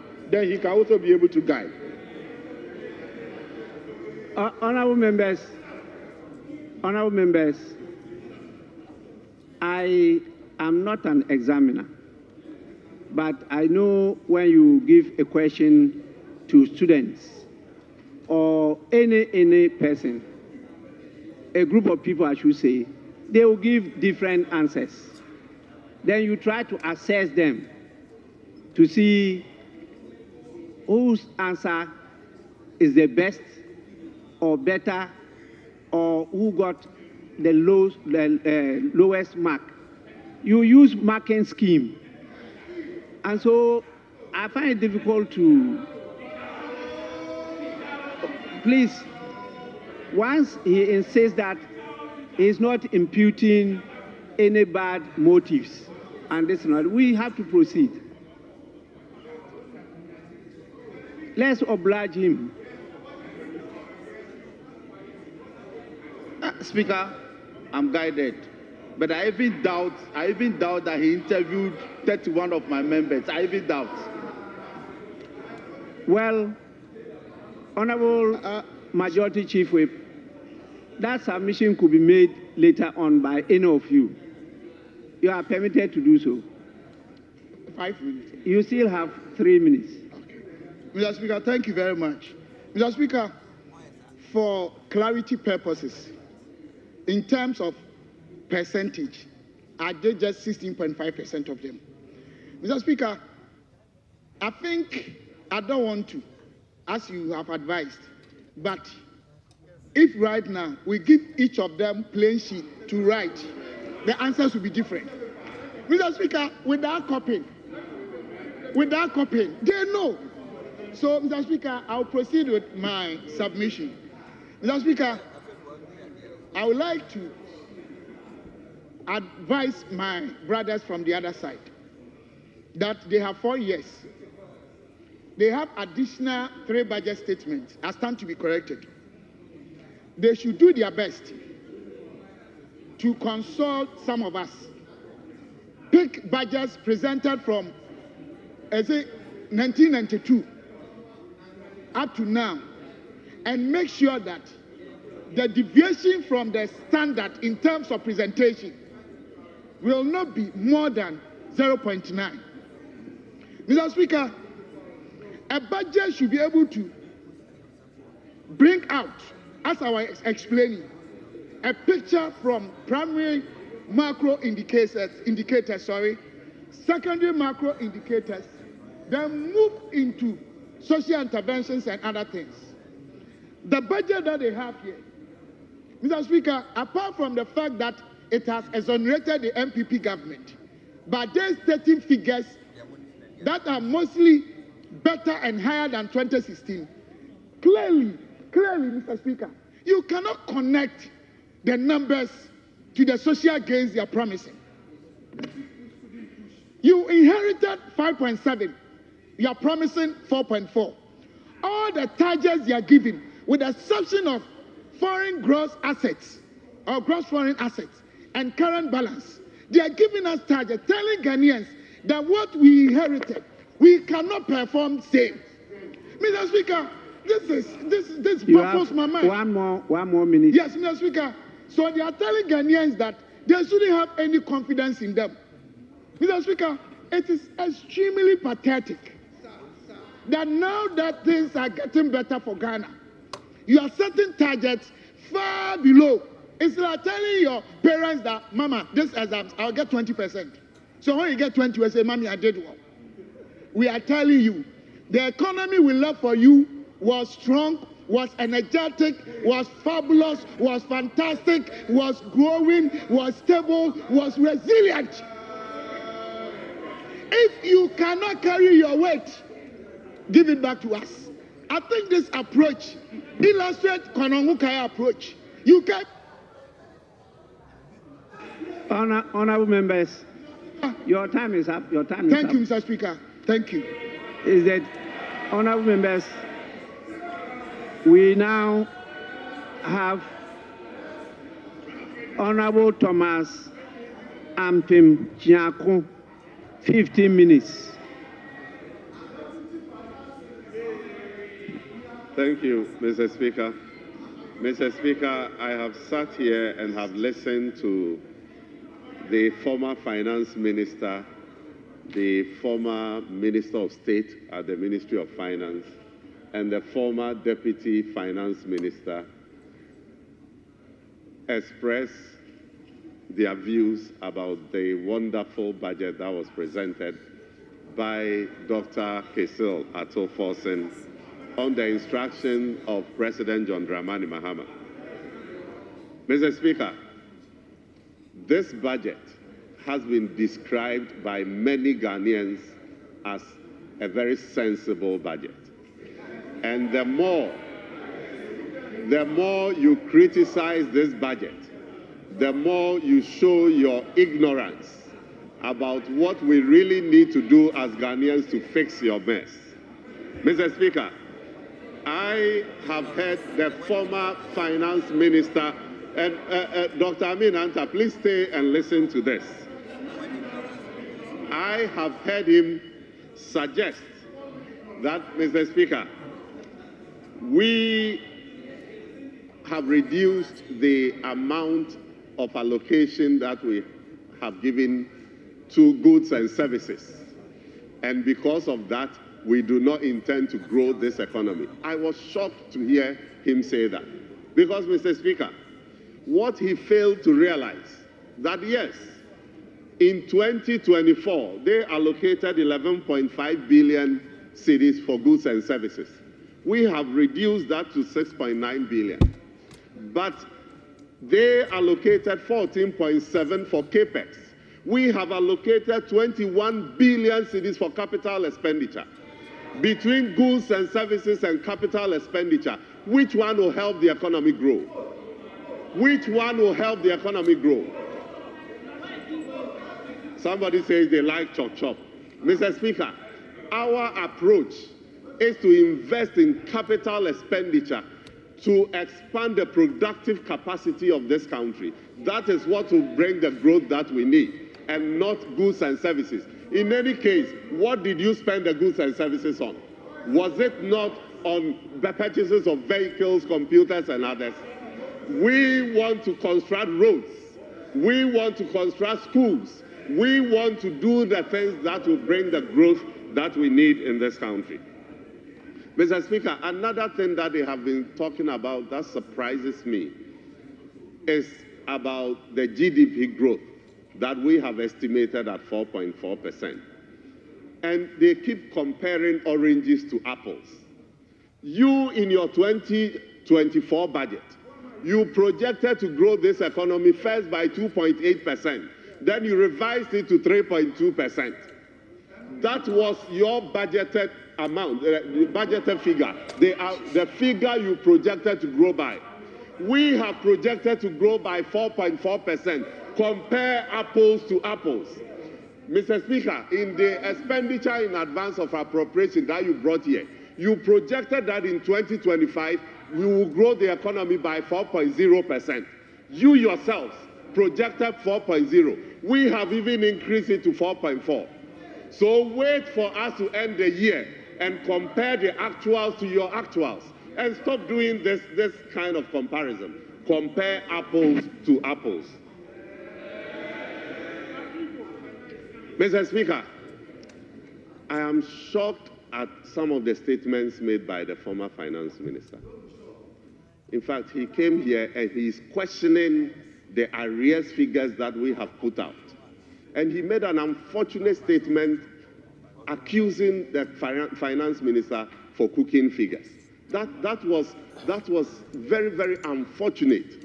And he also mentioned that we have included figures that have not been audited in the budget. Let me refer you to your own budget, President Nanado's first budget in 2017. Paragraph 7, you stated, and I quote, page 2, paragraph 7, that is most important. Look, backbenchers, learn and stop that. Mr. Speaker, total expenditure at end December 2016 stood at 30.3% of GDP against a target of 26.4% of GDP, with an outstanding stock of arrears of nearly 7 billion cedis. This is at variance with the performance criteria on the non-accumulation of arrears for the 2016 fiscal year under the IMF-supported Extended Credit Facility Program. The question I'm asking you, was this figure audited, the 7 billion you quoted, was it audited? The answer is no. Mr. Speaker, so it is surprising that they will turn around and question figures that we have provided. Mr. Speaker, look, the finance minister stated here that we have 49 billion arrears and that we have even decided to audit these figures. We have said that we have decided to audit it. We will be very happy if after auditing we realize that the arrears is even zero. We are not happy to pay huge arrears, but it is what it is. What the finance minister did on assumption to office was to request all MDAs to bring stock of arrears to the finance ministry. They did so. We further went to conduct a validation exercise with them, and we have stated that beyond this, we are going to audit it. You were complaining about an arrears stock of 7 billion. 8 years, you have shot it up to 49 billion. Mr. Speaker, that is not all. Apart from that, in fact, this figure does not include the 68 billion cedis owed by ECG. It does not include the 32 billion cedis owed by Cocoa Board. It does not include the $1.73 billion owed to the IPPs.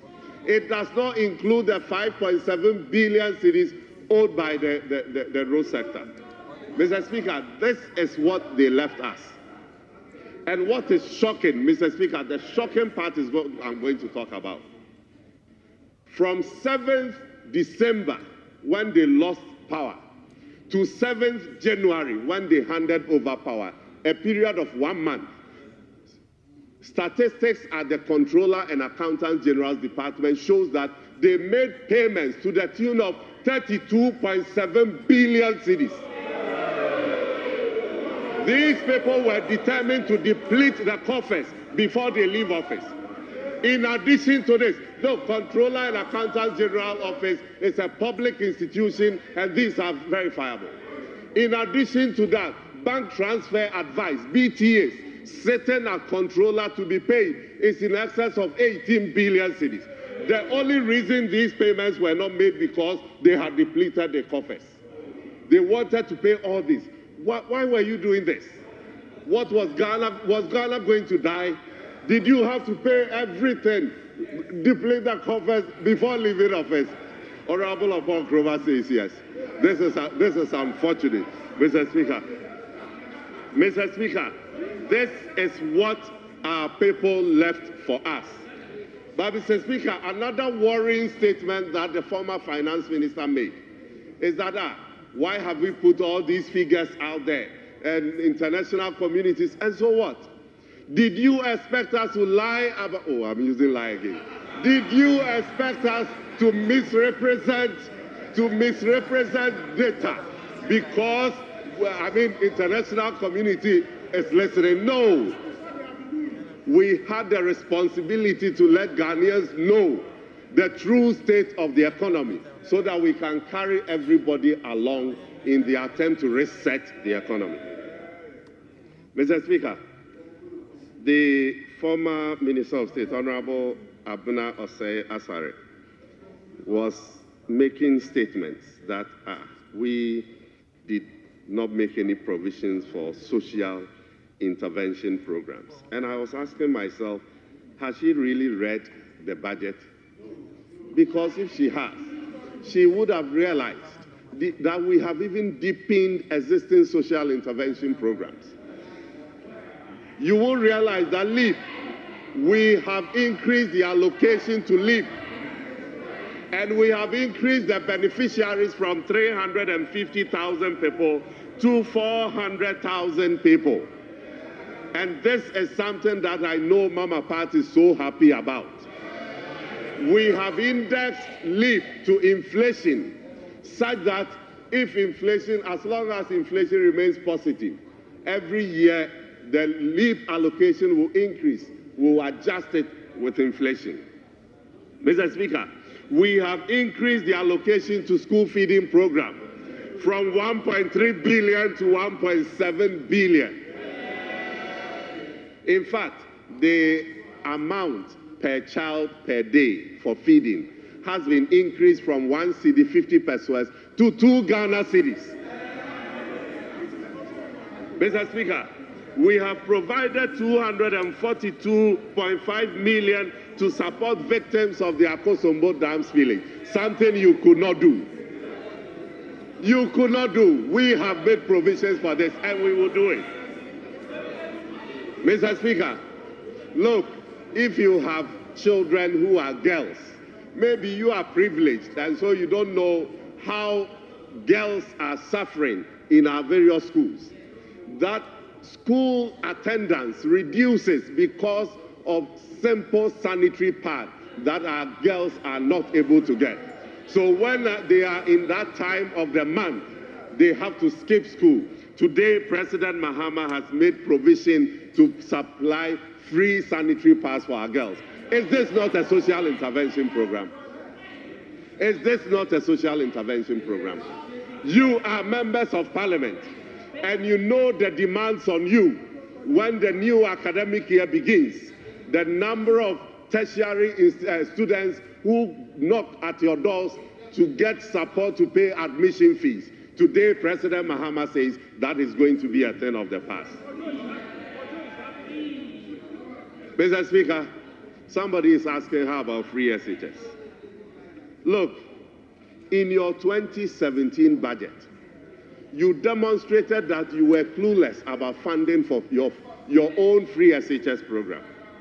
Paragraph 877, you said this, Mr. Speaker, we will initiate discussions with all stakeholders interested in the performance of their senior high schools in their communities.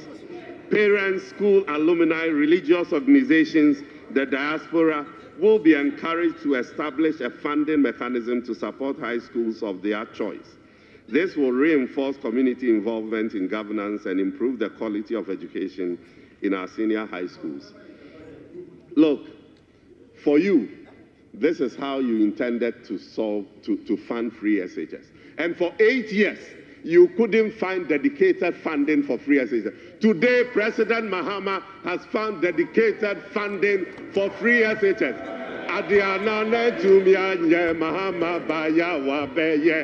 So you should be thankful to President Mahama for continuing some of these interventions. Mr. Speaker, I want to appeal to our friends on that side that, look, I understand that you are in opposition and it is your job to offer criticisms. But you see, don't just be finding criticisms where there is none. Support a worthy cause.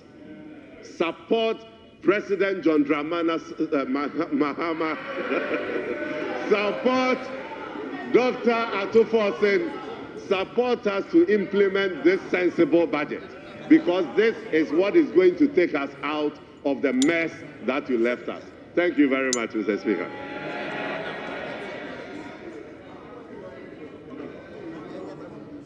Well, you were also left with 3 minutes. I will now grant permission to Honorable Kojo Opong Nkrumah. I have seen some asterisks here. I'm sure they were suspecting you won't be around.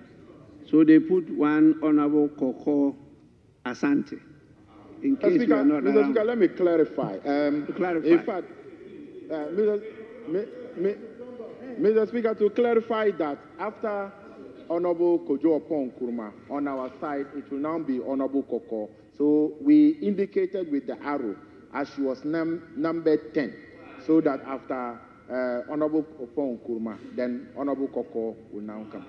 Thank you. So, Honorable Member, you may give your submissions now.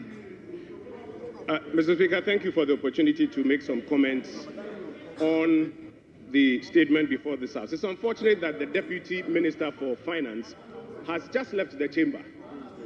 We are debating the budget of the executive. The Minister for Finance is not here. His deputy was here. Right after his submissions, he's Nicodemously sneaked out of the chamber. We would have wished that he would be here to get feedback. And here is why. You know, sometimes when you are in government, you suffer from a certain disease. Any feedback that is given you, you think your job is just to defend. I was information minister. You think your job is just to defend and explain. Sometimes if you listen, you will get free advice that can help you to improve what you are doing. So it will be good that you bring him back into the chamber so that he can listen to the feedback that we are giving to him. He, for example, says that his justification for raising this 49 billion, this phantom 49 billion, is that in 2017 we mentioned arrears of 7 billion. What he forgets is that when we mentioned 7 billion, we did not proceed to adjust the fiscals with that 7 billion. We did not proceed to adjust the national account with that 7 billion and change the primary balance. We proceeded to say it will be audited, and thankfully, a good chunk of those claims were thrown away. What he has done differently, what he and his boss have done differently, is that they have proceeded to adjust the national accounts and adjust the primary balance for numbers that they themselves claim they have not audited. I'm happy he's coming back into the chamber. So the difference is that you have proceeded to adjust the national accounts with figures that you are confessing you have not audited. Who does that? And that is why we are telling you to hasten slowly. Mr. Speaker, he says they have indexed LEAP to inflation. He goes on to say that they have provided dedicated funding for free SHS. Honorable Deputy Minister, you did not index LEAP to inflation. The MPP government that just did indexed LEAP to inflation. You did not do it. You did not do it. Don't take credit for what you haven't done. Also, you claim there was no dedicated funding for free SHS, and you question whether the erudite Abena Osei-Asare has read the budget. I regret to inform you, you probably haven't read your own budget. You haven't read your own budget. Because if you have read your budget, you will find out that the dedicated funding for free SHS was a goods and services allocation of ABFA. Honorable Deputy Minister, ABFA. What you have done, and again, you tell the people of Ghana that you have uncapped NHIL and GET Fund. That's not true. Let me show you why it's not true. It is the Earmarked Funds Capping and Realignment Act. What that law says is that you cap 14 funds. And if you find that any fund requires its full allocation, you restore. That's what you have done.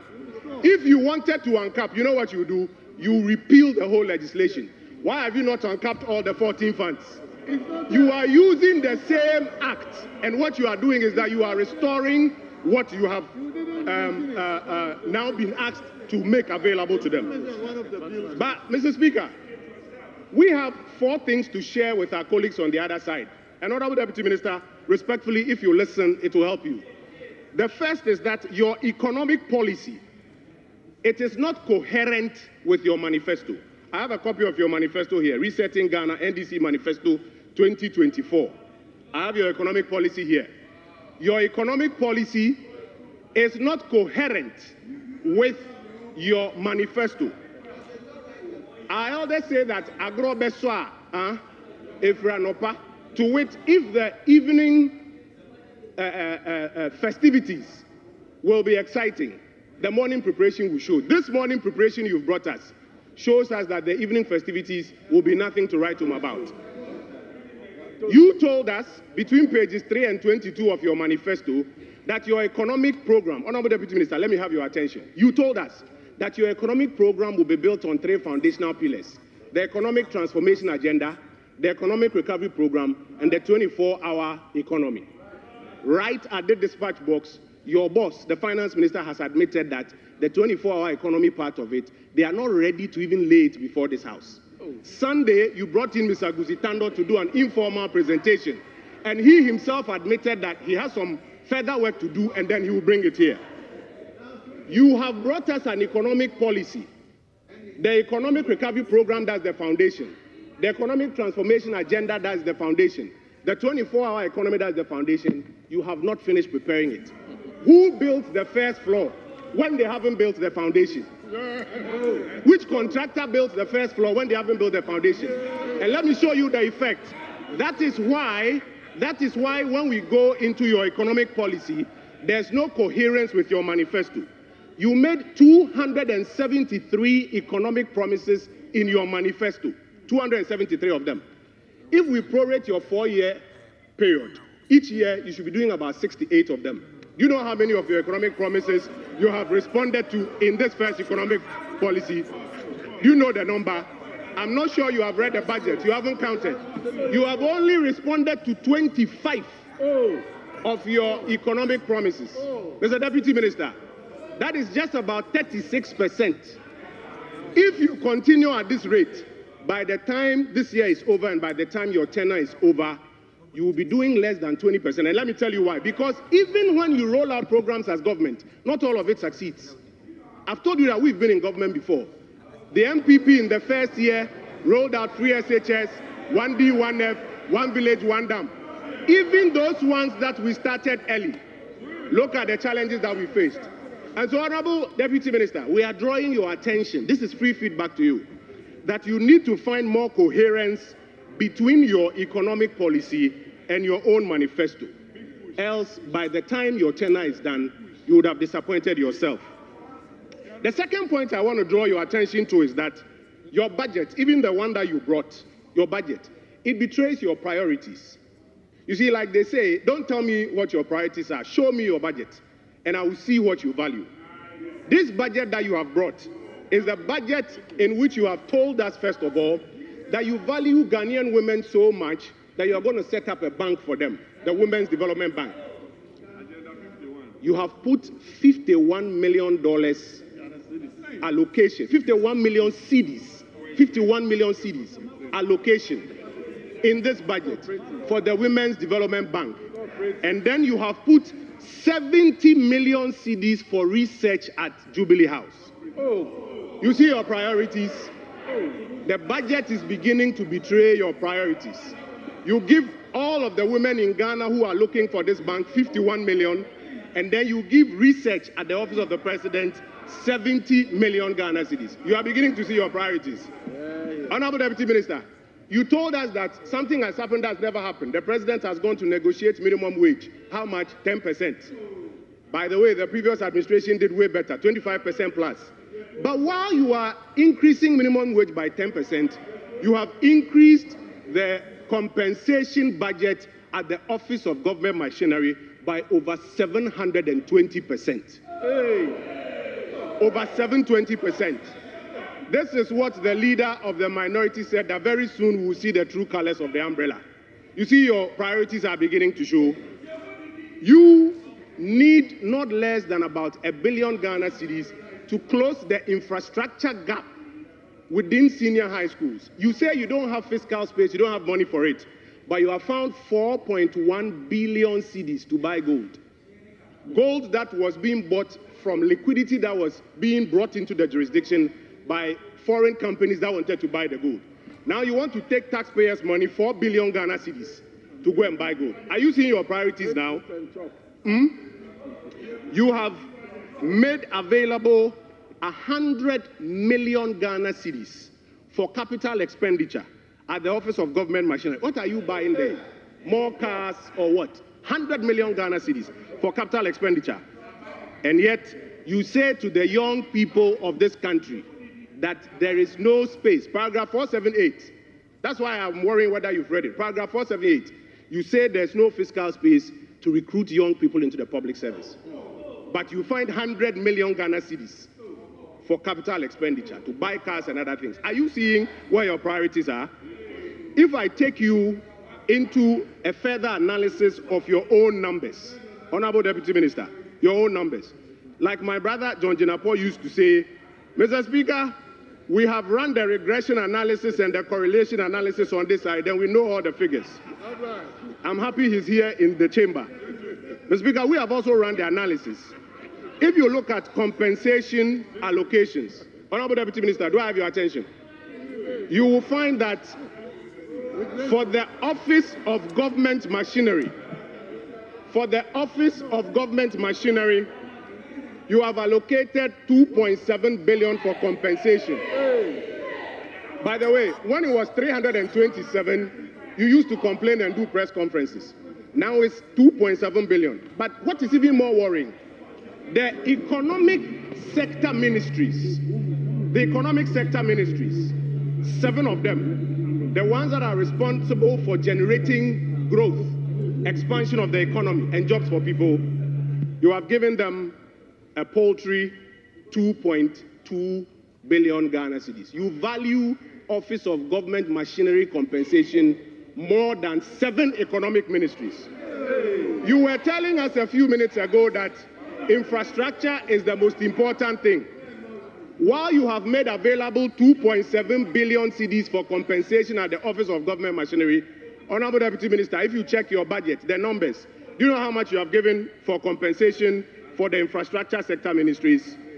A paltry 700 million Ghana cedis. So your budget is showing your priorities. But even more importantly,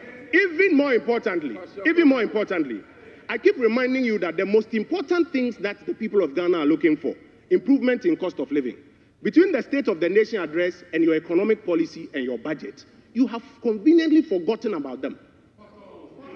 You told us that you were going to use the special petroleum levy to cushion people who buy fuel from increased fuel prices. Between SONA, budget, and economic policy, you have conveniently forgotten about it.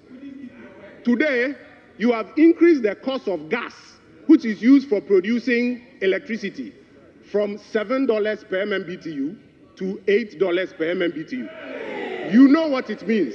What it means is that the cost of power produced is going up. Then to add insult to injury, you have added to it that every 3 months there will be adjustments in utility tariffs. So what is going to happen is that utility tariffs are going to go up every 3 months.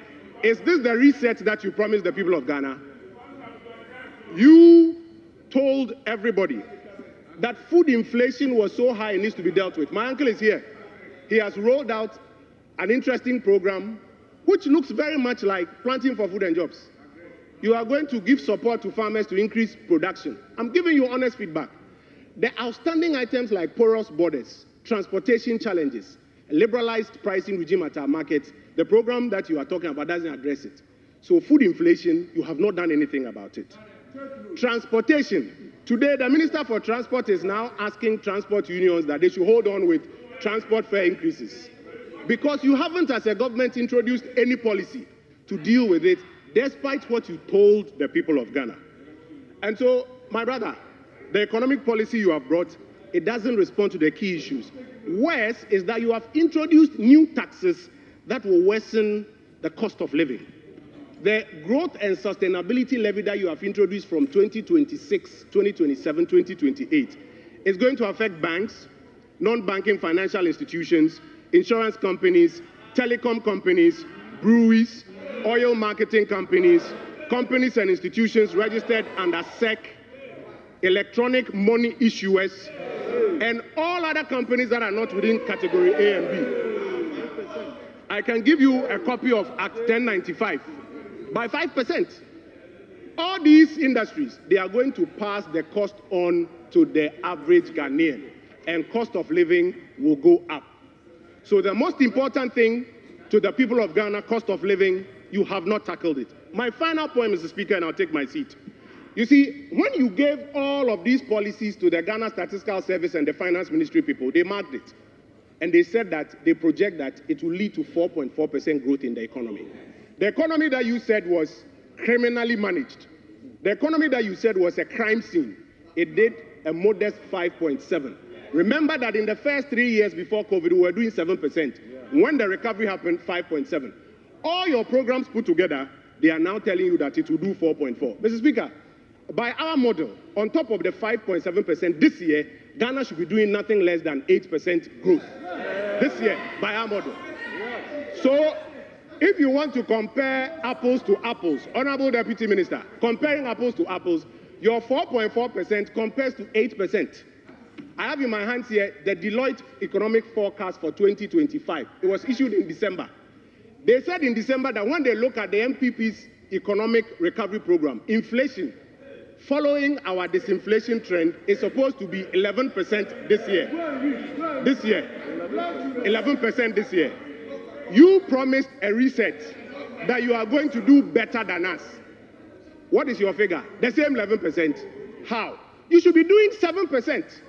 Yes. Don't forget that in 2019, the MPP did 7.9% inflation. This is after 2 years of single-digit inflation.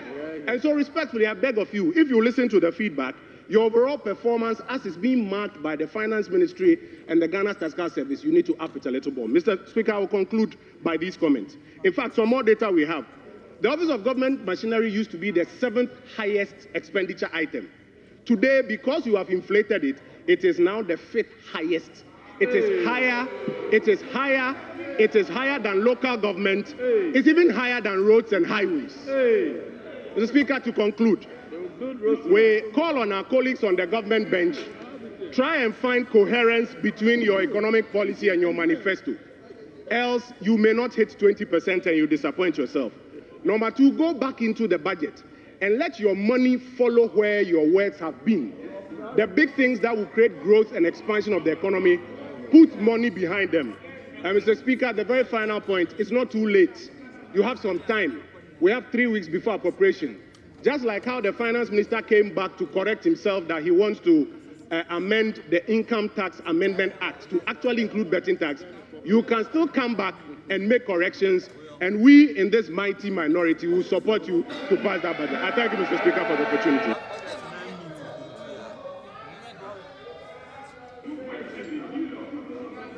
Honorable members, we now listen to Honorable Atta Issa. I don't know why, but the indication here is that you have 5 minutes. Oh. He's an ordinary parliamentarian. Thank you very much, Right Honourable Honourable Speaker. Member, please, you may proceed. Thank you very much, Right Honourable Speaker. It is important to note that when it comes to lessons on managing the economy, the minority side or the MPP should be the last to offer such suggestions. Because the verdict on your 8-year mandate is what resulted into this number. The verdict onto the Ghanaian economy, how you performed, resulted into this number. I dare say the 2025 budget is the most well-received budget if you follow various stakeholders in our Ghanaian economy. This is because the preparation of the budget 2025 was preceded by 4 major activities. First of all, we did the National Economic Dialogue. This side that is criticizing the output of the various aspirations of our people, they didn't go and participate in the National Economic Dialogue. We also did the National Education Forum. We also did meeting traders by the Finance Ministry, and then the popular youth engagement on the expert platform. Mr. Speaker, it is important to also note It is normally observed, if you look at previous or historical trends, that when a new government comes, having subjected us to economic hardships like this, where incidence of poverty is 23.4%, what it means is that 1 out of every 4 Ghanaian is very poor in Ghana as we speak. When you inherit an economy like this, what finance minister across the world would have done would be cost burden sharing or cost sharing. However, this budget seeks to shift away, putting the burden on the ordinary Ghanaian into that of production. And I think this is one of the innovative ideas. It is also important to note, Mr. Speaker, the MPP, when you talk about public debt accumulation, they go and hide behind dollar. They do it in dollar rated and say that the NDC government added this amount in dollars and they added this amount in dollars. It is important to know when you look at IS 37, in reporting standards, you use your functional and presentation currencies in reporting your debt stock and not the dollar or the foreign debt component. Mr. Speaker, in 2015-2016, an asset quality review was done by the Bank of Ghana and the IMF, where it projected that the total depositors amount that was at risk as a result of poor banking supervision, poor corporate governance strategies employed by the banking sector, we needed 9 billion Ghana cedis to recapitalize our banks. Due to the cruel and the bad governance these people inflicted on the Ghanaian populace, we were subjected to pay through the taxpayer 30.3 billion Ghana cedis. Yet, we still need 10 billion Ghana cedis to recapitalize a banking sector that needed only 9 billion. Mr. Speaker, the purpose of creating the NIB and then the ADB was to support agriculture and commercial activities of Ghanaian sector. As we speak, we need 2.2 billion Ghana cedis to recapitalize those 2 indigenous banks. It is important to note that the current participation rate of Ghana local banking sector is less than 10%. These people came and collapsed all indigenous banks, and yet they have the audacity to offer superior suggestions. Your superior suggestions landed you with 886. Your superior strategies landed you with a micro minority. Mr. Speaker, because of time, let me come to the real sector development. The former finance minister, I wish he was here, Honorable Kojo Oppong Nkrumah, for purposes of education, GDP growth has never been a welfare indicator, and let's not repeat that at all. One thing that you should always focus on when you are talking about the GDP is the drivers of growth. Let's ask ourselves, what is the drivers of the 5.7%? It is mainly the Galamsey economy. When the government statistician came here and I asked what was the end year GDP rate, he said 5.7%. And I asked for the source of the growth, and he said it was as a result of the service sector and that of mining and quarry. Galamsey that resulted into the 5.7%. Mr. Speaker, it is also important to let me land on the external sector. Mr. Speaker. The MPP were so quick to celebrate the 4 months of import cover, as was presented by the finance minister. But what they forgot to understand was that you did a 37% cut on the external bondholders to our external creditors, 37% on their principal. So if you were not servicing your debt as a result of the debt suspension policy that you did in 2022, 2023, and 2024, you were not servicing your external debt. So why wouldn't you have enough reserve in your external sector? So it is not enough for you to say that because you can cover 4 months of import cover means you were doing any superior management of the Ghanaian economy. I already said initially, as for the verdict as to how the MPP managed the economy, the jury is out there. And the jury is that President John Dramani Mahama won the election with the largest electoral defeat ever to be suffered by a political party. And I think that it is a period of reflection that you must learn. Despite all the excuses you are giving, Ghanaian people saw through the deception.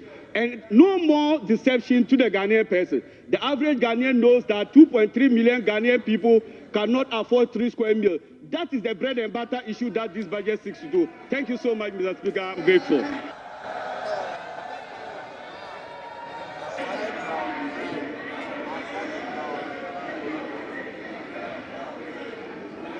Honorable members, honorable members.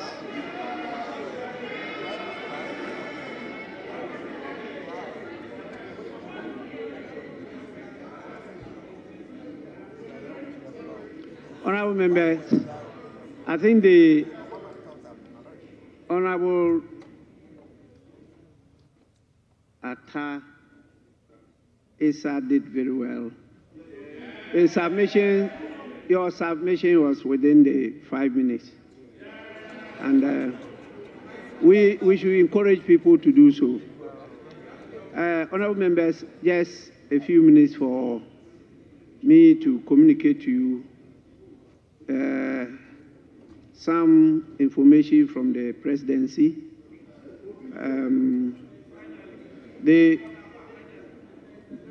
You may be misinformed. The first one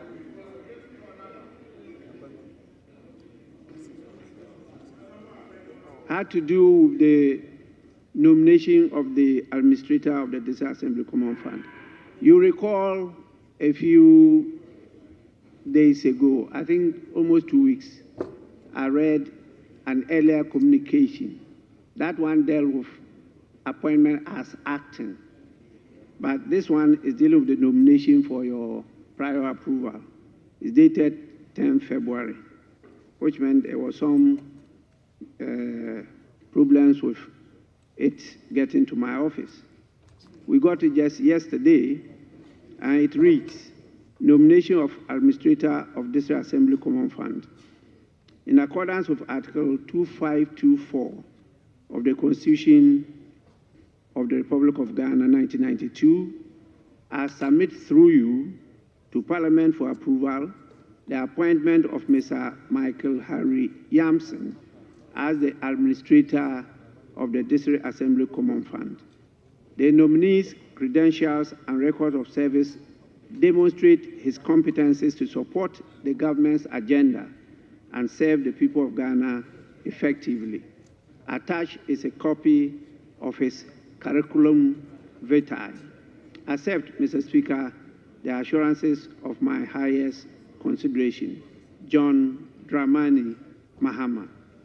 Honorable members, I refer this communication to the relevant committee, and that committee is the Appointments Committee for consideration and report to the House.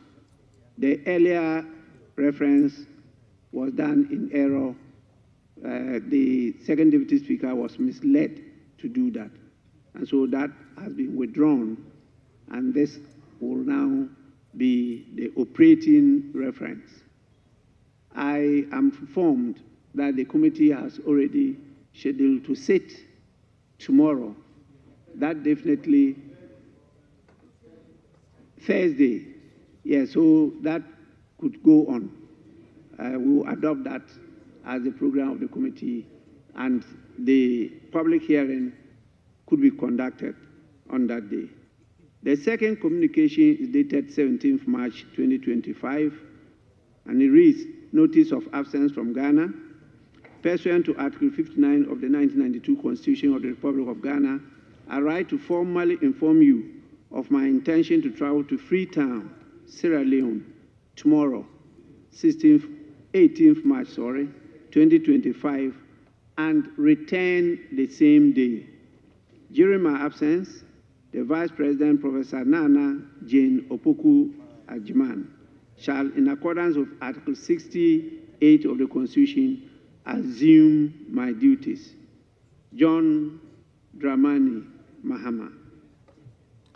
Honorable members, the second Deputy Speaker to take the chair.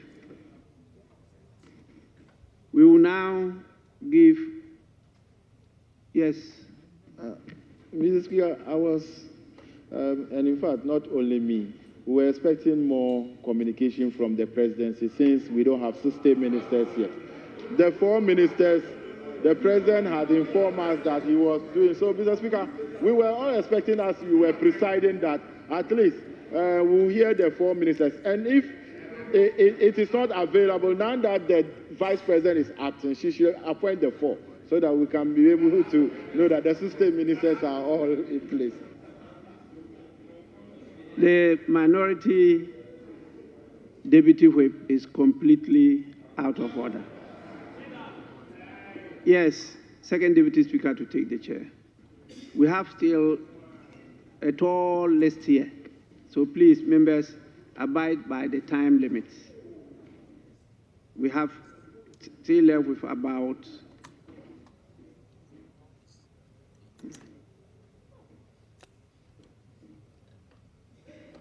more than 6 from each side of the house.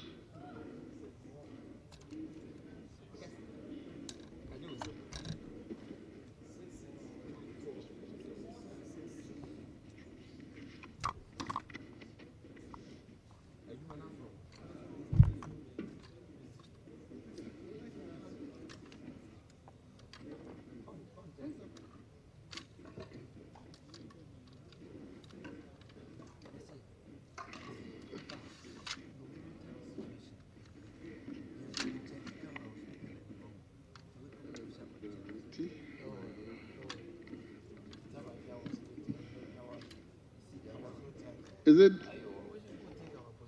the turn of Honorable Gideon Buako?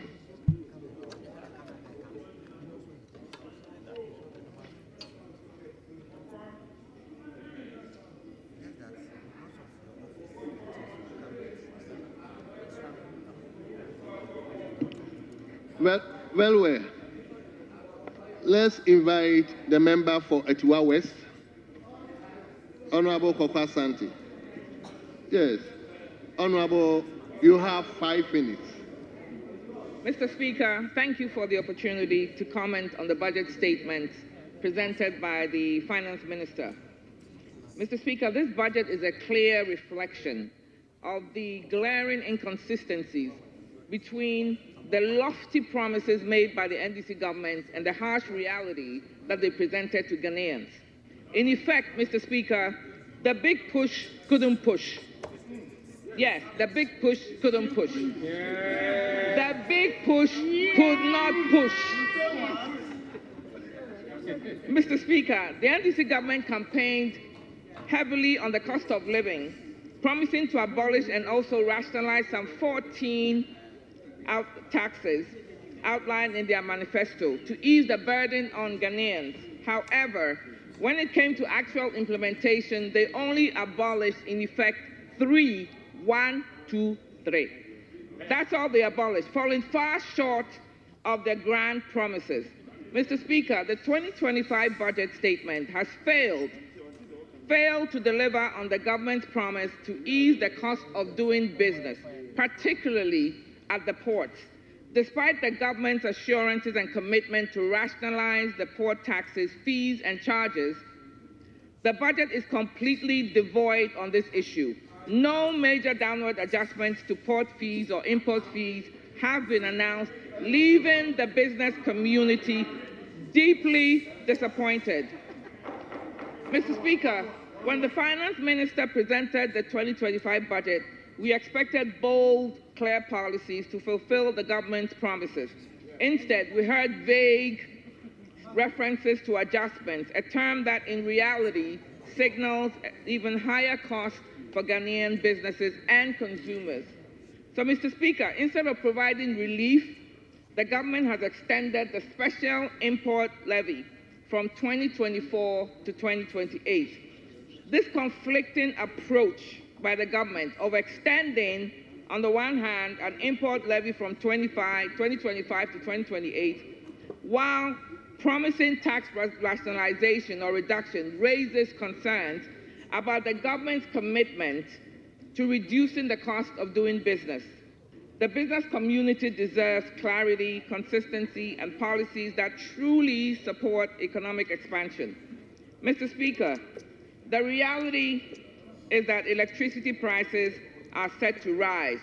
Specifically, paragraph 254 of the budget statement reveals that there will be an increase in electricity tariffs in the 4th quarter of 2025 and every quarter thereafter. Mr. Speaker, energy prices will go up as the government has removed subsidies of gas prices thereby increasing the weighted average cost of gas from $7.8 to $8.45. Mr. Speaker, it is the ordinary Ghanaian citizens who is going to bear the effect of these increases. Mr. Speaker, the other thing is the government's decision to increase the growth and sustainability levy from 1% to 3% for mining companies and extending its sunset clause from 2025 to 2028 presents a significant challenge for businesses, particularly in the mining sector. For businesses, this tax hike means increased operational costs, potential reduction in investments, and possible job losses in the sector. A more strategic approach, Mr. Speaker, would have been to negotiate an increase in mining royalties, which are deductible for corporate tax purposes, to achieve the same revenue generation without imposing excessive strain on businesses. Ultimately, while revenue mobilization is necessary, it must be balanced with policies that encourage business growth and investment. Overburdening businesses with additional taxes, particularly in sectors that drive economic growth, could have long-term negative effects on Ghana's economic stability and job creation.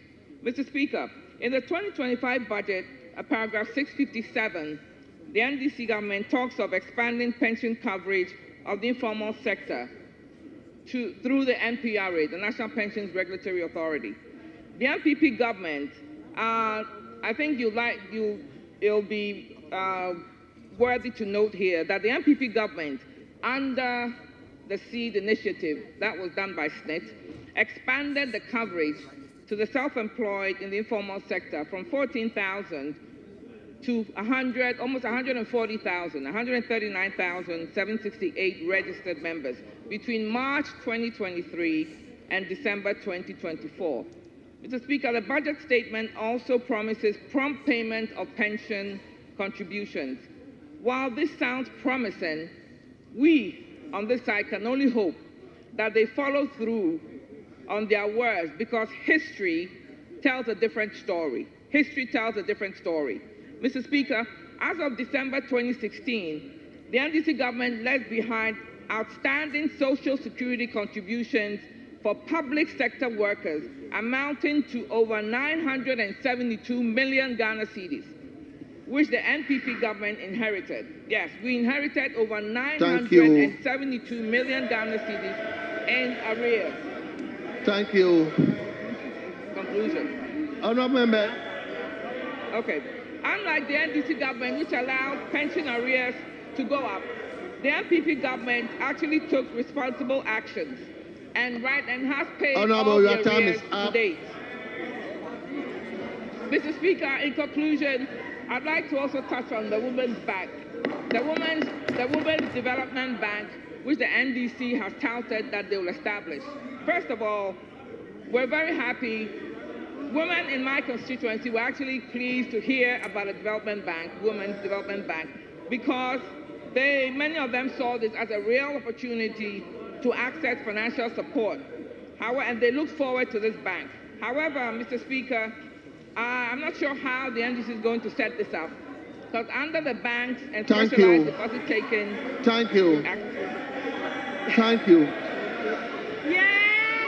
Mr. Speaker, I'm going to conclude in 2 minutes, Mr. Speaker. Honourable Koko, thank you so much. Mr. Speaker, initially they gave us 15 minutes. So therefore we 5 minutes, for that. 5 minutes. And we reduced to 5 minutes. Thank you so much, Honourable. Thank you, Mr. Speaker.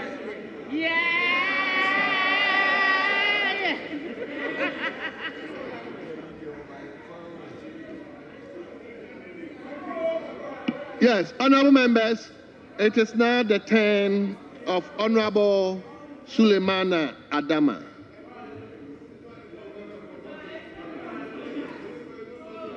Thank you, Mr. Speaker. Mr. Speaker,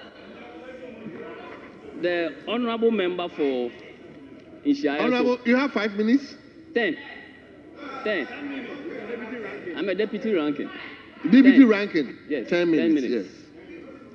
Mr. Speaker, the honourable member for Ishaya argued that the GDP was 73% in 2016, but it is 61% in 2024. So we should clap for them. All right, Mr. Speaker, the highest inflation ever recorded, inflation to GDP ever recorded in this country was in 2022, when we made 94%. Debt to GDP. Mr. Speaker, debt to GDP in 2022 was 92%. Mr. Speaker.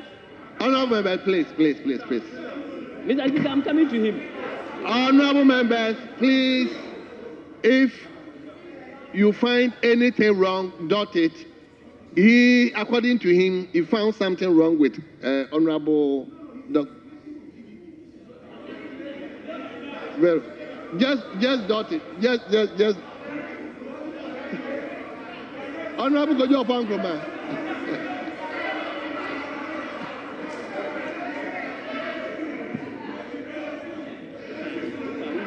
Yes, Honorable Adama. Please continue. Mr. Speaker, in 2022, the debt to GDP was 92.4%.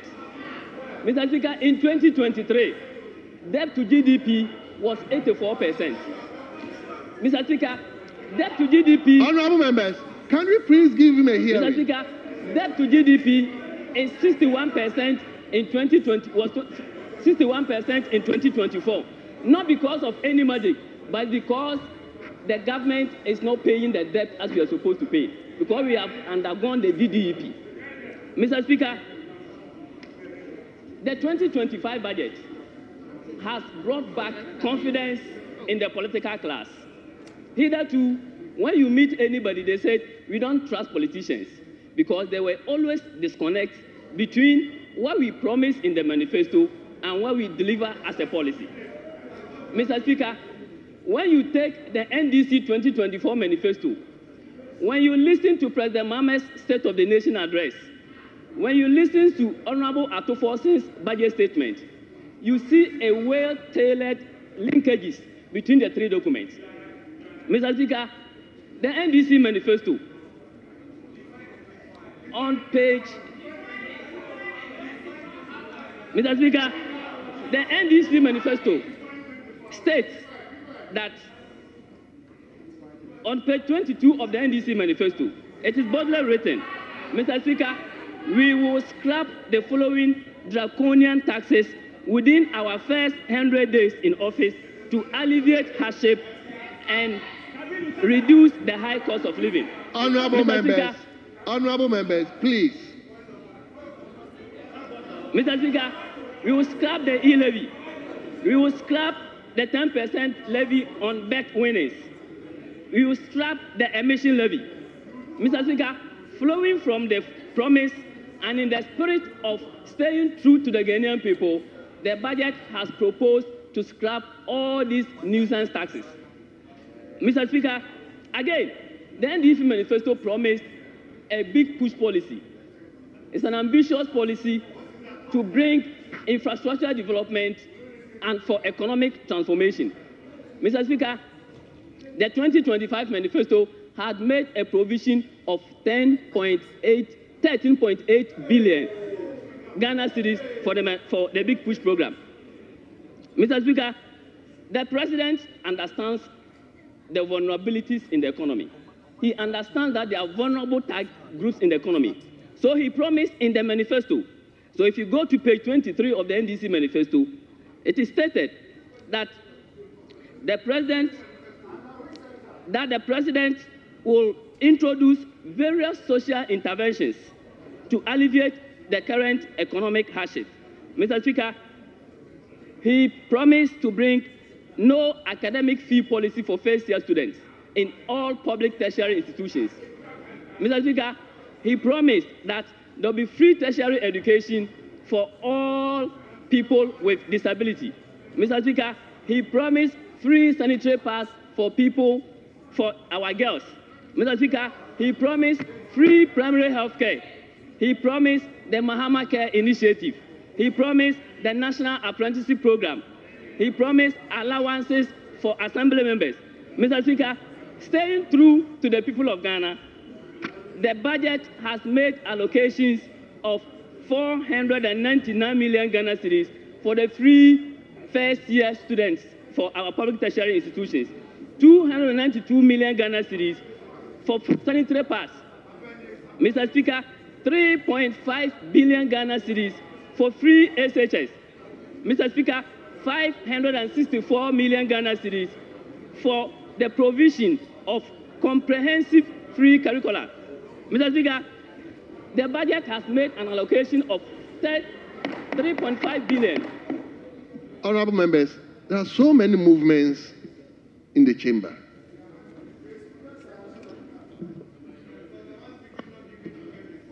Please, is that your case?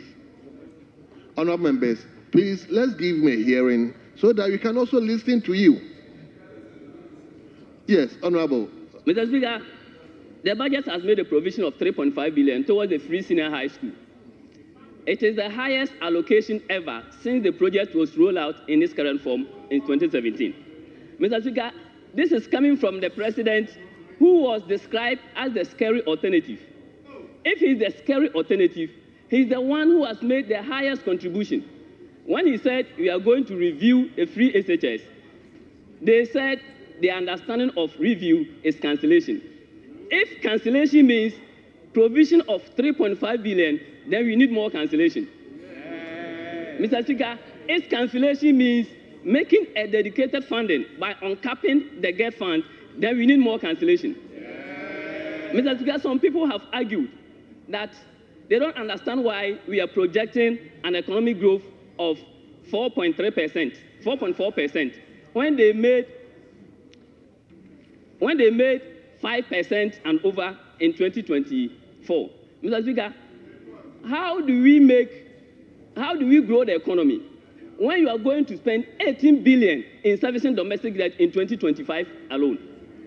Mr. Speaker, when your SOEs are all in debt and in crisis, Mr. Speaker, how do you grow the economy? When you are supposed to use the chunk of your resources in servicing debt, not in areas where you can grow the economy, not in productive areas. Mr. Speaker, as I speak to you now, the ECG owes 68 billion Ghana cedis. Cocoa Board owes 32.5 billion Ghana cedis. Cocoa Rose, we are owing 21.7 billion Ghana cedis.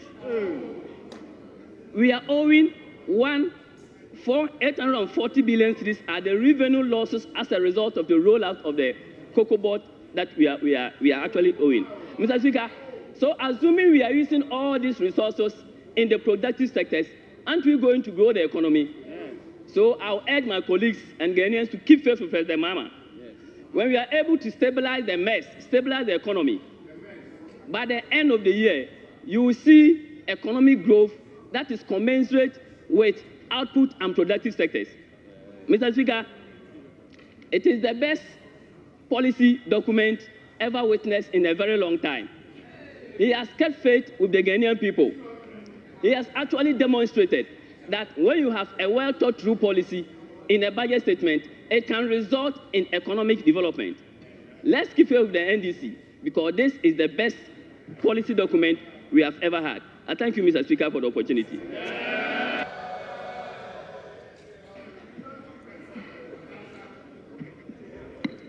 Yes, Minority Leader. Yeah, Mr. Speaker, I am on my feet to raise a matter that has come to the attention of the caucus. That has to do with a referral made some few minutes ago by Right Honorable Speaker. Mr. Speaker, the Disassembly Common Fund Administrator, the letter that came, which you made referral to the appointment committee.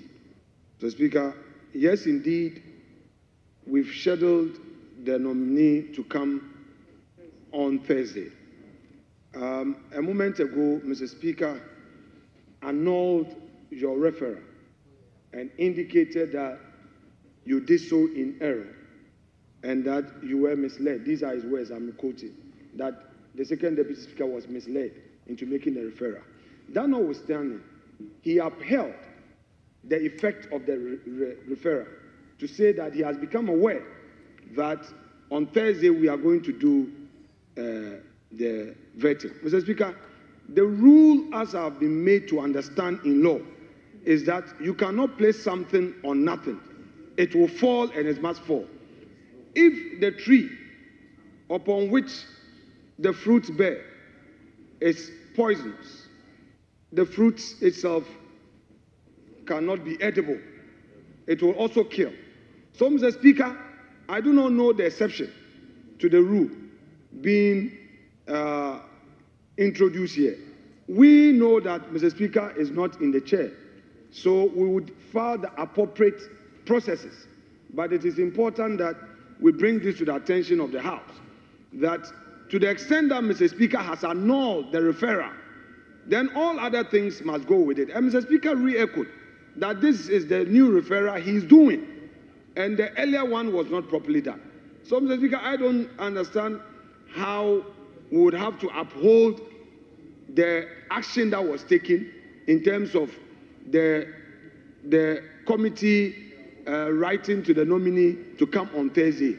That if the actual referral is annulled, then all other things become void. And we start the process again. I'm concerned about the precedent we may be setting as a result of this. But these are matters that we will take up properly through a proper procedure in this House for Mr. Speaker to have a second look at it. We know that you cannot be in a position to rule on this matter, but we felt it has to be brought to the attention of the House for the purposes of Hansa. Thank you so much, Mr. Speaker. Thank you very much. Majority Leader, will you comment on that? Mr. Speaker, I really don't understand the drift of this whole discourse about rules and practices and etc. I think that what happens at the level of speakership should remain at the level of speakership. I have some indications regarding what happened.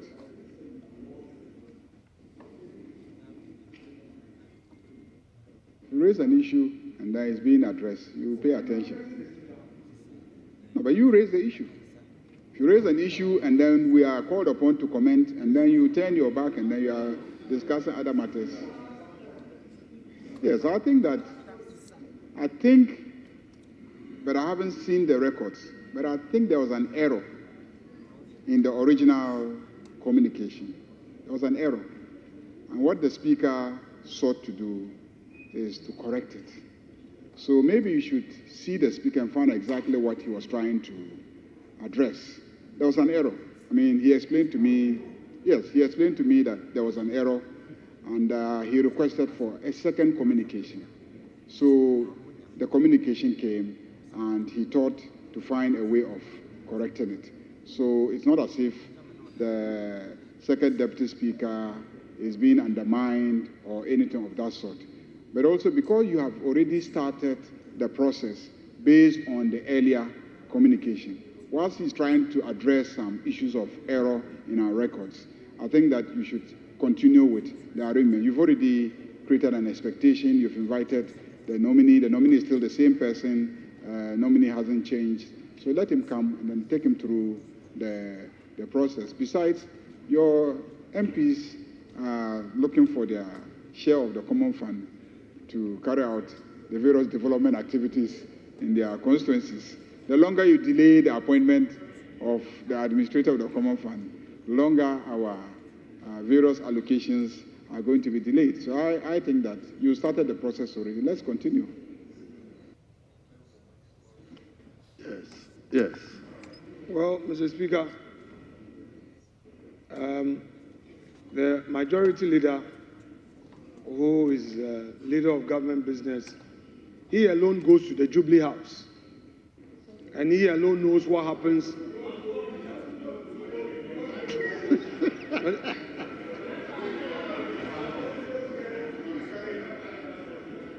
Mr. Speaker, I had my turn. It is his turn. I cannot enjoy that privilege forever. He should enjoy it. It is his time. Mr. Speaker, he goes there alone. And if under this whole reset government, a letter could come all the way from Jubilee in error, and it has been corrected, which we don't have a problem. Mr. Speaker, we believe that if it's indeed been corrected, let us start the processes properly, Mr. Speaker, because the originator of the letter concedes that there was an error. But notwithstanding my concerns, he's a leader of the House.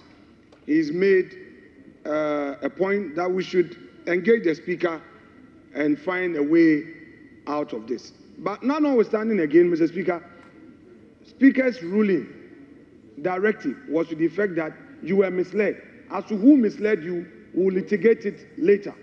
But Mr. Speaker, there's a gentleman seated behind the majority leader. I watched him in my office. He's a first-timer. He debated strongly with some energy. And Mr. Speaker, when you see talent, you must say it. This parliament, there are a lot of first-time talent.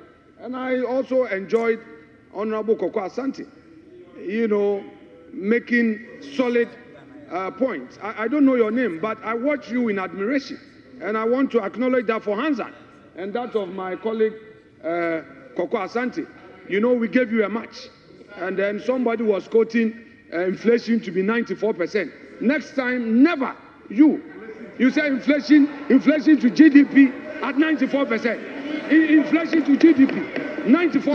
Leader. Is that what you were taught? Leader. Is that what you were taught in majority? Minority leader. Inflation to GDP, 94%. Minority leader. Don't make that mistake in this chamber again. Honorable members, please, leader, I think this issue, we should let it rest. The communication came, Mr. Speaker read, but he observed certain anomalies. So he didn't do the referral. The next day when I was presiding, the clerk informed me that Mr. Speaker didn't make the referral. So I should do that. That's why I went ahead to do that. So later on, Mr. Speaker discussed with me that he deliberately decided not to do because he observed something. So please, I don't think there's any issue we have to raise about this. Mr. Speaker, thank you for bringing clarity. But Mr. Speaker, I've just seen the Minister for Roads seated in this chamber. He is supposed to stay at the ministry and pay contractors. Mr. Speaker, this is not where you are supposed to be. Go to the ministry and work. If you want to be in leadership, then resign. He comes here to bring the temperature, raise the temperature, and then when he comes, he wants to change the temperature in this chamber. The contractors need to be paid. Thank you. The roads must be constructed. Thank you, leader. Leave Thank this you. chamber and go and Leader, work. thank you. Yes, Mr. Speaker, you should leave here and go and work. Oh, are you responding to your friend? Mr. Speaker, I get to the office at 7 o'clock in the morning and work to 1 o'clock. Then I come and perform my duty as a member of parliament. So I agree with him. We owe contractors. We shall work hard to pay the contractors. But he should also know that I'm still a member of parliament and I enjoy this as well. So I'll be here as a member. For the rest of the day, I'll be here with you. Thank you very much. Honorable Member, it's part of the business, eh? So let's enjoy it. So let me now turn to Honorable Eric Opoku, Minister for Agri.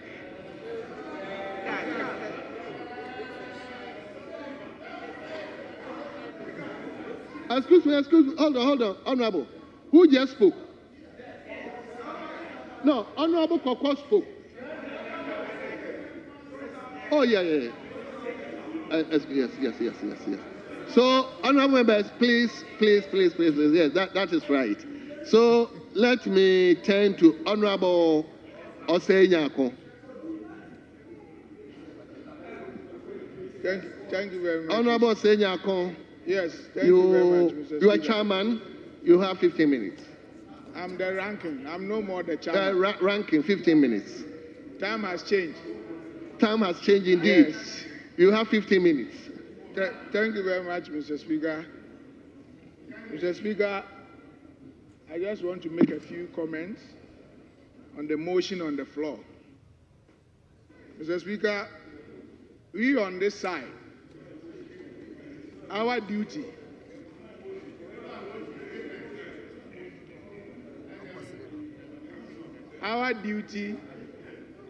on this side,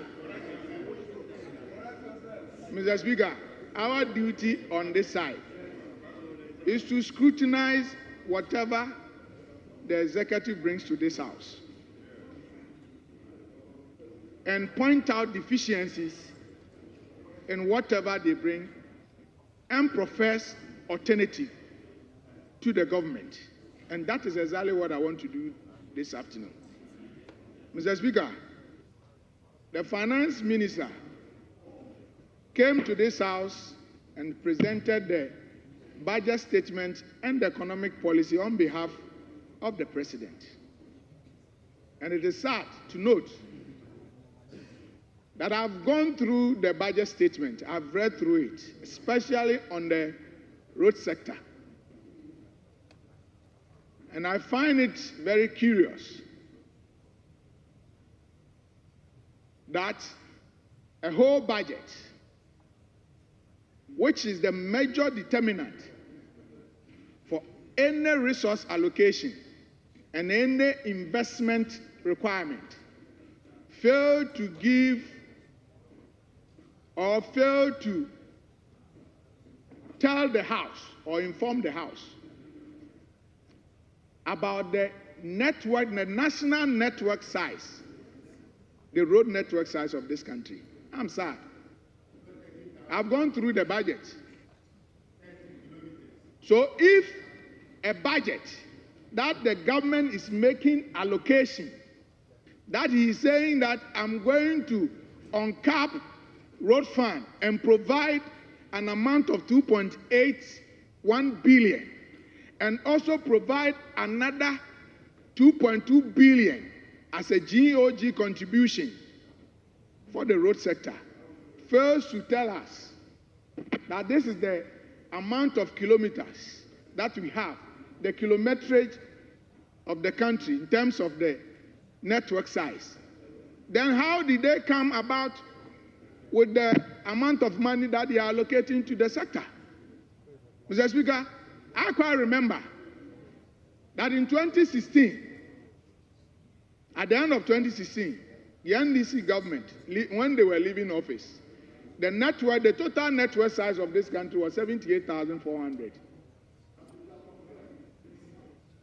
As of December 2024, and I'm quoting from the Presidential Transitional Report, which I have it. I'm sure my colleagues and the minister is here, they also have the Presidential Transition Report. Mr. Speaker, we are talking about 137,683 kilometers. It is contained in the Presidential Transition Report. I'm not making it. The minister is there. He can get the report and read it by himself. I can also help him with the pages that he can find it. If we have such a huge network size of the country, and the minister comes to this House, he doesn't even tell us anything about it. He even fails to tell us the condition mix of our road network as to which percentage is poor, which percentage is good, which percentage is bad or fairly good. Then how did they come about in allocating resources to this sector? Mr. Speaker, no wonder that if we want to talk about the first 5 key priority sectors under this government, The road sector is not part of it. And it's very sad. I have it here. It's here, if you want to doubt it. I have even gone ahead to design and make maps for you. Graph is here. In 2024, I will call it Dedication under 2025 is the number 1 on it. Health is number 2. Interior is number 3. Defense is number 4. Then Office of Government Machinery is number 5. I want to tell you, let me tell you about 2024. 2024, education is number 1. Health, number 2. Interior, number 3. Roads, number 4. And defense, number 5. No wonder that, Mr. Speaker, if you take the report, their own budget statement, if you want to go to if you want to check appendix 1C, paragraph 2.1, under construction. Sometimes they come here and they make a whole noise.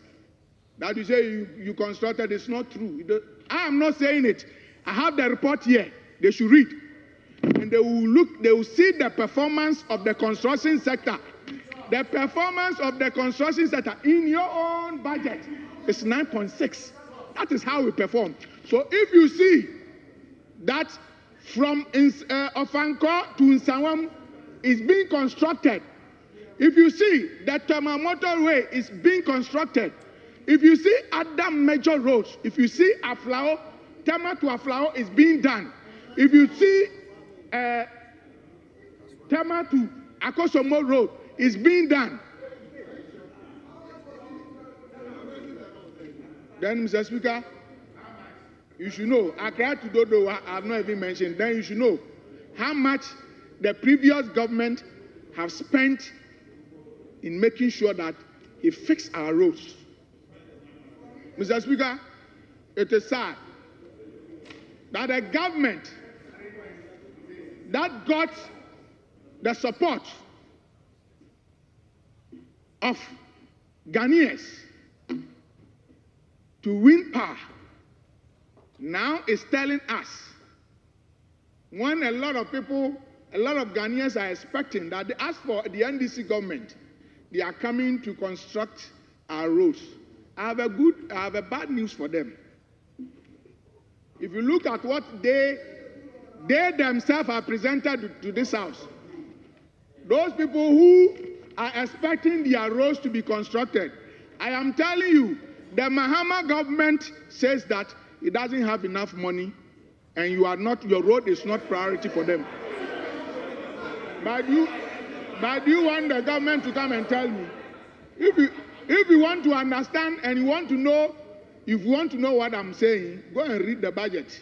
The budget is for you to read and understand, not for you to read alone. Read and understand what it is contained in the budget.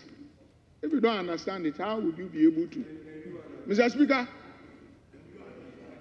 then and again, the finance minister in presenting the budget, I heard the minister talking about the road ministry has committed this country into almost about 103 billion.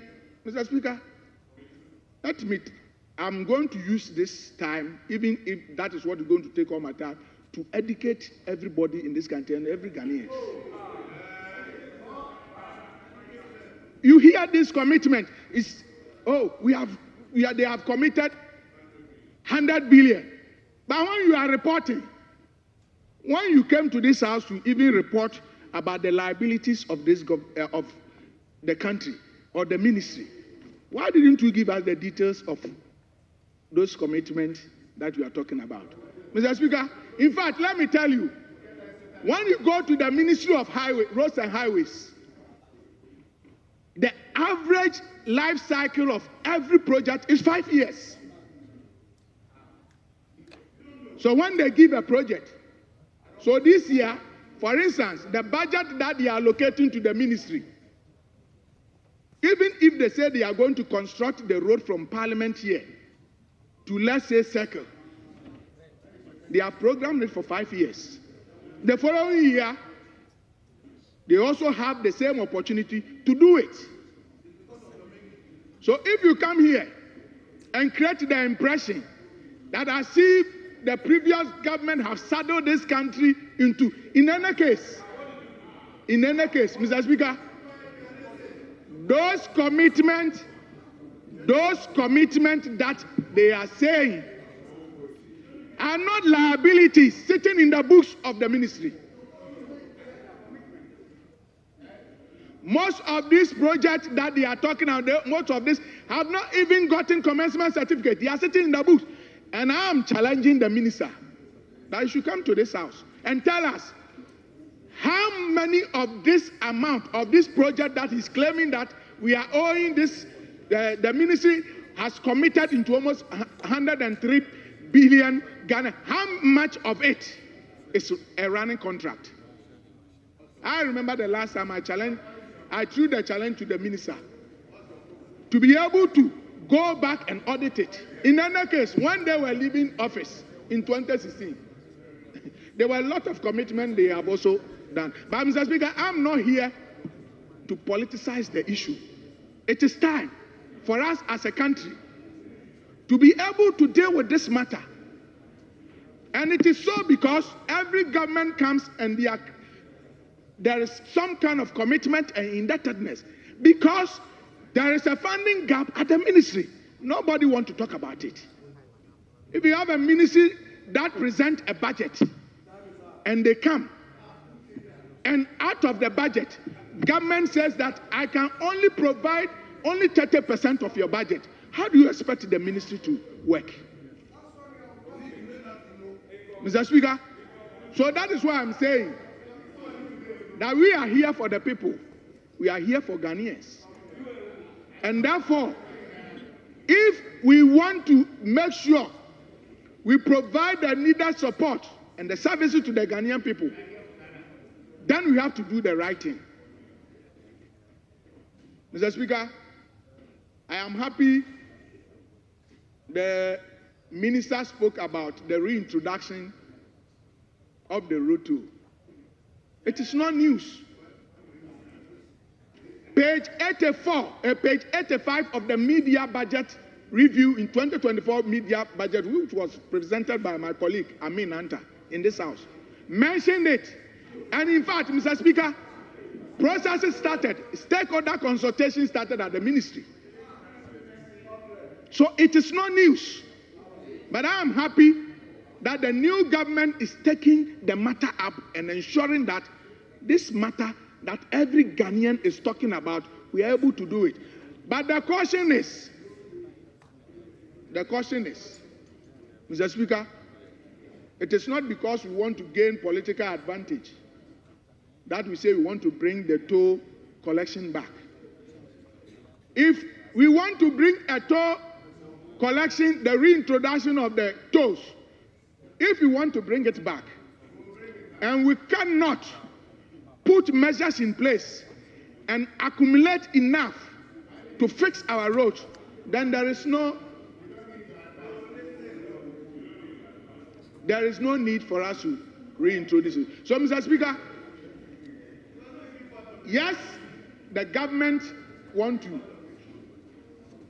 please the Ghanaian people because they are voted for, but they have to be cautious how they want to carry on or how they want to execute their programs. That is what I want to assure them, that we on this side, if they are doing the right thing, we are going to support them. But if they are doing the wrong thing, we will put them on their toes. And I'm happy the minister is here. Thank you. A former colleague. So, Mr. Speaker, in conclusion,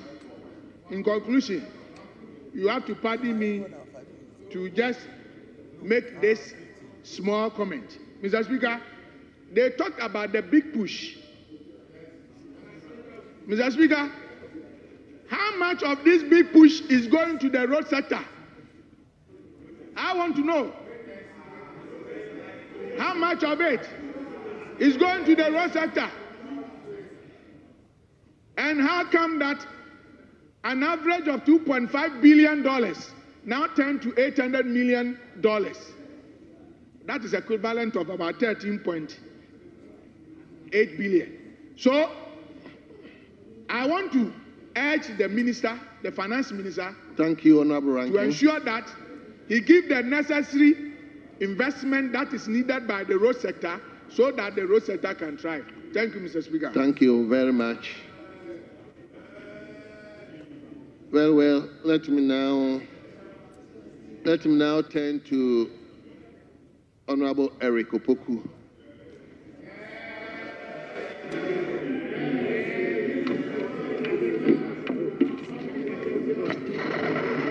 Honorable, we have 50 minutes. Thank you very much, Mr. Speaker. Honorable, hold on. For the opportunity. Leader, hold on. Leader, what is it? Mr. Speaker, with respect, the Honorable Minister of Agri. But Majority Leader, are you not going again? Mr. Speaker, are you not go? Mr. Speaker, I was in again.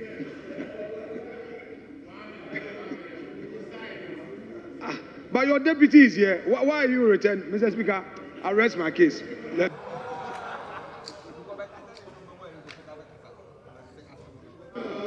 Mr. Speaker, the arrangement was that the sector ministers will lead the commentary on their sectors, but they would present a brief on their sector policies at the dispatch box. So I actually thought that was what he was trying to draw the attention of the minister to. So that's why I was waiting to hear what he would say. So that really is the understanding. That they are not really debating, but they are going to come and then present their sector. Of course, yes. And even the discussion was that after they have presented their sector positions and policies, they will listen to the commentary. And if in the end they need to respond, then we will give them some time to respond, to clarify the policies. That's how we structured. We started with the finance minister because the finance minister presented his here, and his deputy was here, so that if there is any need to respond to anything, his deputy could respond. So that's the arrangement. So with that arrangement, it means once the minister is on the dispatch box, there wouldn't be any interruption. Yes, the minister will not be interrupted. Yes, Honorable Minister. Thank you very much. You want to stand there? Oh, okay. Wherever. Yeah, he wants to debate. He's not. I hope you enjoy. You want to be there. Very well. Thank you very much, Mr. Speaker, for the opportunity to comment on the 2025 budget. Mr. Speaker, first and foremost, to have a better appreciation of the contents of this budget, you must understand the theme. The theme of this budget is resetting the economy for the Ghana we want. Mr. Speaker, what is the meaning of reset? Reset means to set again or differently. It means that the economy of Ghana was on the proper track to deliver prosperity unto the people of Ghana. And within the last 8 years, we veered off completely. And so this is the time to bring back the economy on the proper track. And that is what this budget is seeking to do. Mr. Speaker, this is the explanation, the meaning. Honorable, you see, that's why you were asked to come and stand on the dispatch box. Okay. Because once you are there, the leader can interrupt. And I see that is why.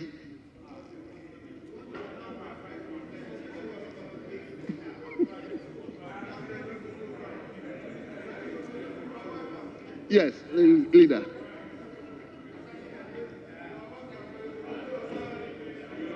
Mr. Speaker, our elders say, Agro Beswa Ifrianopa. Mr. Speaker, I am surprised that the Minister of Agric is here to defend a budget. Mr. Speaker, he should look at the allocation. The minister said he was giving you 1.5 billion.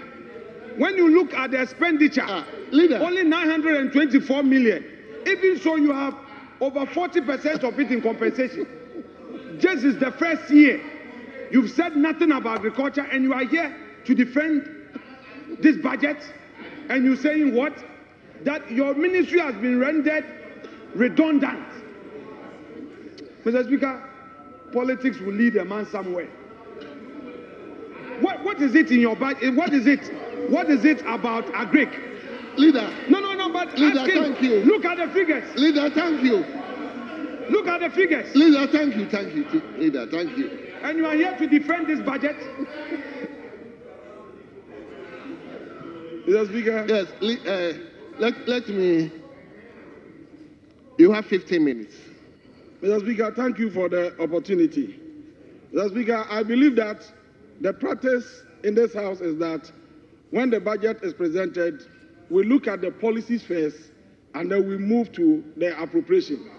It is when we are dealing with the appropriation that we look at the figures involved.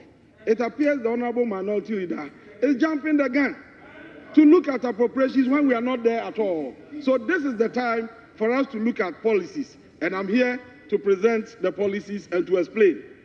Mr. Speaker, the theme of the budget says that resetting the economy for the Ghana we want.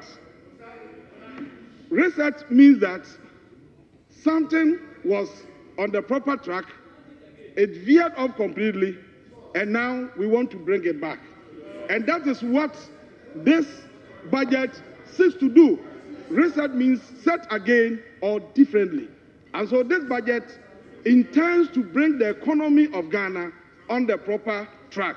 And so, Mr. Speaker, I would like to focus on where the economy was, where it veered off to, and the measures we are putting in place in the budget to bring back the economy on the proper track to deliver prosperity to all Ghanaians, including our minority, the few people who are here as minority members. Mr. Speaker, in 2016, we have been told that growth rate was 3.7%. And they say that 2024, they recorded 5.7%. And therefore, we should praise them. Mr. Speaker, in 2016, when the Ghanaian economy recorded growth rate of 3.6%, as they are saying, food inflation was 9.7%. Food inflation was 9.7% from your own budget in 2017. Today that you are talking about 5.7% growth rate, your food inflation is hovering above 23%. And you know the implications of rising food inflation.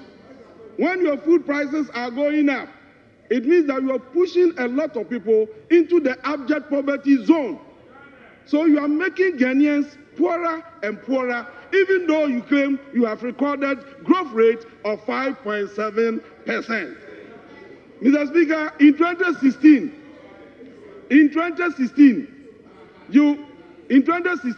the Bank of Ghana, that has the mandate to print money for this country, recorded profit.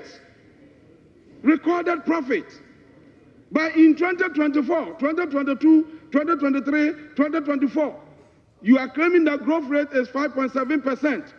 But look at where you have landed the Bank of Ghana. In just 1 year, they recorded a loss of 60.8 billion Ghana cedis, unprecedented in the history of this country. That amounted to $5 billion United States dollars. And for the first time, your government in 1 year in 2 years, 2022, 2023, borrowed almost 80 billion from the Bank of Ghana. Source, you are asking for source. It's in your own records. It is here in Parliament. It is something that is here in Parliament. Mr. Speaker, this is an indication that, this is a clear indication that the Bank of Ghana must indeed be reset. And that is exactly what this budget is seeking to do. Mr. Speaker, in 2016, when the growth rate was 3.6%, food import bill was hovering around $800 million. And today you are touting growth rate of 5.7%, when the food import bill is above $2 billion.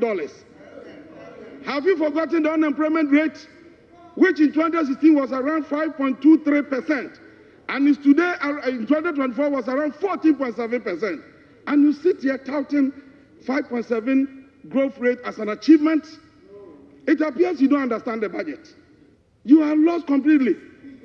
In 2016, there was nothing like that exchange program. You came into office, you borrowed, you expended the money, and when the time was due for you to pay, you didn't have the capacity to pay. That is reckless borrowing. There was no arrangement for you to pay. And so you had to go to your creditors to plead for the postponement of your debt. That is the meaning of the debt exchange program you implemented. And you know the implications of what that program that you did. The budget says that because of the debt exchange program, in 2025, the debt that you postponed, the money you expended and refused to pay and postponed for us to come and pay, that amount alone, 2025, under this budget, we are paying 18.3 billion. 2026, we are paying 22 billion. 2027, we are paying 58 billion. 2028, we are paying 53 billion. All together, we are paying 150 billion. And you have the guts, the effrontery, to come and sit here and then chastise the NDC for resetting, for correcting the wrongs, the damage that you have done to the Ghanaian economy. Please and please again, I am surprised that you have this courage, in spite of all that you have done to us. Mr. Speaker, what is most important is this. When the GDP growth was 3.6, the growth rate was 3.6% in 2016, the credit agencies, we were rated B+. You took the economy to junk status. Our economy was rated junk status. You understand the meaning of junk status? Junk status, non-investment grade. Non-investment grade. It means that nobody should invest in our economy. It means that nobody should invest in the Ghanaian economy. Somebody is saying that before leaving office, you had CCC+. Do you know the meaning? It means that high risk of default. Even that high risk of default. That is where we have landed us. And so what we need to do is not to continue on the path that you charted. It is to reset. And that is what this budget is seeking to do. Mr. Speaker, in 2016, the total debt of this nation, the total debt of our nation was 120 billion. 120 billion. In 2024, the debt had ballooned to over 700 billion. 741 billion. We handed over an economy to you with a growth rate of 3.6%, on the back of which you were able to borrow and borrow and borrow to the extent that now Ghana can no longer borrow again. You created it. Under your economy, the economy that we have today, Ghana cannot borrow from international sources. We can't issue bonds. Ghanaians have lost credibility. They have lost faith in government of Ghana bonds because of your recklessness. And I'm surprised that you can come and sit here and create the impression that all is well. Have you forgotten that we left with you the sinking fund? And we left in the sinking fund almost $300 million. You depleted everything. And today, you have handed over to us sinking fund with just $64,000. What about the Ghana Infrastructure Investment Fund? What about the Ghana Infrastructure Investment Fund? Honorable members, we handed over to you the Ghana Infrastructure Investment Fund, in which we have $274 million. You have expended everything and even collateralized the process. You have collateralized the process. Into the, yes, Jeff, you don't know. You see, you are lost. What about the Ghana GET Fund? What about the GET Fund? We gave you the GET Fund with direct inflows into the fund to support education development.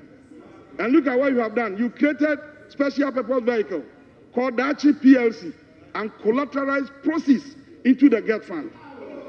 Ahead of us, we introduced into this house the energy sector levies to rake in almost 3 billion Ghana cedis every year to enable us deal with the legacy debt at the energy sector. When you assume office, you collateralize the process for 15 years. 15 years. So what we have to do now is to change the status quo. We have to change the story. And that is what this budget is seeking to do. That is the meaning of the reset that we are talking about. Mr. Speaker, in 2016, we needed 10 billion Ghana cedis to pay as interest on our nation's debt. Today in the budget, because of your reckless borrowing, we need 65 billion Ghana cedis to pay as interest. Now you are talking about cocoa Kwiafo. Look at how we have damaged the cocoa sector. Mr. Speaker, in 2016, when the growth rate was 3.6%, cocoa production was 969,000 tons. Today, you are talking about growth rate of 5.7%. Meanwhile, cocoa production is around 530,000 tons.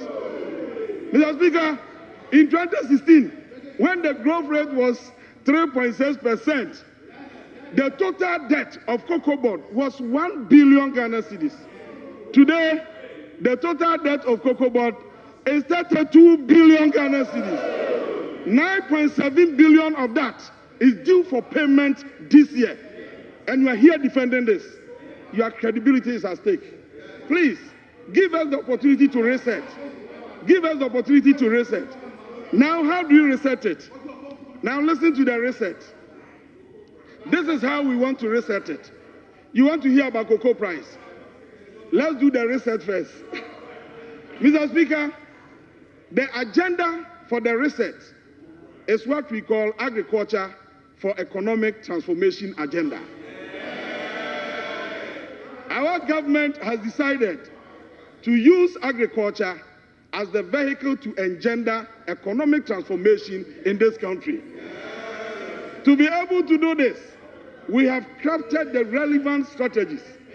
The first strategy is what we call the Feed Ghana program.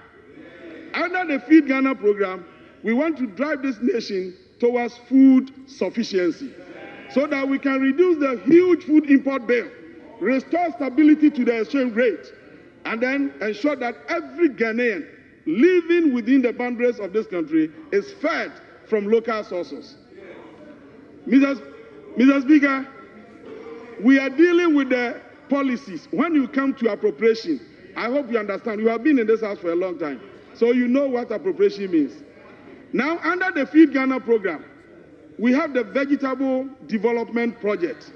This one is focused on the production of vegetables like tomato, onion, pepper, and the rest of them. We have had planting for food and jobs for 8 solid years. But in your own budget, specifically, paragraph 401 of the 2024 budget, you reported to this house that Ghana is still importing pepper, that Ghana is still importing tomato, and it is estimated that we are importing tomato at a cost of $400 million annually from Burkina Faso. We are importing onion at a cost of $24 million from Niger. This must be changed. And that is why we have introduced the Vegetable Development Project, under which we want to increase production of these vegetables to wean ourselves off of the import. So, Honorable Minister, you must begin to descend for landing. I will descend soon, Mr. Speaker. Okay. And then we're also implementing the Grains Development Project. This one, we are targeting the rice, maize, soya, and the rest of them. Then we also have the Poultry Farm to the Table Project.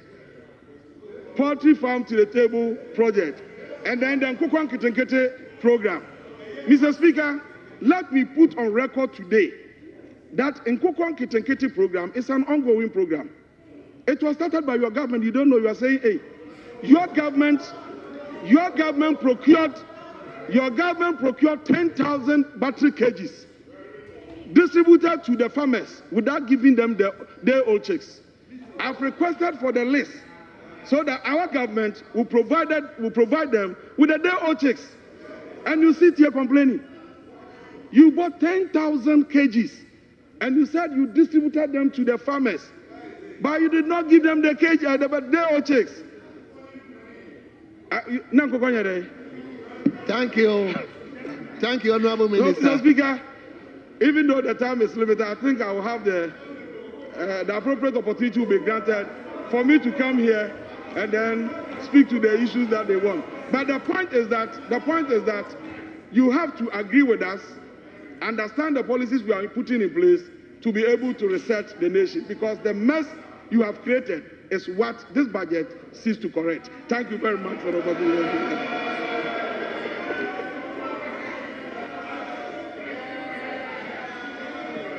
Thank you. Let me now turn to Honorable Dr. Gideon Boako. Doc, are you ranking? Dr. Kabiru, I didn't mention your name. I mentioned Dr. Gideon Boako.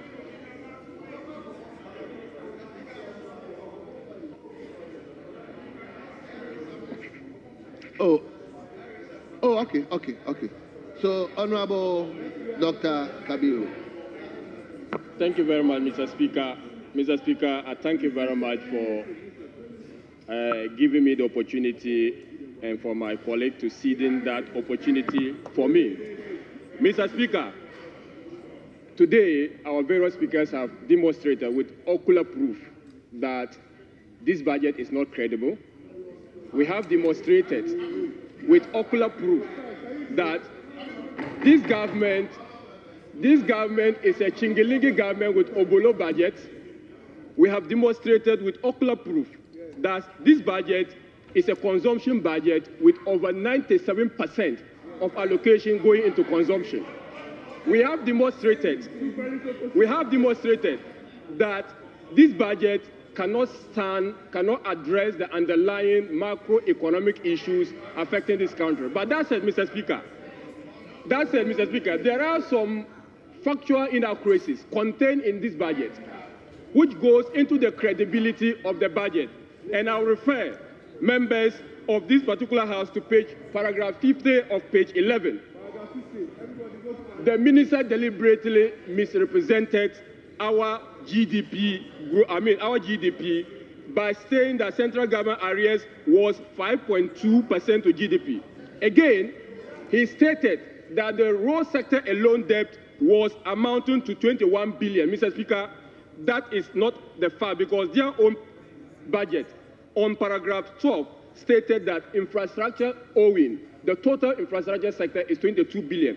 This goes to the core of the credibility of the budget that earlier on speakers talked about. Mr. Speaker, let me talk about the allocations. It is quite important to know that, Mr. Speaker, the Office of Government Machinery, as alluded, has increased the allocation of compensation by 728%. In contradistinction to Parliament, Mr. Speaker, Parliament has only 8% increase in allocation. The House that is supposed to approve this budget is having only 8% increment in allocation, but in the case of Office of President, they are doing 728% increase. And that should tell you the priority of government in this budget. Mr. Speaker, they mentioned about allocations. They stated that, oh, they have increased allocation to LEAP. And they are saying they are doing 33% increase allocation to school feeding program. Mr. Speaker, they forgot that we did 39% increase. This is a matter of fact. And a matter of fact, they are born out of the records of this House. You are doing 33% and you want us to give you credit on school feeding program when we did 39%. Mr. Speaker, they want us to pat them on the back and saying that LEAP has increased by 30%. Mr. Speaker, in 2023, we increased LEAP by over 100%, and in 2024, we increased LEAP by 85%. Now they are doing only 30%, and they want us to clap for them that LEAP has been increased. In the first place, the LEAP requirement under the IMF program, in fact, let me reference the Memorandum of Understanding, Memorandum of Economic and Financial Policy of the Government 15. It's ring-fence funding to social policies. And if they don't know, they should know that we are supposed to do some 32 billion accumulative floor in terms of the IMF program, in terms of social spending. So they are not doing anything different apart from the IMF program. Mr. Speaker, I will go back to highlight what the budget didn't include. The budget failed to budget for their flagship program, 24-hour economy. It did not budget for it. Mr. Speaker, their budget failed and has actually reduced funding to domestic. When their vice president is a woman who should be championing funding to domestic violence fund, they have decreased it by 85%. The funding has been decreased by 85%. And Mr. Speaker, they have also reduced funding to trafficking by 78%. Mr. Speaker, let me go you by sector. In fact, administration has been increased by 39%. That is consumption. They have increased social spending by 10%. That is consumption. They have increased public safety by 19%. That is consumption. Mr. Speaker, infrastructure funding has been reduced by 25% in their budget without prejudice to their cap, to their big push program. Mr. Speaker, this is the budget we are talking about. And this budget can speak to the system. Mr. Speaker, they're saying that rest, let me not even go there because the fact of this budget speaks for itself. Mr. Speaker, let me conclude by some of the hidden hardship. Mr. Speaker, they have hidden some hardship under the budget, and I'll conclude with that. One, they are going to increase tax on small-scale mining and upstream oil sector by 3%.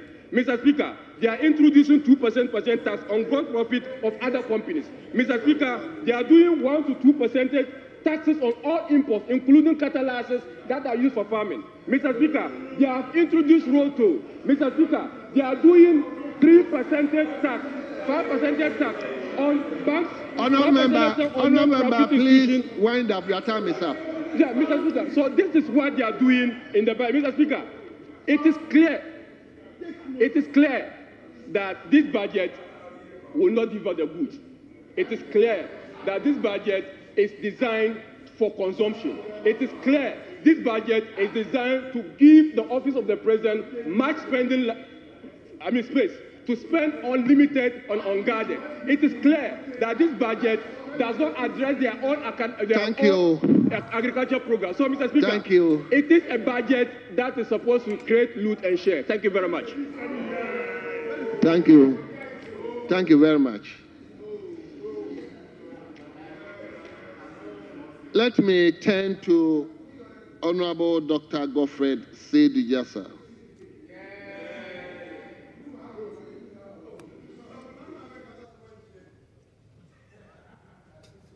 Honorable member, you are deputy chairman. You have 10 minutes.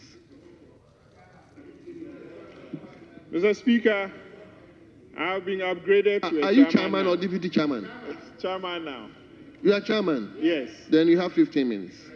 Thank you, Right Honorable Speaker, for the opportunity to add my comments to the statement on the budget and economic policy of government ably delivered to this House by the Minister for Finance.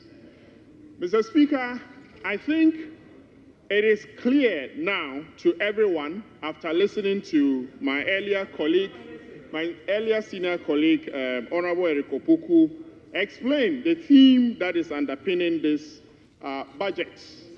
It's resetting the economy for the Ghana we want.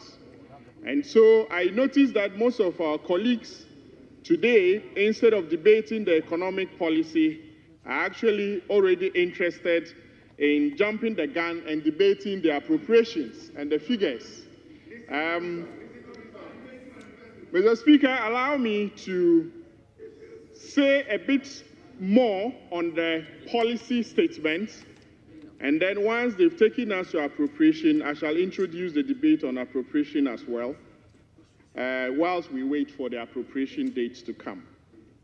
Mr. Speaker, you will know that the kind of economy that we ran in the last 8 years is clearly problematic. Mr. Speaker, I refer you to the 2025 budget statement on page 45. Page 45 gives the table outlining the growth that we have witnessed for the sector. Mr. Speaker, page 45, read page 45, you would see a table 33. Mr. Speaker, in 2016, the sector grew by 2.7%. Mr. Speaker, is it not curious that in 2024, the last government left the sector at 2.8? So clearly, 0.1% increment. Mr. Speaker, that should tell you that the inconsistencies of the policies that we have seen in the agricultural sector speak to this outcome and output that we have seen.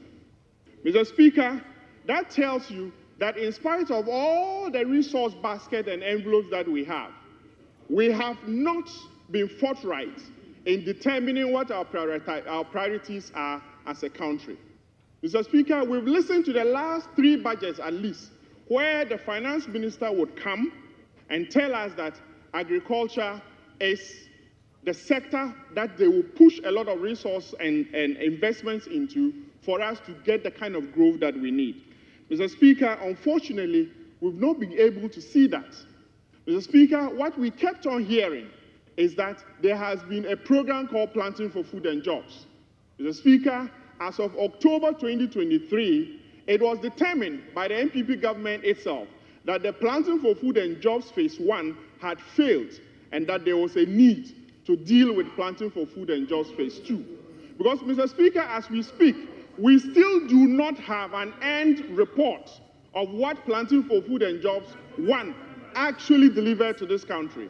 And so in October, the whole government machinery was shifted to Tamale to launch the Planting for Food and Jobs Phase 2. Mr. Speaker, under the Planting for Food and Jobs Phase 2, we were told that the government was shifting its focus from input subsidy to input credit.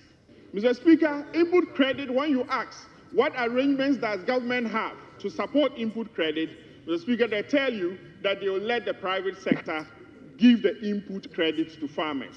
Unfortunately, Mr. Speaker, nothing really happened. And yet, in 2024, the budget reveals 700 million cedis was allocated to Planting for Food and Jobs Phase 2. Unfortunately, Mr. Speaker, we did not see any real application of the 700 million cedis on the ground towards food production. That's how come, Mr. Speaker, you had the food inflation rate still being a high chunk of the inflation budget for this country. Mr. Speaker, that said, it sets a very bad context. And in addition to that, you also had the drought of last August, where we had about 8 regions affected by this drought. Mr. Speaker, when this drought came about, what we realized was that we didn't have any food produce because, again, the 700 million was expended in administrative and big talk English. We didn't see any production or support to inputs on the ground. And so at the end of the day, we didn't have any food to boast of. And so you saw that the Ministry of Agri was busy going around Ministry of Finance trying to look for money and import food in the end. Mr. Speaker, when the food came, we couldn't even distribute the food. So many people, World Bank says, about 800,000 more people were driven into the poverty bracket. And so, Mr. Speaker, this is the context in which we find ourselves. That's why I'm very excited with the policy statement on agriculture for economic transformation. That agenda is clearly what we need as a country. Mr. Speaker, that agenda has been very much aligned with the manifesto promises of the NDC administration, and that has been endorsed by the people of Ghana. That's how come we have this supermajority. And so, Mr. Speaker, we are very determined in rolling out the agenda for economic transformation through agriculture.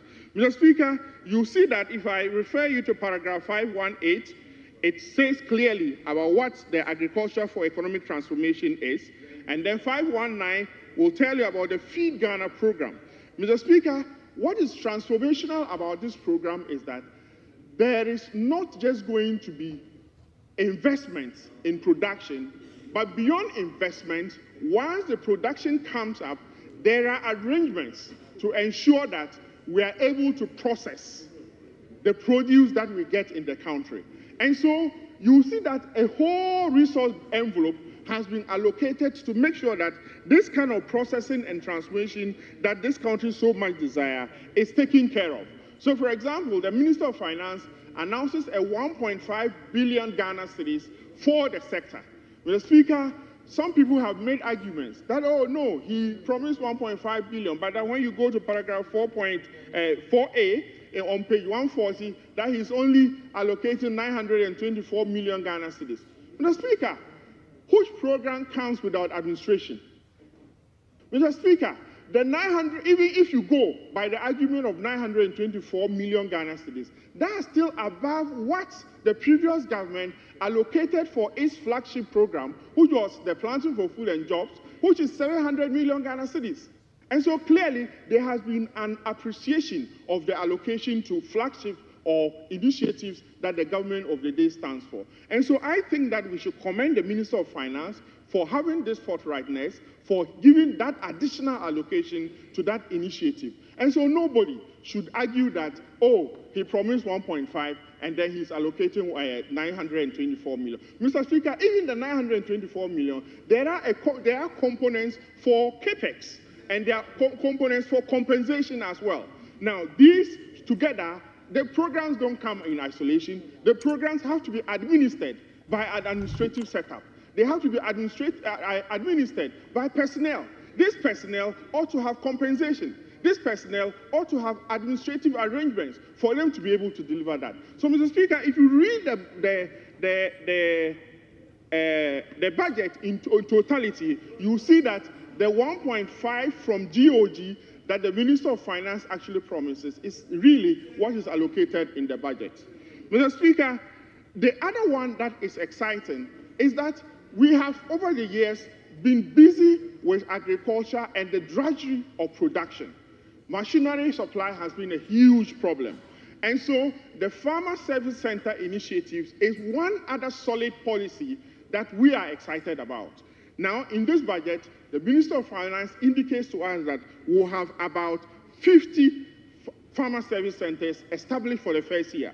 Mr. Speaker, what these 50 farmer services centers are going to do is that they will have a full complement of machinery that will be required by smallholders and also commercial farmers to be able to give out the land preparation activities. There will be inputs that will be available for these farmers to be able to prosecute. Mr. Speaker, can you save me from Honorable Patrick Boama, please?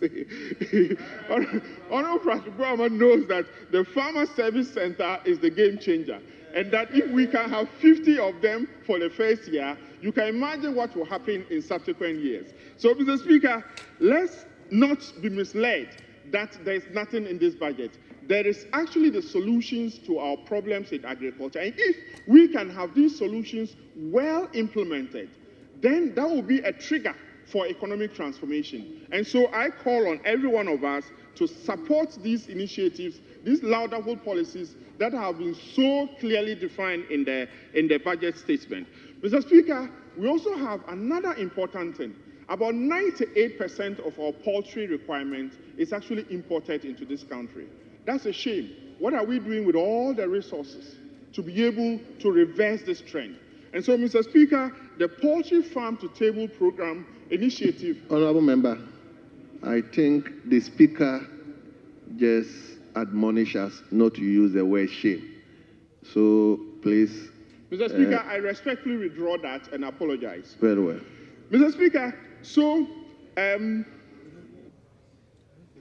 the shame was actually to the country, not to any member. But I respectfully withdraw that, Mr. Speaker.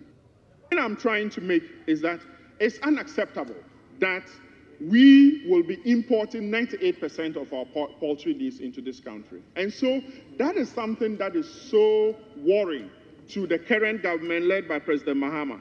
And so the Poultry Farm to Table program is something that is targeting at reversing this trend. And so this year, we hope to do the Nkukwa Kitten Kitten, and I go by what Professor Edward Onuma proposed to us, that Nkukwa Yakran Kitten Kitten is another way we can go, which emphasizes the processing of it into cutting these poultry into parts. And that 55,000 households are going to benefit from that program this year. Mr. Speaker, my thinking is that if we can achieve this, and all of us support to achieve this, and we can do this incrementally, by the next medium term, we should be able to reverse this import bill, high import bill that is attributed to poultry. Mr. Speaker, the next one is that because of the climate change that we've been suffering as a country, production, in fact, is difficult now for farmers to predict when the next rains will come, and so on and so forth. And so irrigation becomes so important and so critical.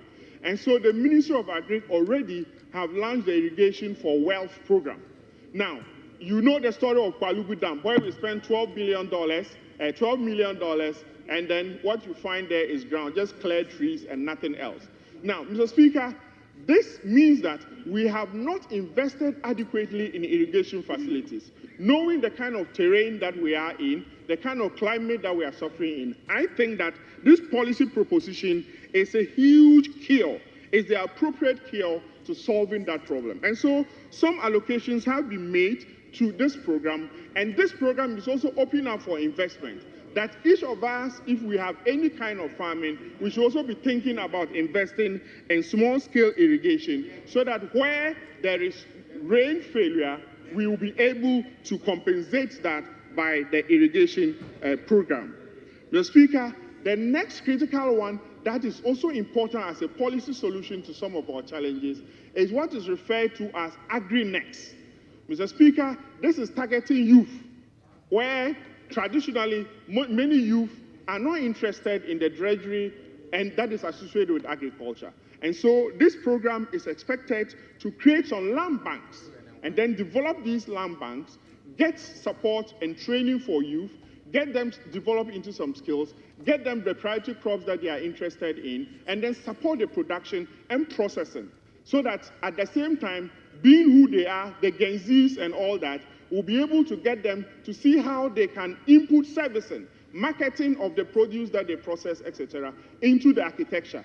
That way, my view is that, Mr. Speaker, we'll be able to get our youth more excited about agriculture, and then they will be able to support the transformation of the sector in the medium to long term. Begin to wind up. Mr. Speaker, in conclusion, I'd just like to say that this budget statement is appropriate, is the right policy prescriptions for the diseases of this country.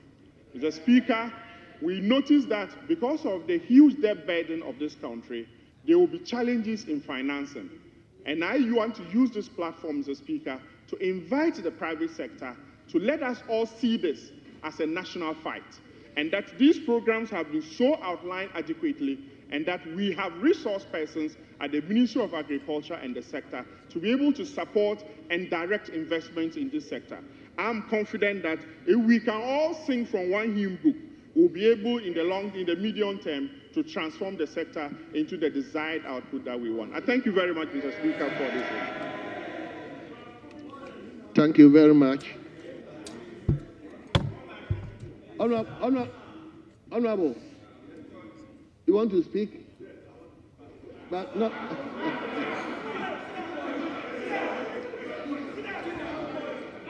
Honorable members, why? Mr. Speaker. Honorable member.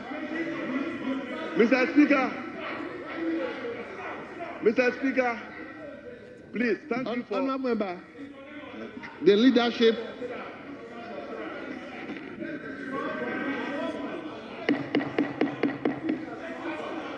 Honorable member, just hold on.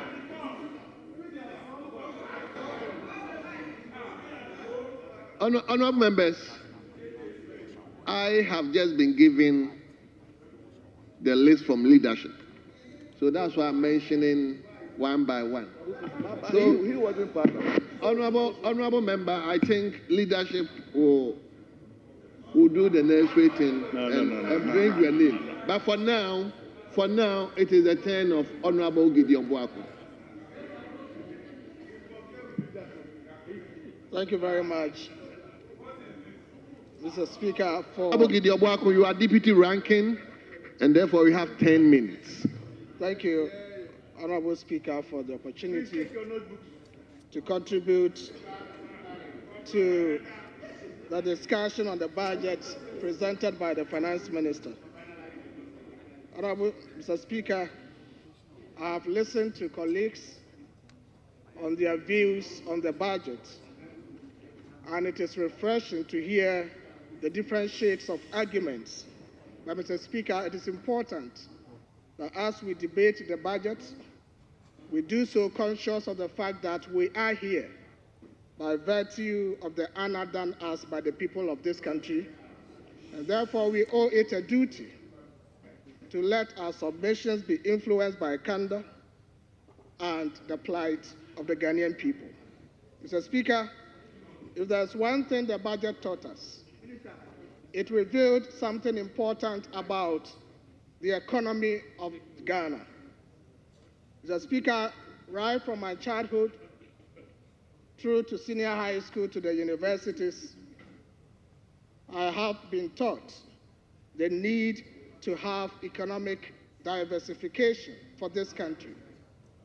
And throughout my formative years, I got to learn that the mainstays of the Ghanaian economy were cocoa, gold, and later on oil. At a point, we lost timber and we continue to lose timber. Mr. Speaker, we were all grappling to see where we can have proper diversification of our economy to move away from the over-reliance on cocoa, gold, and oil. Nobody, Mr. Speaker, thought that Ghana was going to discover something that will contribute so much to the economy other than gold, cocoa, and oil. But Mr. Speaker, interestingly, on Monday, when the Statistical Service reviewed the quarterly data and subsequently followed up by the Ghana statisticians' presentation to Parliament, we got to know that for the first time, the economy of this country had grown in nominal terms by 1.2 trillion cedis in 2024. That is so remarkable. And Mr. Speaker, it is important to know the facts behind the figures, where the growth is coming from. And for the first time, it is reported by the Ghana Statistical Service that the massive growth that this country recorded in 2024, Mr. Speaker, did not come from cocoa, it did not come from gold, it did not come from oil. But guess what? This growth was fueled by data and SMS, i.e. digitalization. Mr. Speaker, it is important to stress on this point because for the first time, Ghana is seeing a growth fueled by a new element, that is digitalization. And so today, if we are talking about the mainstays of this economy, we can comfortably say that the digitalization efforts that were championed by previous governments, properly so done within the last 8 years and championed by the former Vice President, Dr. Mahamudu Bawumia, has led to higher growth in this country. Mr. Speaker, it is important to stress this. If there is anything magnificent that has happened to this economy, if there is anything magnificent that has happened to this economy in the last 2 decades, in the last 3 decades, it is the economic diversification that has taken place as a result of the digitalization agenda. And Mr. Speaker, it is important to stress also that because the economy has grown, we have seen the new government making decisions and coming to Parliament to seek for more funds in terms of our GDP and how much government wants to spend. Anybody would have thought that a government that decided to come on the back of reset and cut expenditure will spend less than what it came to meet. But today, we've seen the government seeking to spend 290 billion cedis, whilst 2024 we spent 250 billion cedis. It is because we have grown the economy. That is why the government can decide to spend more. So it is important to put this into perspective. But Mr. Speaker, whilst we are spending, we must be mindful of where the chunk of our expenditure is going to. I was a bit surprised when I went through the budget, went through the appendices and the tables, and I saw where government is prioritizing. Mr. Speaker, budget is all about prioritization. Today, we have this government coming to Parliament to seek to spend 290 billion cedis, and out of this, how much we are allocating to improve the lives of our people in the constituency, in the districts, is far lower than how much we are allocating to spend at the presidency. Mr. Speaker, I'm worried about this. I'm worried about this in the sense that everybody would have thought that this government will prioritize the needs of the ordinary Ghanaian.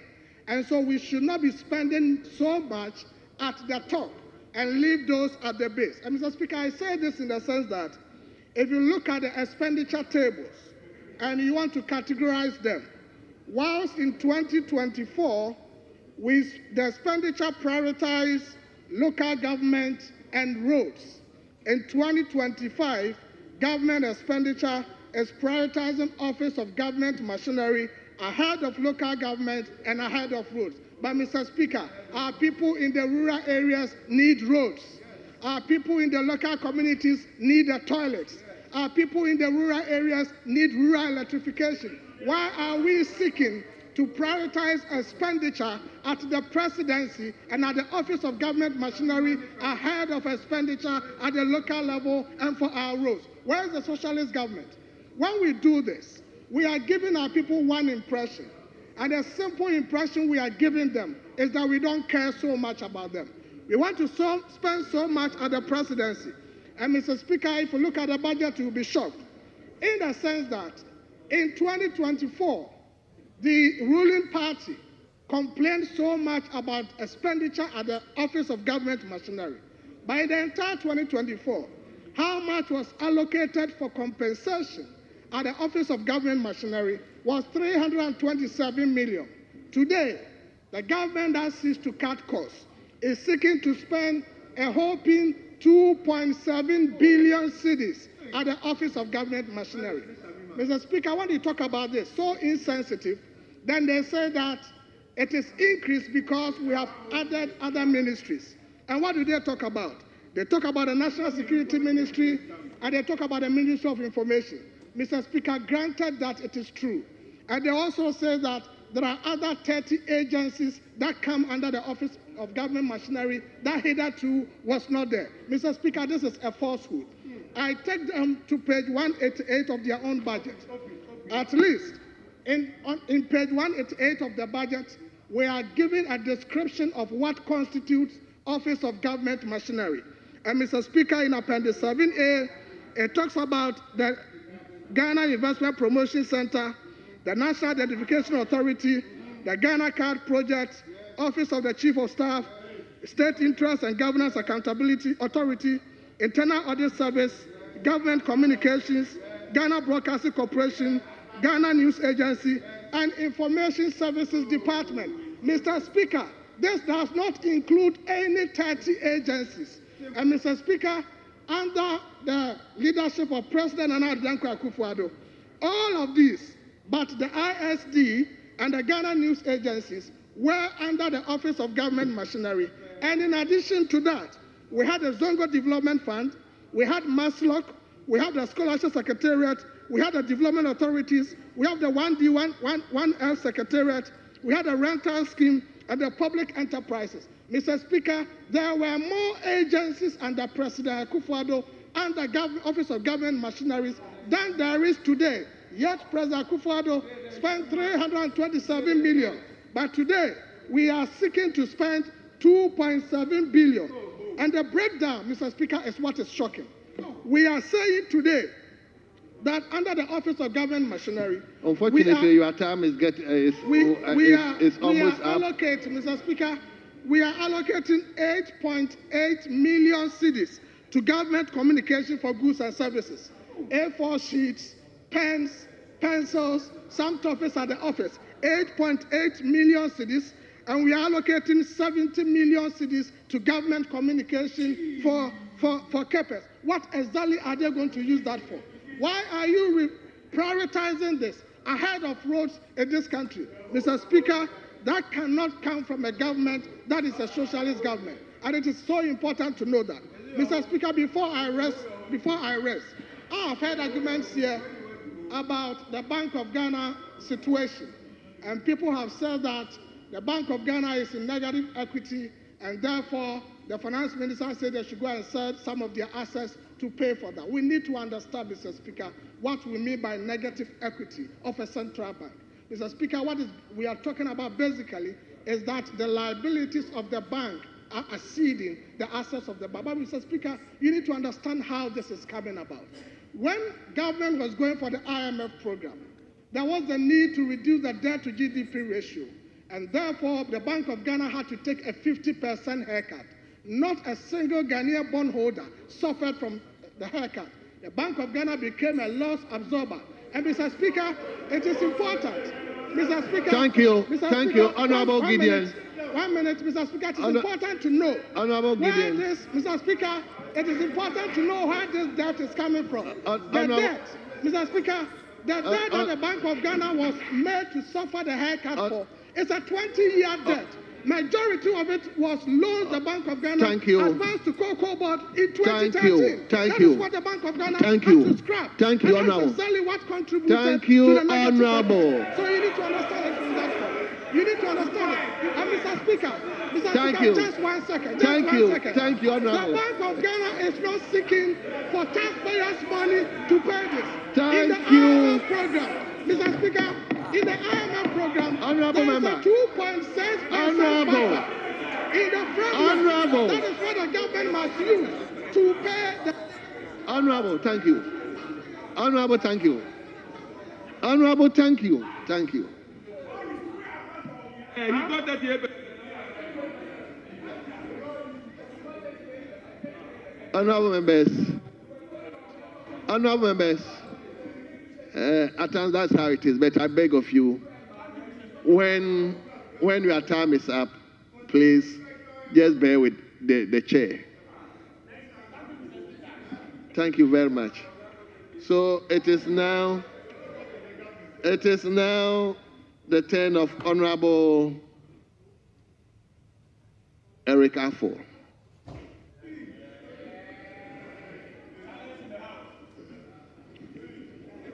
Thank you. Honorable, are you chairman or? Chairman for the economy. Okay, so 15 minutes. Thank you, Mr. Speaker, for the opportunity to make a contribution to the budget under consideration. Right, Honorable Speaker, before I make any comment, I would like to reserve some comment now and comment on the statement Dr. Stephen Amwa made on the floor.